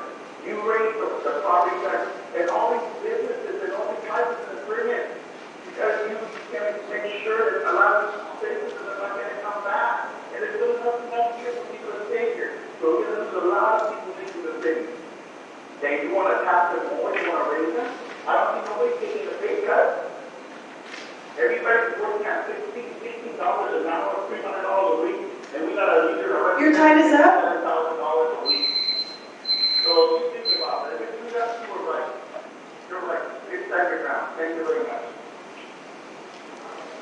Now, Ms. Cordova, one last comment, Ms. Cordova, please. No, you have to say that. No, nobody's talking to you. So shut up, Marta. Get out. You know what? Stay here or something, please.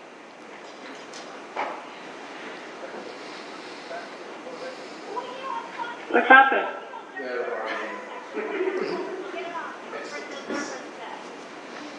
Is there some way we can turn them off and then just continue with our... We don't have to listen to that.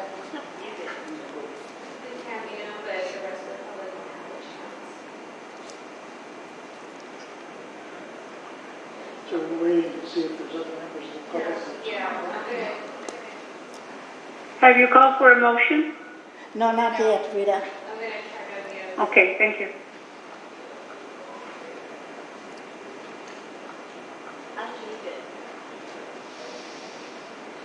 I'm muted. Does that mean that I have the right to speak? No, you have to. Your time is up. Okay. Now we're just Okay, asking. you know what? Shut up. Shut up. So what's yours, Marta? Is there anyone else in the public? Shut up, Marta. Is there anyone else in the public that would like to speak on item number 14, the public safety plan, that has not already spoken?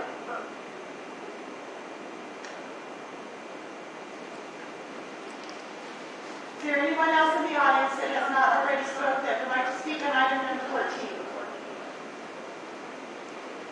Mayor Garcia, I'm going to have you. There's no one.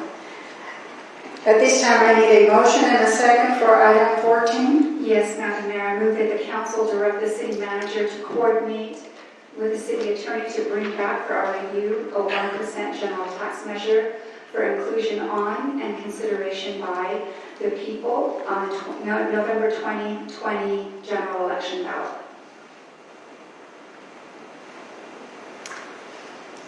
Need a second? I'll second. I have a motion by Councilmember Jones, a second by Councilmember Cox. Any further comments? Yes, since I made the motion, may I begin the discussion? Yes, Madam please. Mayor, thank you, Madam Mayor. So first off, thank you, Mr. Metzler, for presenting us with a detailed view of the state of public safety in our city.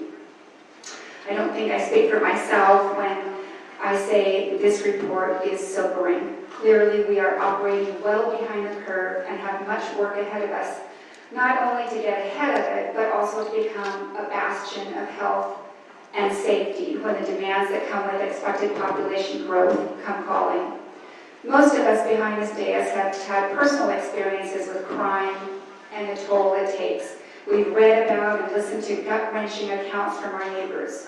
We know of the great need for stepped-up code enforcement efforts and all the other aspects of public safety critical to improving our quality of life here in Victorville.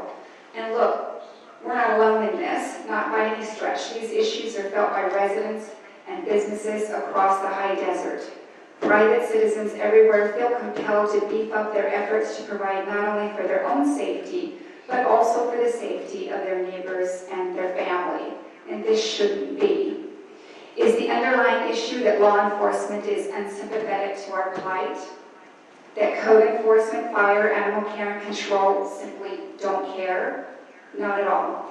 I'm persuaded all the more by tonight's presentation that they are committed to our safety and welfare, but they can only do so much given limited resources and high demand for service. I believe Victorville is at a crossroad. Do we remain as we are, ever attempting to prioritize the day-to-day public safety demands only to fall short in the eyes of our community members and businesses? Or do we change the course for something meaningful or something transformative, something that will make a difference in our lives?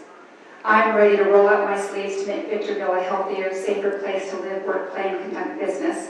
And for me, this begins with giving our community both the means and the voice to weigh in on what they want the future of Victorville to be. Does our community wish to invest in a better quality of life here in Victorville? Well, the best way to find out is by letting them vote on a November ballot measure that would fund a hard-hitting, full-bodied approach to public safety.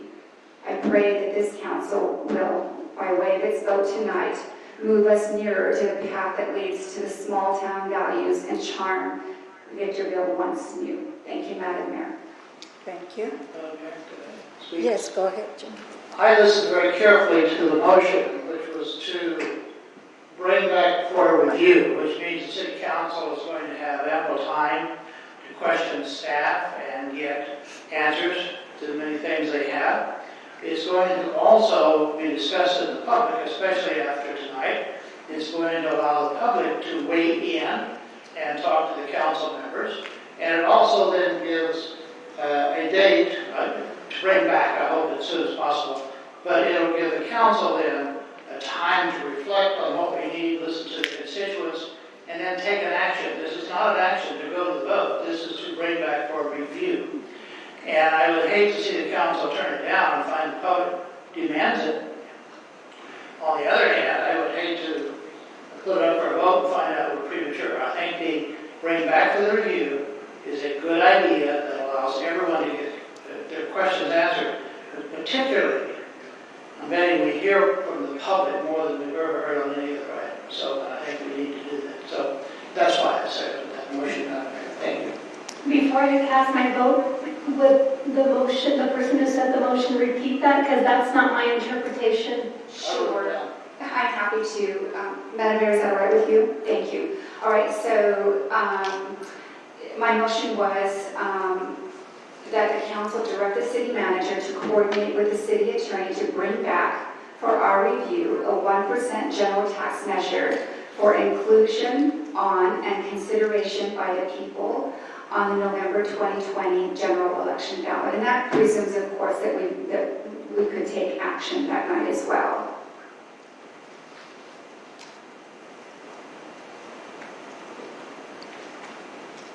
And as soon as possible meeting date. Yes. Yeah, that's understood. I think I should share with the council, and it was actually in the report. I'm sorry I didn't highlight it in the presentation. So we'll definitely have to focus on it as a priority in June, and to the extent we can bring something back first meeting in June, we will. Because if we're serious about this, there are some deadlines that we have in front of us to submit, to approve here in the form of a resolution, but then to have done so and submitted to the registrar of voters. First deadline that's highlighted on page 74 is July 10th. So we'll have to focus heavily on this in June and try to accomplish a goal of getting direction one way or the other. If we're going to move forward, we definitely need something at least in early July. That way we can get it down to the RRP. And then I think on that note, it's also worth knowing that if it's a general type measure, which is what we're recommending here, if you don't do it this fiscal year because of it being a generally natured tax, it can only occur on even years at general elections. So the next opportunity for you to do this for that type of measure would be then again in 2022. So those are some of the constraints that we have. If the council were wanting to push it off to a later date, if it was a general tax, they couldn't consider it again until the 22 election.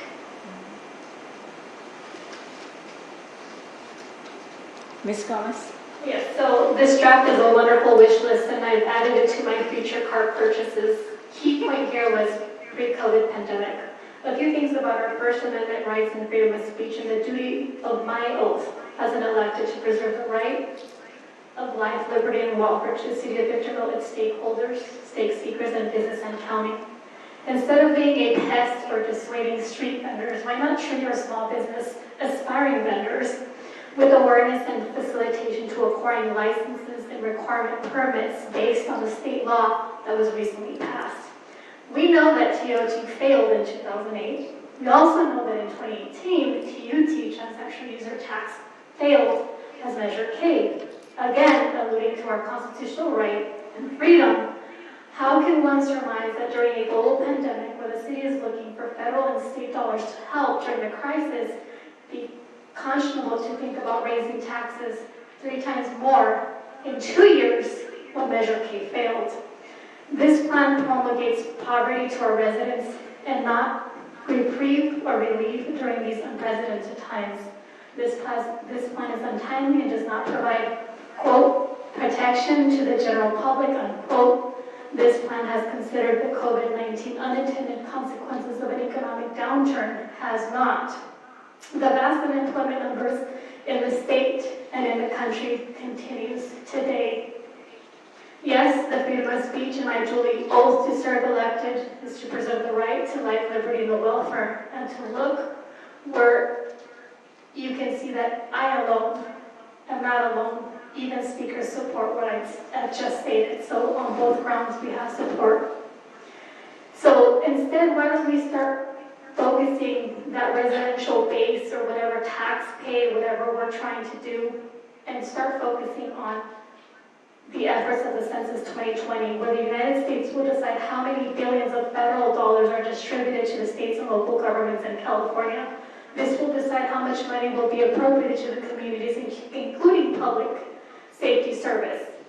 Consider the possible revisions to the city council policies and the procedural manual as it relates to terms of mayor pro tem, and the conduct of closed session business. So all of this is like little snippets of what I'm just throwing out there because I have 3 minutes. So if it sounds incoherent, remember these are different ideas during my public comment. For 2019 perspective, we should look at these figures of safety enhancement projections in 2023, but you said every even year, so it probably have to be in 2024. I am opposed to directing the city manager and the city attorney to write any type of tax increase in the November 2020 election.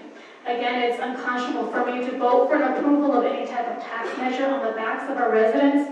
I think today many of our residents signed out of this conference call, were not able to participate. We had so many difficulties We don't call that a Brown Act violation, but we know that a lot of our residents are not here to participate, and this is an underhanded slap for our residents who would like to chime in either way, and I don't think we're giving the due process that they're due or deemed respectable. If they were to sue us, we have ample evidence that we were not acting in good faith. A lot of them said, can't hear, don't understand, YouTube, buffering, etc., etc. And as a council member, I even submitted and got calls, and you guys read it. So let's think about what we're doing today. Thank you.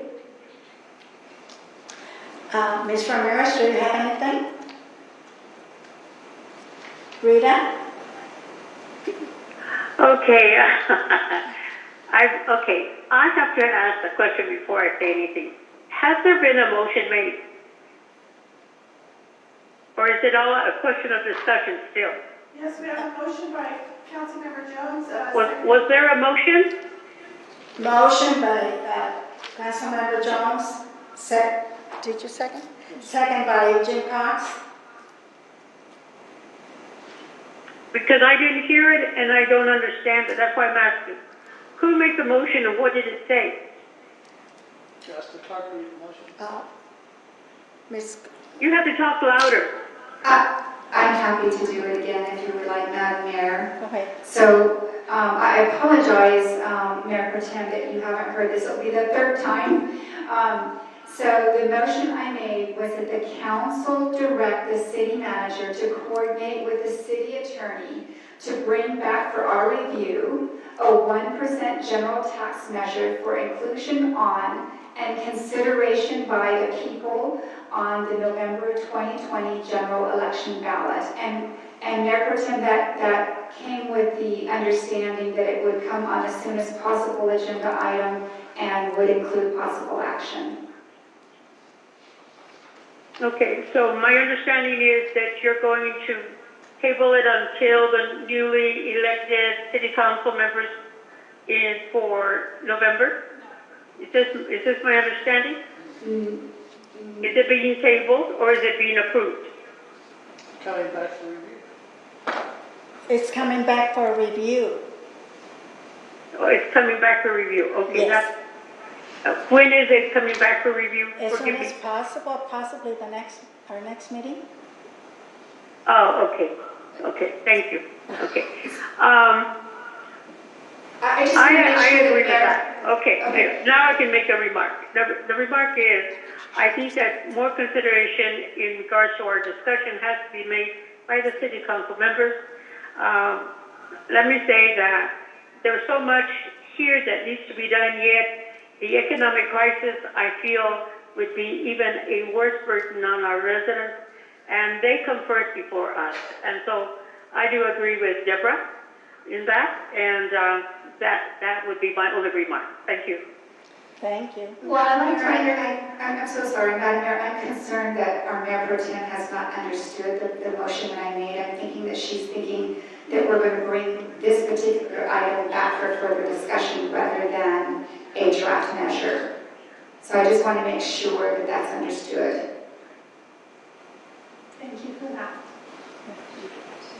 Rita, did you understand that? No, because when she speaks, it's like a echo, and that's all I'm getting is the echo. I'm not getting distinctly her words, and so it's very difficult. I'm wondering if maybe if the clerk reads it back, it might help.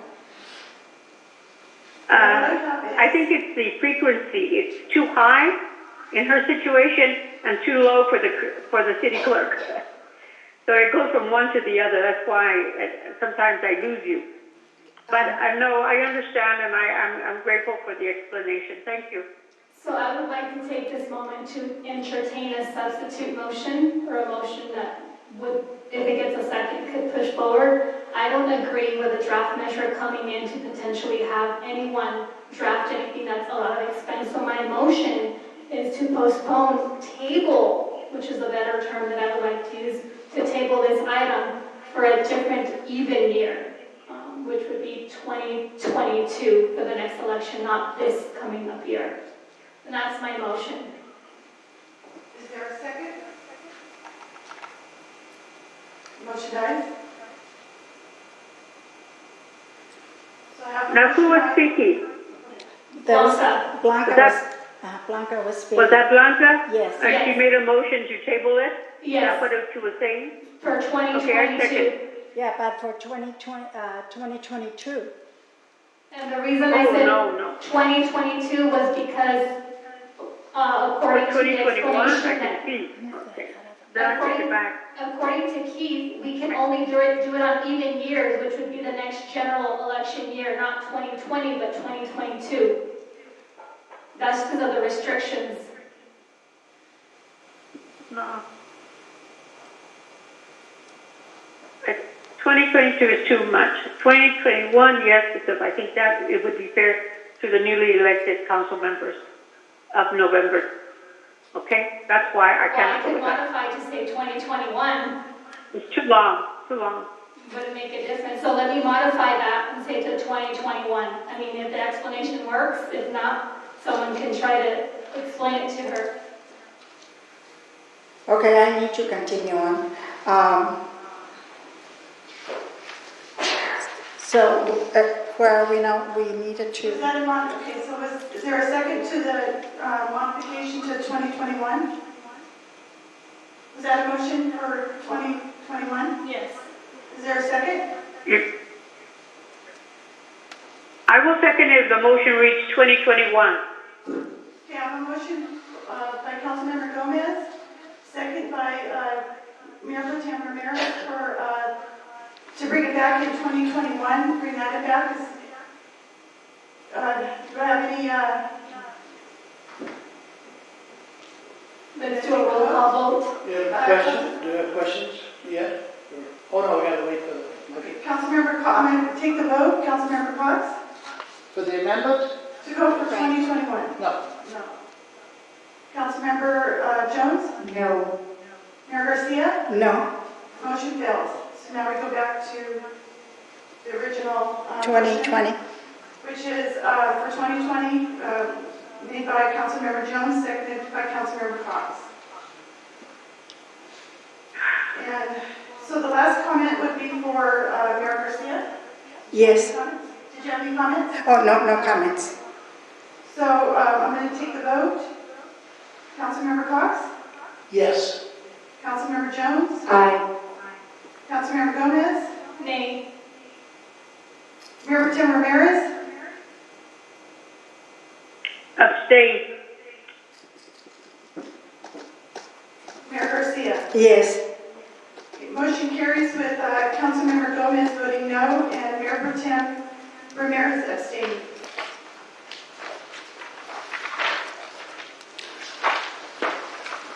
Okay. Now we move on to. I'm gonna take a 2 or 3 minute break. Oh, go I hate ahead. to leave, but Go ahead. Go ahead. Is that a recess for 5 minutes? I don't know if you want to recess or just, it's up to you, but. Let's take a 3-minute recess. Okay, that'll.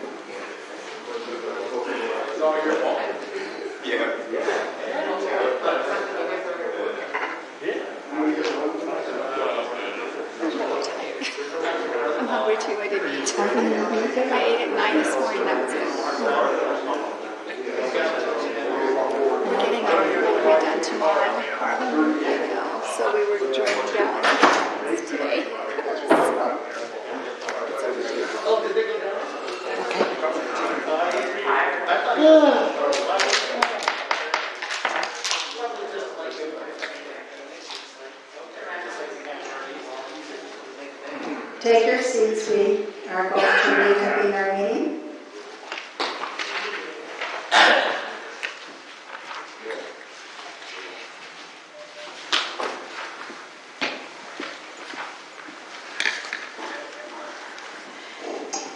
We still have item number 15, but I am going to request to continue this item to our next meeting.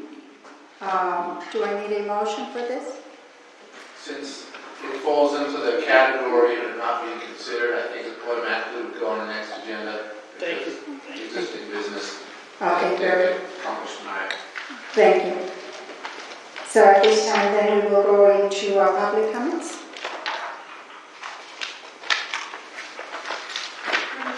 Andre, public comments? Correct, time for public comments.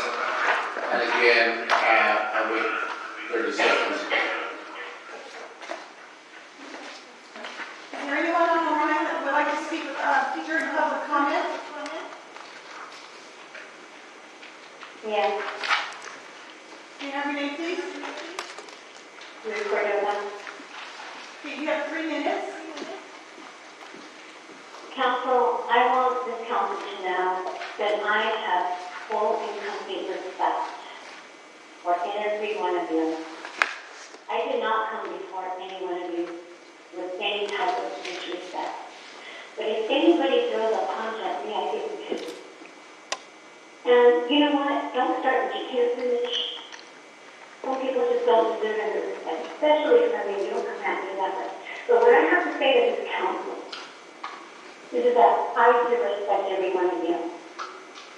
And I'm very passionate about protecting the life and safety of the community because I do know that the city's effects and what's coming in your future, particularly with the Zero Bell.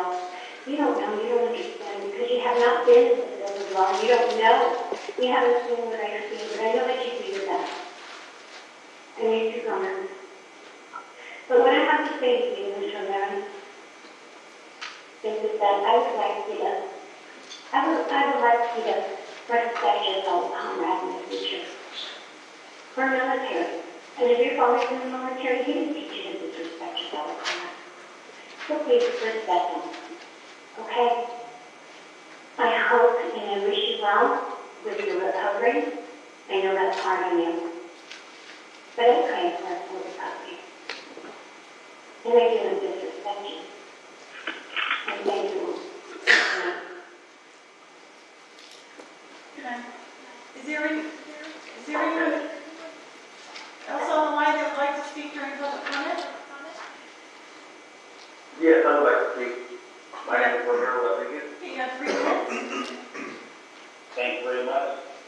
Council members and the 2 people watching on Facebook, on YouTube, I'm a businessman, and I see what's going on right here. I'd love to have 1,000 police officers, but the city needs to educate the people and to bring about some sort of peacefulness and security.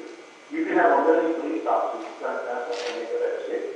You can throw all the money in the world you want to do, it's not going to cure anything.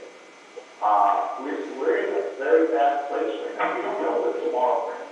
And then we're putting a projection for 6 years, 6, 7 years already, and we're going to get back up and forward, and then everybody's getting a pay raise and getting more people. And like Rita said, you're hiring more people. We don't know if the businesses are closing, less money. Our people are not coming back. Our people are going to be out there. We thought that the recession in those 6 or 7 was not this, and it's that. And I did the 3 of them. So I'm working. I survived. And so it's no disrespect to the police. It's just, restaurants are running out of food. The population is slow down. I think that it's all closed. It might not even open. And that's reality. If they charge people more, charging more money, I don't see anybody getting a pay cut right now. And even the projection will be there, giving everybody raises. Hey, that's what you dealt with. And another thing about item 15, you're the mayor. 3 people voted for you, whether they were Mexican, Russian, Martian, from another galaxy, another dimension. 3 people voted for you, and you have your position there. Fight for it. Fight for it. It is under attack. Your position, the integrity of your legacy is under attack. You can't represent the Black people. You represent the women, the seniors, the people that struggle, the widows, everybody. So don't let us take it away from you just because somebody's a sore loser. I was there, 3 people voted for me, and they want to make it racial. She made it racial that day. You have 30 seconds. And that kind of really brings a little bad taste in my mouth. But you know what? Whether it's rules, laws, whatever, integrity is a vote out there. And fight for your position, Mayor. Whether we see eye to eye or not, the thing is, we voted, and that's what counts for something. Those people voted for me, whether it was 2, 3, 4, 5, or 10, but you are the mayor. Your time is up. You're the mayor, you're the mayor. Thank you very much. Is there anyone on the line that would like to speak at public comment that has not spoke? Repeat what you're saying. I can't hear you. We're trying to get the people on the line. Oh, okay. Paul Mark.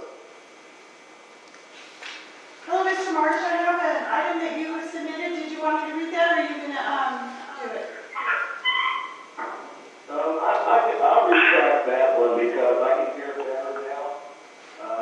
I came back on, it seemed like the volume and everything was pretty good. Okay, go ahead. You have 3 minutes. Okay, well, good evening, everybody. I want to congratulate the council for making the move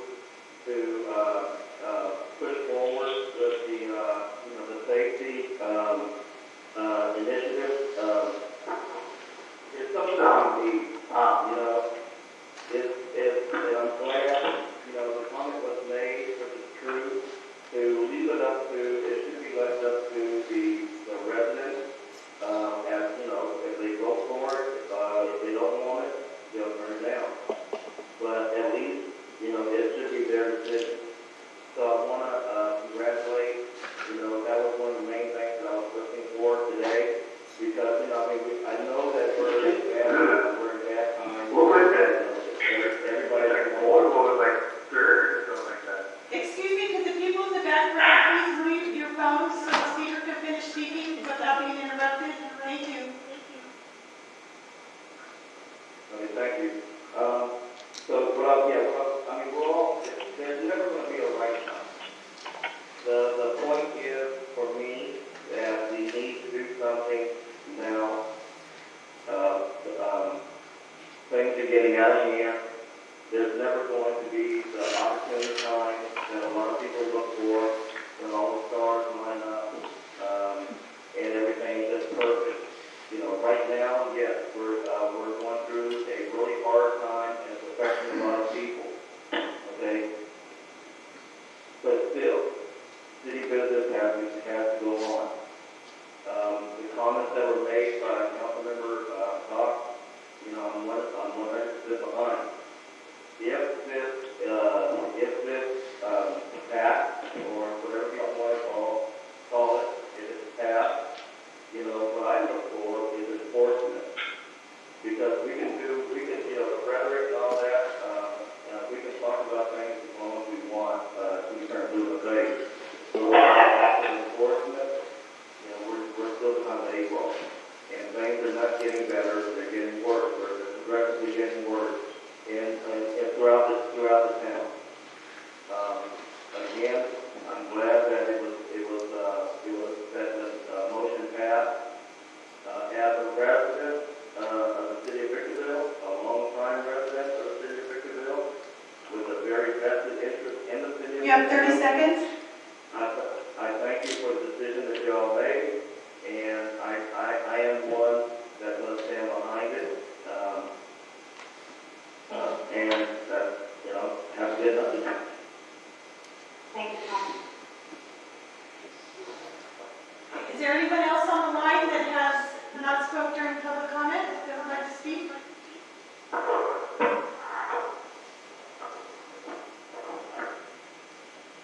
Does anyone else on the line? Well, I do have an email to read from Daniel Marino. Good evening, parents, guardians, community, and friends. My name is Daniel Marino. I'm a mentor working just for us youth. We are a nonprofit organization that exists to transform the lives of urban youth and by providing them opportunities to heal through mentoring by developing their character, leadership, and vocational skills. I have had the pleasure of serving Phoenix Academy and High Desert Premier and the Apple Valley Unified School District throughout the 2019-2020 year. I've seen the students I mentor graduate, pursue higher education, and work towards prosperous endeavors. On behalf of Just Us for Youth, my name is Daniel Marino, On Point Program Mentor, and I'm here to report that JU4Y continues to mentor the recommendations and updates regarding COVID-19. Our commitment to our students and the community during this time is unwavering. As a result of the precautionary school closures in the following districts, PUSD, ASUSD, and ABUSD, and JU4Y, school services have been suspended until further notice. We want to reassure you all that we are mindful of the importance of continued mentoring and have therefore created a plan to shift our services into services to continue our work in the community. We are proposing the following schedule. Number 1, daily morning announcements. Number 2, mixers including positive quotes, word of the day, etc. Number 3, daily circle topics. Circles will be held through live events online.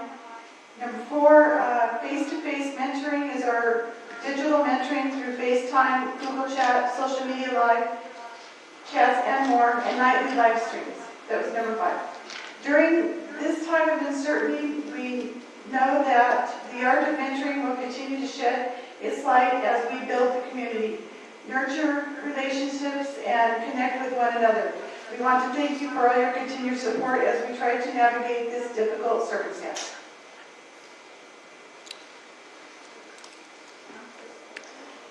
I'll just check one more time for public comment. Is there anyone on the line that has not spoken? That would be it. Clear? Good. Now we move on to report from our city manager. Madam Mayor and members of the council, I've got a number of updates, but if it's okay, I'll just share one with you, and then I'll send the rest by email if that's okay. Thank you. But the one that I think is meaningful relates to the governor having modified some of his reopening orders. And as we're in phase 2, one of the modifications that was made, we're in phase 2A, was adding office operations or office type businesses into the phase 2A category. Telecommuting is still encouraged, but there are abilities to open office environments, presuming, of course, all of the precautionary measures that are advised are being done. So with that being said, City Hall, currently we're planning to open May 26th, which is when we return from the holiday next week. And of course we will be modified in how we open, so we'll control the flow of people coming in. We've got some protective barriers to be put up at the customer service counters and things of that nature, but currently our plan is, unless something changes, to open City Hall on a limited basis on May 26th. The rest I'll send you by email. No hair salons? Yeah. Okay. Now we move on to item 18, discussion and possible action regarding upcoming agenda items. This is to agendize for future meetings. Ms. Jones? I have none, thank you, Madam Mayor. Jim? Were you going to mention Barstow Veterans Home? Yes, I believe so. No, go ahead. Recently, there was a request from Mayor Barstow and the county supervisor for the city council of Victorville to consider the governor's, I guess it's a preliminary ruling of closing the Veterans Home in Barstow. I think most of you know I'm a member of AMVETS, American Legion, Elks Club, which is involved in veterans, and they've all made the same request that we speak out. So I don't know what the venue is, but I suppose to put it on the agenda. Staff will get the information. If council agrees that the mayor on behalf of the council could pass a letter, proclamation, resolution, or whatever is appropriate. I think it's terrible to consider. I know that there's financial problems with the state, but closing the veterans home, I don't think is a solution, but the council can decide that. So I'd like to see that on the agenda. Councilmember Cox, that is something that we've already been requested in recent days by the city of Barstow. Came across on behalf of the Barstow mayor's office. That's actually a draft letter that our mayor actually signed today. Yes, I did. Basically opposing that We can action. share it. So that's Yeah. what Now leave it there. I thought I had a copy with me, but I don't. That's why I was You looking. did the right thing. Thank you. That's Did all. you have anything else? You don't have anything? I have nothing. Ms. Gomez? So not too long ago, the city of Victorville directed the city manager to contact and collaborate with plan with SBA. The acronym stands for Small Business Administration. I contacted the manager in efforts to see the progress, and none was done yet. But I was assured that he would reach out to Mr. McCoy. Clearly, we need a date to accomplish movement with the items since it appears dormant in critical times, have unreasonably been unattended during these health pandemic times. My motion is for the continuance of the last motion to phase into number 2 to come up with the collaborative plan no later than 60 days from tonight's meeting and to have 85% of the determination of the plans by July 7th in memo form and to the council as a reportable action by July 21, 20. So all I'm doing was first contextualizing the motion that this council by majority approved. It has been set aside because there is no date, and I'm afraid that it's only been timely to address SBA and how this pandemic is going to start helping our communities as small businesses. But because I failed to put a date on it, it has been pushed.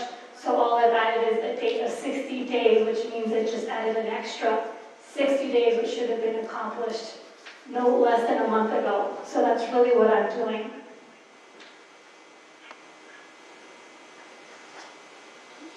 Was that a motion? Yeah, that was a motion, and then I was explaining to them, because I'm sure they don't remember the motion and what we approved as a council. Is there a second? I didn't quite understand what her motion was. To bring back the SB 8 in 60 days on the agenda? To do what? SB 8? The Small Business Administration, this council had already approved to direct the city manager to contact Mr. McCoy for collaboration of a plan. However, COVID-19 kind of intersected in the way, so it's pushed by the wayside, clearly, right?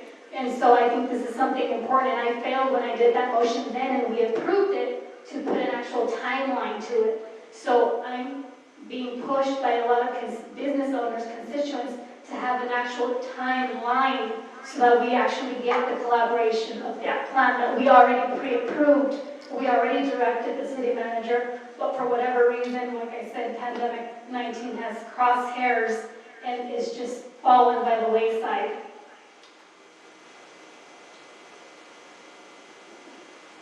So was there a second? There being no second, the motion dies. And on a different note, I entered into this oral government public general meeting, which is today the following. So on April 7th, the City Council on a 3-2 vote approved that we, the city, implement a master plan / survey for seniors in the city. However, it was not documented in the minutes by the city clerk, and it was not acknowledged in the public documents of oral by the city attorney. The city manager and the city clerk, therefore, there was no movement, nothing. Instead, the city manager the city attorney, stated that 4 out of 5 votes was required to put anything on the agenda, which was based on the policy to date. And nobody could point it out again. That was to contextualize now my motion. My motion, again, is to have recognition of the majority and the administration to start working on this process to assist our seniors. So this was already passed by 3 people.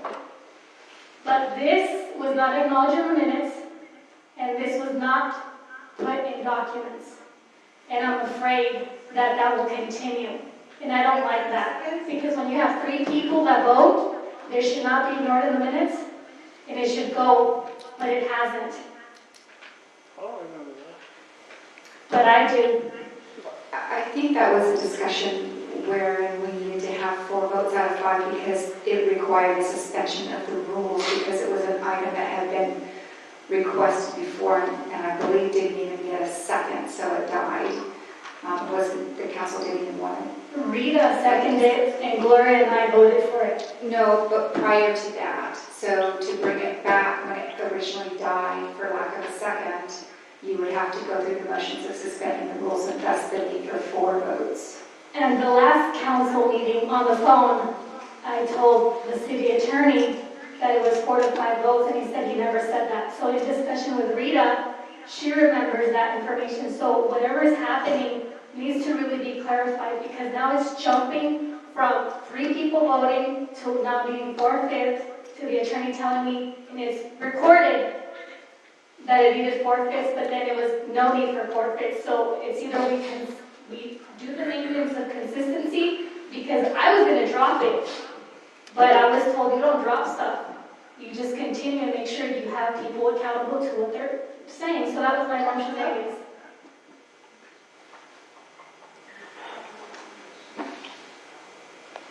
I have no idea what you're talking about. Sorry.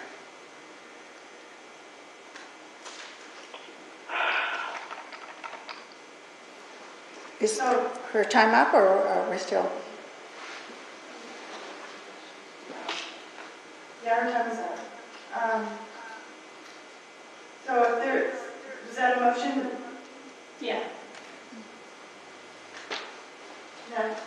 Is there a second? There being no second, the motion dies. That was it. Did you have anything to agendize? I don't, thank you, Madam Mayor. Okay. Rita, did you have anything to agendize for the upcoming meetings?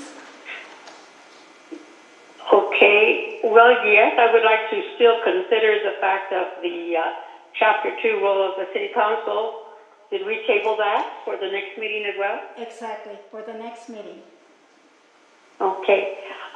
Then what I would like to put on the consideration for the agenda is the procedure of election of a mayor and mayor pro tem, since that was the discussion.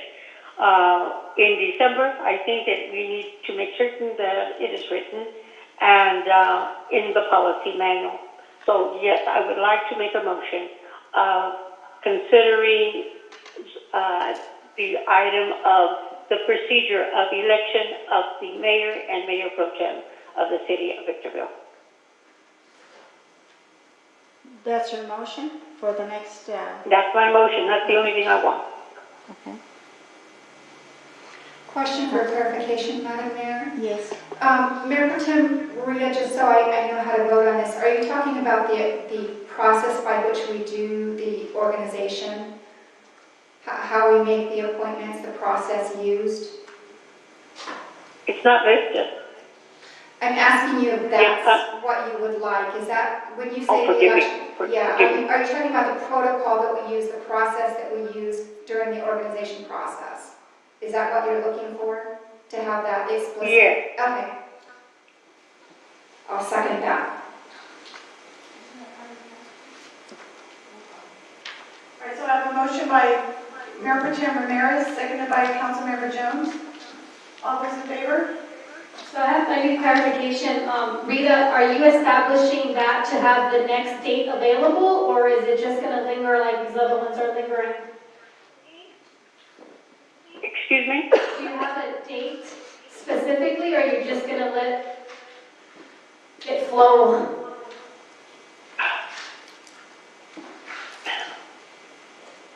I can't answer that because of the noise. You have to repeat that. It's like an echo every time we. Did you want to? Everybody speaks. Rita, did you want to actually? Your motion is for the next meeting, for the next upcoming meeting, or for a later time? For our next meeting. For the next meeting. For next meeting. And is it for possible action, or you just want it reviewed?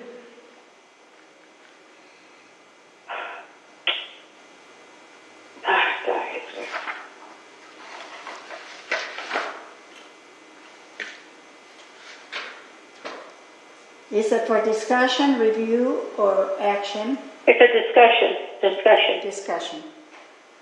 Always a discussion. I believe in that.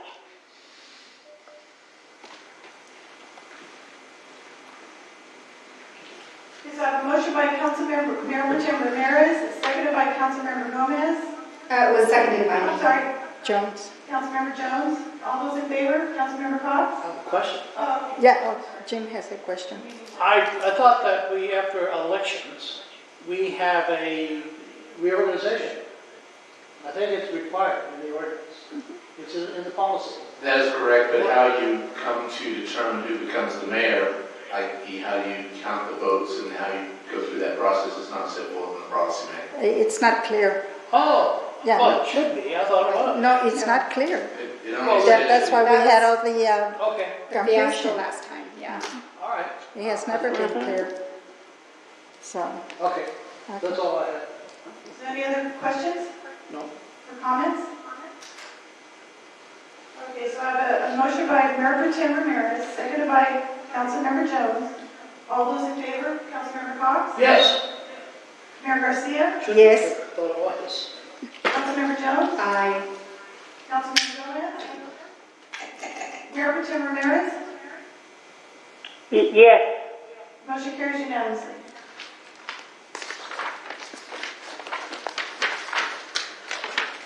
And I don't have anything.